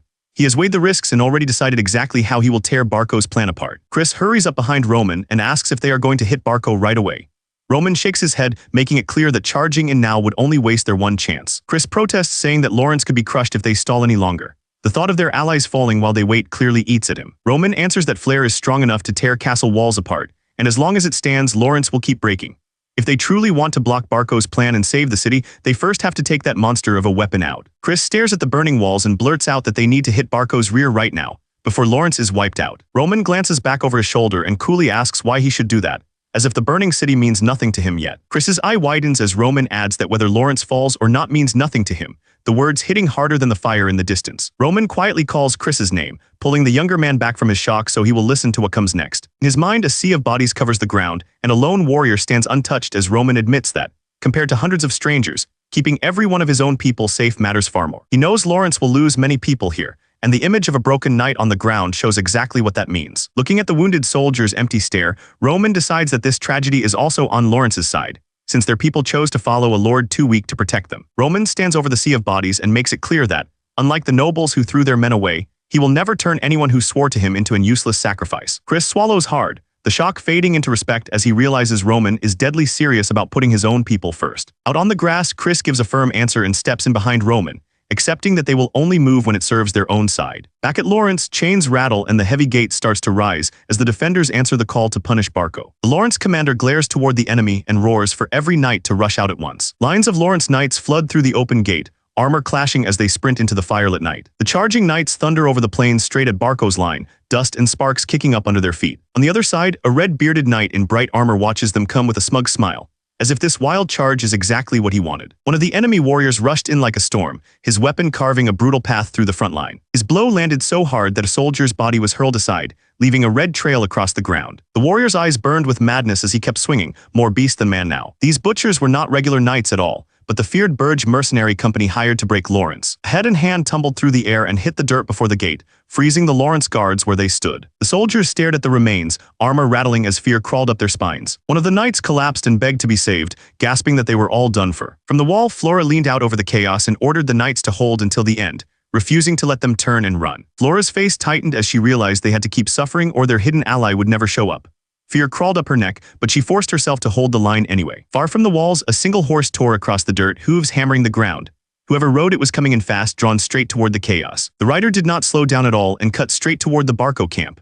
Dust and wind trailed behind like a spear aimed at the heart of their army. Roman Dmitri rode at full speed, red cloak snapping behind him like a banner. His eyes stayed cold and steady, as if this enemy camp was nothing more than his next training ground. Roman knew his men would have to risk everything one day, but now that moment was crashing down on them sooner than he wanted. Lines of Lawrence knights thundered across the dirt, hands tight on the reins, riding straight toward the enemy with fear already clawing at their chests. As the horses pounded on, each knight fought rising doubt, jaws clenched and eyes wide, hearts racing faster than their mounts. Roman watched with calm eyes, knowing this was the brutal truth his soldiers had to meet head-on if they ever wanted to stop living like prey. Out on the plain, the two forces pressed together into a dark, churning mass, the whole field swallowed by dust and steel. To Roman, orders and plans meant nothing now. Only each soldier's own strength and stubborn will would decide who walked away from this fight. The cavalry no longer held back, their horses stretching into a full run as they hurled themselves deeper into the storm Roman had opened. At the very front, Roman's red cloak tore through the dust like a banner, his horse and blade driving straight ahead as if he meant to split the enemy line by himself. Their job, he said, was to slip behind Barco's line, smash into their rear, and wipe out the siege weapon that was choking Lawrence. Facing the lined-up knights, Roman calmly said he knew Lawrence could not draw the enemy the way they hoped, so he was not counting on them to carry this fight. Instead, Roman took the most dangerous spot for himself, stating that he alone would lead the charge at the very front. Roman stepped closer through the ring of armor and told them there was still one thing they all had to remember, no matter how the fight turned. His words sank in like a brand, fixing one thought in every soldier's head. No matter what chaos waited ahead, the main priority could not change. Far inside Barco's camp, bored soldiers turned toward the plane as a low rumble and rising dust warned them that someone is charging straight at their lines. The red-bearded commander clicks his tongue at the sight, scoffing that anyone would dare rush their camp with so few riders. With a sharp gesture, the Barco commander orders his men to move out at once and greet the crazy guests, and the frontline knight lifts his sword, ready to intercept. The line of Barco infantry snaps into a tight shield wall, spears jutting out as they rush forward to turn the open field into a moving barrier. Roman leans low over his horse and drives it faster, aiming straight at the pack shields as the enemy line thunders toward him across the plain. When the two sides meet, Roman's blade explodes with purple light, and he carves straight through the shield wall, sending armored men flying as if they were nothing. In the chaos, a counterstrike slams into Roman's horse, and the beast screams as red bursts from its side, putting his wild charge at risk. The blow tears through his mount, and Roman is hurled upward as the horse crumples under him. He kicks off the falling horse and shoots ahead alone, cloak flaring as he dives straight into the front ranks, the same way he once led the demon cult from the very front. Roman's body twists through the air and his blade flashes, and the first line of spearmen is blown aside before they even understand what hit them. As he pushes deeper, Roman's eyes stay cold, and he remembers how people used to say that standing against the heavenly demon was just throwing a life away, and that it was crazy for a ruler to always take the most dangerous spot himself. His step lands heavy in front of the pack soldiers, and their line wavers as the same old reason for leading the charge rises in his mind. The front knight stares at him with wide, shaking eyes, and Roman knows his plan is working. The strongest fighter standing at the tip has already started to break their spirit. One of the knights grits his teeth, shoves his fear down, and sucks in a breath, ready to call the others to move. He roars for a full assault and drives his horse ahead, and the Lawrence knights answer by spurring after him, racing to follow their liege into the gap Roman just tore open. Laura's eyes snap wide as she catches what Roman is doing out on the field. Ahead of her, the Lawrence knights feel the air change, and their charge turns shaky, fear creeping in even as they push their horses on. The ground ahead is a mess of fallen riders and shattered weapons. The path Roman cut through the enemy painted in violent streaks that make even hardened soldiers falter. One Lawrence knight is cut down right beside his horse, his charge ending in an instant.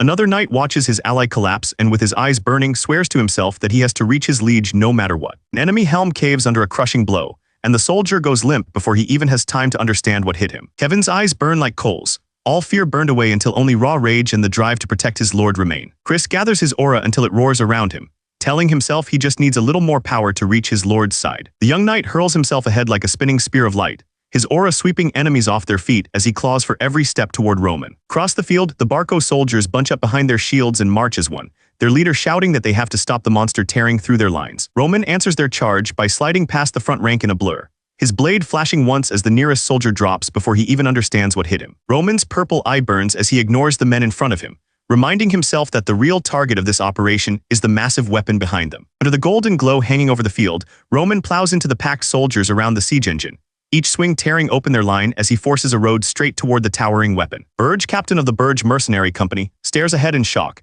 as he realizes the monster ripping through his men is actually Roman Dmitri. He remembers the promise of a fortune for this mission, the kind of reward that could decide the future of the whole Burge Mercenary Company. With the company's fate and that mountain of gold on the line, Burge rips his sword free and gathers his strength, ready to block Roman's rampage himself. Blazing streak tears across the field as Burge launches forward, racing to cut off Roman before the siege weapon is completely lost. Burge whirls toward the rushing figure in the red cloak, locking eyes with Roman as the two close the last stretch between them. Their swords crash together in a burst of light, Burge pouring all his weight into the strike while Roman meets him without backing down an inch. Aura flares along both blades as they grind together, the clash proving that Burge is no simple mercenary and that Roman is facing a true rank fighter. Burge's body erupts with blazing aura as he bears down on Roman, the force of a 2-star aura knight crashing into Roman's guard like a burning wave. Burge stares in disbelief as he realizes Roman has not moved an inch from that massive clash. Roman just stands there with a faint, confident smile, aura calmly wrapping around him. Their swords grind against each other, purple aura raging along the steel, but the pressure keeps pushing back toward Burge's side. Roman leans in and pours even more strength into his blade, turning the clashing aura into a blinding blast that slams straight toward Burge. Burge's eyes bulge as he finally understands that Roman's power is on a whole different level from his own. Before Burge can steady himself, Roman's next strike crashes down in a storm of light, forcing the mercenary to brace with everything he has. Gritting his teeth, Burge swings hard with his own blazing aura, trying to cut through Roman's pressure before it crushes him. In barely 5 seconds, the clash is already over, with Roman calmly walking away while Burge's body hits the ground behind him. That was all a top-rank mercenary could manage against Roman, who now walks across the field as if the fight had been nothing more than a brief stop. The Lawrence soldiers freeze as they grasp that their mighty captain just collapsed in a single clash. One of the younger knights stammers his title, unable to believe the man they trusted most is already out of the fight. Chris cannot hold back a wide grin, feeling like the whole battle just flipped in their favor. Behind him, Kevin beams with the same mix of relief and awe, as if watching a living legend walk the field. The enemy commander loses his calm and screams for every man nearby to rush Roman and get rid of him at any cost. His guards grab the raging commander and haul him backward, begging him to fall back before that monster reaches him. In front of them, a line of soldiers lock their shields together, trying to build a wall between Roman and their leader. Roman watches their clumsy shield wall without a hint of worry, thinking about the flare magic of this world, something that never existed back in Murim. Raising his sword, Roman pours power into it until a vast golden circle blooms overhead, lines and symbols spinning like a second sun above the burning camp. Dark, violent energy rises from Roman's body as he stops holding back and draws on the heavenly demon god art he mastered as the heavenly demon. With the demonic aura roaring around him, Roman lifts his sword straight up and shapes the heavenly demon god art into the heavenly demon sword technique, ready to sweep away anyone still standing in his path. Roman's sword finally moves, and a pillar of dark purple energy rips out from him, carving straight through the world in front of him. Roman's eyes blaze as he calls out the first form of the heavenly demon sword technique, and drives that raging column of power straight ahead. The purple column spears through the golden circle overhead, tearing through the neat magic lines like paper and turning the sky into a storm of broken light. The raging blade of energy slams down toward Barco's giant siege engine, and the soldiers beneath it can only stare up and scream as the strike closes in. The column of power tears straight through the siege weapon, blasting the heavy frame apart and hurling burning scraps of wood in every direction. When the dust finally starts to clear, the siege weapon lies in pieces on the ground, and Roman stands alone beside the wreckage like he simply cut down another training dummy. Only broken beams and smoking scraps remain where Barco's proud siege engine once stood, proof that a single swing from Roman was enough to erase it. Roman throws his head back and shouts to the walls of Lawrence, declaring his name and making sure everyone knows he is the one who just destroyed Barco's siege weapon. Roman thrusts his sword toward the sky and roars that he has destroyed Barco's siege weapon, daring both armies to remember his name. On Lawrence's walls and in the yard below, soldiers and townsfolk stop what they're doing and stare toward Barco's camp, shielding their eyes from the fading light of the blast. Flora's hands fly to her mouth as tears slip down her cheeks, her body shaking as the truth of what she just saw finally sinks in. Staring out from the wall, Flora admits to herself that Roman truly did it, breaking every limit she thought he had. Chris stood on the torn ground, his armor stained from the fight, and for the first time his power felt different from before. He let out a slow breath as blue aura wrapped tight around his body, holding his sword steady while his heart still raced from the clash. The young knight forced his aura to cling close to the blade, just like Roman had shown, and that tight control kept his mana from draining even while the battle raged. All around him, armored bodies lay scattered, while Chris stood at the center wrapped in a storm of blue light, proof that the weak follower everyone mocked was turning into a real monster on the field. A faint smile tugged at his lips as he finally admitted to himself that this power was real and no longer something he could brush off as luck. Looking up at the clear sky, Chris stood tall with his brutal armor and steady grip on his sword, fully convinced now that Roman's harsh way of training was the only path worth following. Chris's eyes flew wide, his brief pride cut short by something he had not planned for crashing into his awareness. The sky was clear and calm, but harsh breath still tore out as the rush of battle slowly drained from his body. Chris looked over the field and saw his men bent double, armor stained and legs shaking from chasing their liege without rest. He remembered that night when the young knight had marched ahead through a field of bodies, and the soldiers had chased after him, teeth clenched, refusing to be left behind. Back under the blue sky, Chris counted them in his head and felt his chest loosen when he realized all 30 were still standing, and none had taken a wound that would end them. The soldiers could barely stay on their feet, leaning on blades and armor, yet every one of them still gripped a weapon, proving exactly why the liege had chosen this group. One of the soldiers stared ahead, sweat running down his face, as he admitted to himself that the only reason any of them were still alive was because they had followed a monster that broke every rule of common sense. The soldier's eyes went wide as the truth sank in, both fear and awe twisting in his chest at the thought of fighting beside someone like that. Roman looked over the battered group and, in his usual calm tone, told them they had done well just by making it through alive. The battered soldiers understood it now. They had done what they came here to do, and their part in this war was finished. The heavy chains rattled as the great gate moved, opening the way back into Lawrence's stone walls. Roman walked at the front of the small column, guiding his worn-out knights across the bridge and back toward the people they had just saved. Inside the gate, the people of Lawrence packed the passage, clapping and shouting Roman's name, swearing they would never forget how he had saved them. Watching the cheers, the Lord of Lawrence let out a quiet sigh, feeling it was a shame that such a man had to walk this harsh path at all. He remembered sensing that Roman was different from the first meeting, but even he had never imagined that this young lord would take down Flair alone. In his mind, the lord could only call it overwhelming talent,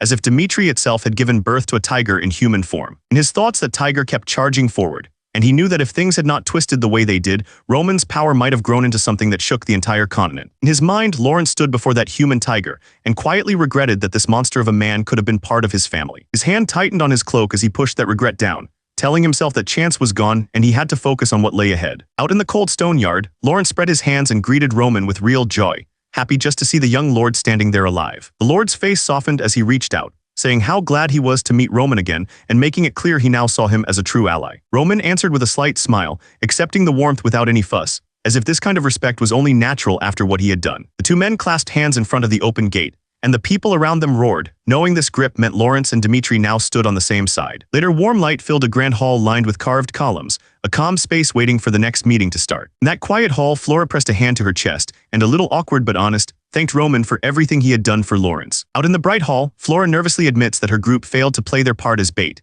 Yet Roman never once looked away from their danger and still rushed to help Lawrence. She tells him that even if they were weak, his steady support meant everything, and she truly wants him to know how thankful she is. Roman answers calmly that he only did what he had agreed to do and nothing more. He adds that Lawrence also lived up to what he had hoped for, making it clear he does not see himself as the only one who did well. Flora tightens her hand and says that even if he thinks thanks are pointless, she still wants to repay the favor somehow. She tells him that when the conference starts, he should speak up about anything he wants, hinting that this meeting could change more than just today. Flora meets his eyes and firmly promises that, whatever he asks for there, she will stand on his side and push until he receives it. Roman's lips curl into a small knowing smile as he accepts her stubborn wish to repay him, without pushing her away or making it awkward. Roman tells Flora that if her wish to return the favor stays strong, he has no reason to turn it down and will accept whatever support she brings. Servant reaches for the heavy handle and pulls the grand doors open, clearing the way for the meeting that will decide what happens next. Bathed in the light spilling from inside, Roman sweeps his arm toward the open doorway and tells Flora it is time to head into the conference room. Inside, nobles and envoys sit around the long table,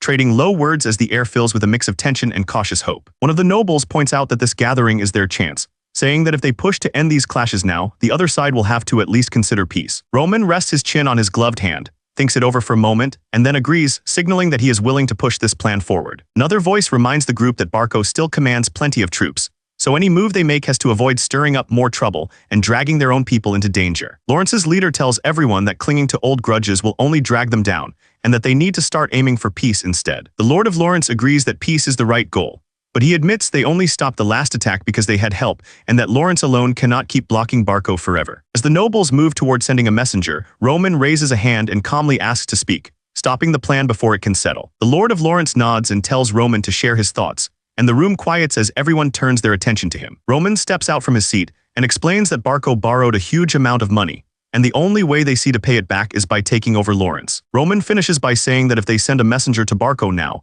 the only thing they can expect back is that envoy's life being taken as a threat. The nobles fall quiet, some swallowing hard and gripping their seats, as they picture the cost of sending anyone into Barco's hands now. The Lord of Lawrence stiffened, sweat running down his cheek as he was asked how he could watch his men carry bodies outside and feel nothing. Outside, the ground was stained red as wounded soldiers struggled to move, and someone growled that Barco could never be forgiven for this. Roman rose from his seat and said they had to show the whole world how they would repay the brutes who dared to strike Lawrence. The Lord of Lawrence lowered his head and with a bitter look admitted they wanted payback too, but with their current strength they felt helpless. Roman's eyes narrowed with calm certainty as he told them there was only one path left to take. With a cold smile, Roman spoke of how gentle prey existed only to be torn apart by savage beasts, making it clear which side he planned for Lawrence to stand on. The Lord of Lawrence stared at Roman, eyes wide and trembling, as if he had just realized there was a real beast sitting in the room with him. Inside a command tent, the Barco leader smashed his fists into the map and roared Roman Dimitri's name, raging over what reason that upstart had to interfere in Barco's affairs. The Barco leader finally spat out his answer, saying they should settle this within one-on-one fight. Roman stared back at him, eyes steady, already weighing how he could turn that demand into an advantage. The old crest of crossed blades burned in blue light, calling for a clash where chosen warriors would decide everything with their lives on the line. Barco stood as their enemy, backed by friends in the central government and mountains of borrowed gold that could buy almost any favor. With that kind of money, Barco could drag in any monster of a master, and no one on the Lawrence side had a clue who might step onto the field. Roman listened to all that fear and simply nodded, saying he understood and would give them something solid to rely on from this point forward. The knights around the table fell quiet, all eyes on Roman as they tried to grasp how he planned to back up such a promise. The Lawrence lord swallowed hard, but Roman stayed calm, pointing out that if they truly trusted in a win, staking everything on a warrior battle was their best move. In Roman's mind, it did not matter if Barco sent one of their own knights or some famous hired blade.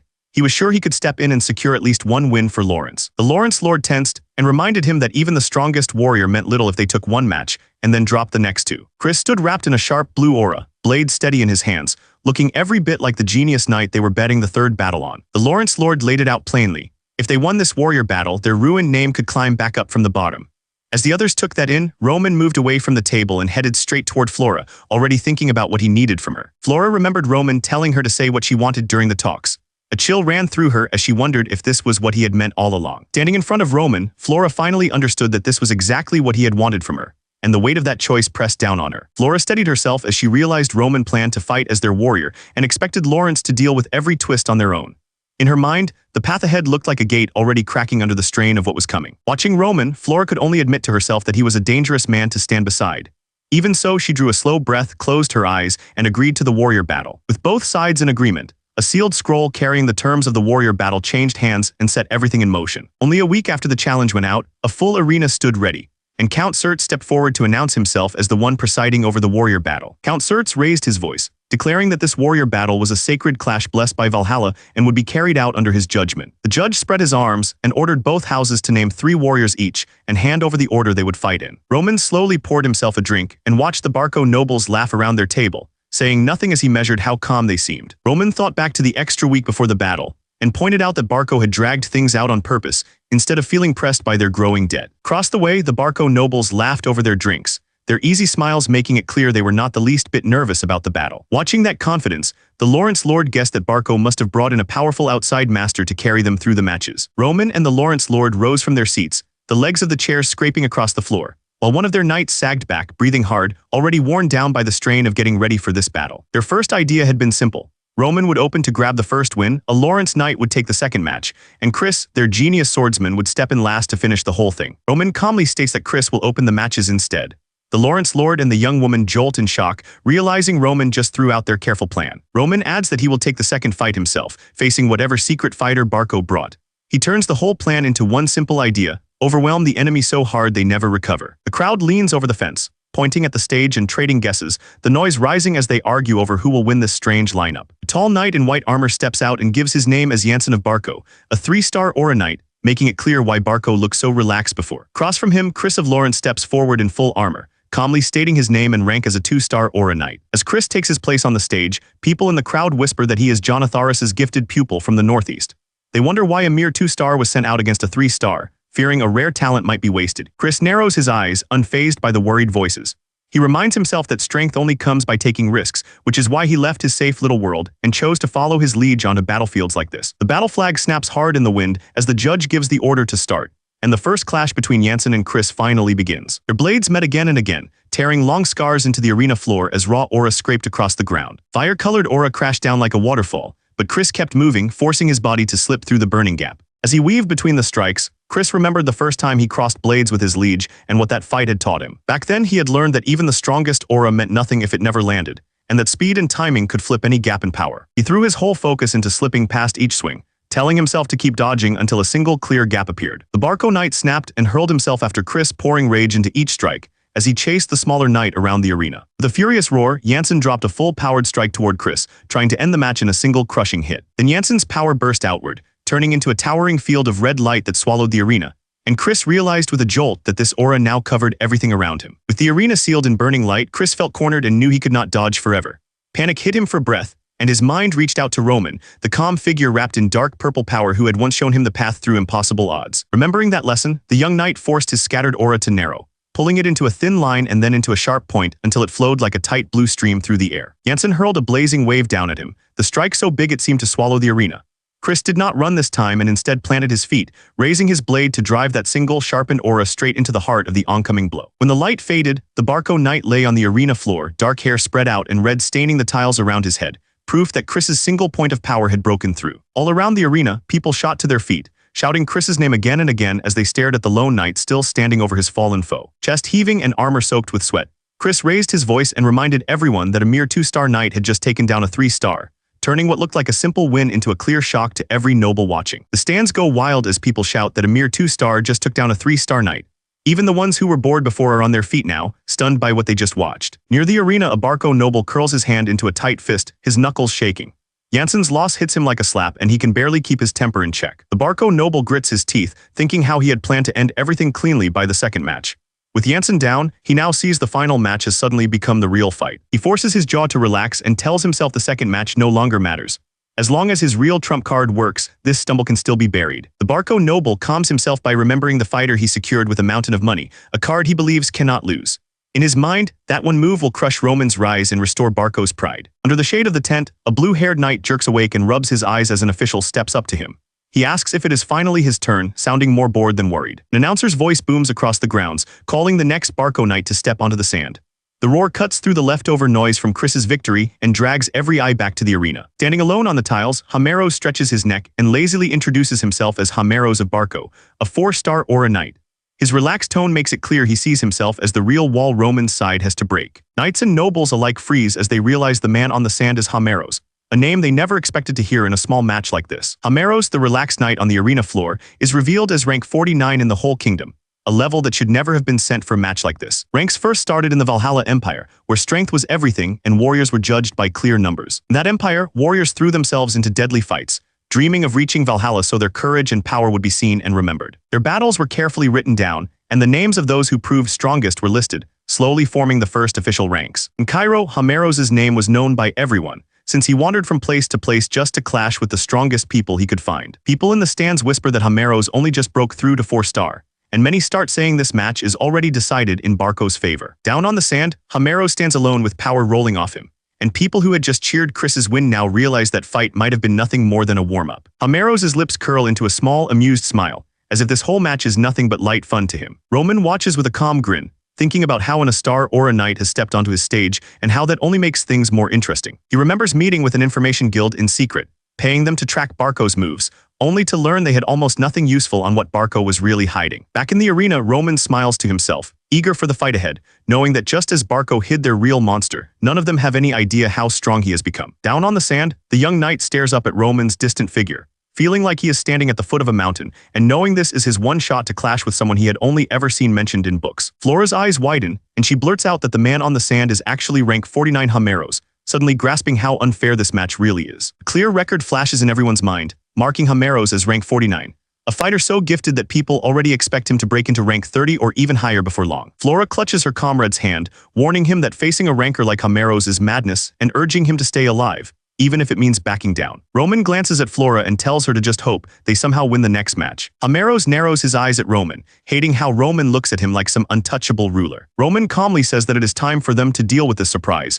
and declares that they will send out their knight. Flora clutches her chest and cries out that there is no reason for anyone to throw their life away in a battle they cannot win. Her hand shoots out and grabs Roman's wrist, as if sheer grip could keep him from stepping into the arena. Roman glares at her and snaps that he has no interest in explaining himself, telling her to stop bothering him and to take her hands off him. Roman marches down toward the sand, cloak flying behind him, and introduces himself as Roman Dmitri of Lawrence. Across from him, the ranker slowly pulls out a sword blazing with golden light, making it clear this fight will be anything but simple. The ranker yanks his sword free in one smooth motion, cold steel catching the light as he gets ready to rush Roman. The ranker eyes Roman with boredom, annoyed that he has to waste time on someone this week when he is already planning for his match against rank 30 Fernando. He mutters that they should finish this fast, then leans forward like a sprinter at the starting line. A towering wave of blue aura tears through the air toward the arena floor, the ranker throwing all that power straight at Roman, who just stands there with his golden blade lowered. Chris and the nearby knight stare wide-eyed at the blur of movement, barely able to track the ranker and gasping at how fast he moved. The ranker rides his own aura like a falling comet,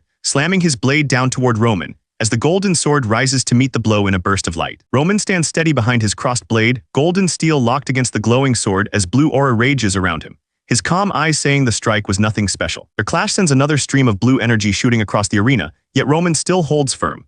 Seeing that, the ranker breaks into a sharp grin, admitting to himself that this opponent might actually be fun. The ranker dives again from above, pouring blue aura into a brutal downward strike, but Roman just plants his feet and catches the blow on his golden sword, splitting the light between them. Aura wraps tight around the ranker's sword, turning into a dense purple stream along the edge as he starts to shape his power instead of just throwing it around. The ranker leans in with a crazed grin, mind racing, as he wonders what kind of trick Roman is using to shape aura in a way he has never seen before. Roman's gaze stays steady and bored, and that quiet calm makes the ranker feel like he is being looked down on, as if Roman still has not bothered to take him seriously. Blue light roars up around the ranker as he releases his 3-star aura extreme, grinning as he admits that Roman's strange power has finally caught his interest. With that choice made, the ranker drives his power down and a ring of blue energy explodes from his feet, carving a crater in the arena while Roman watches from the edge of the storm. Up in the stands, people grab the rail and grit their teeth as the shockwave slams into them, the air so heavy with aura that even watching the fight feels dangerous. Roman's purple eye narrows, completely calm inside the raging aura,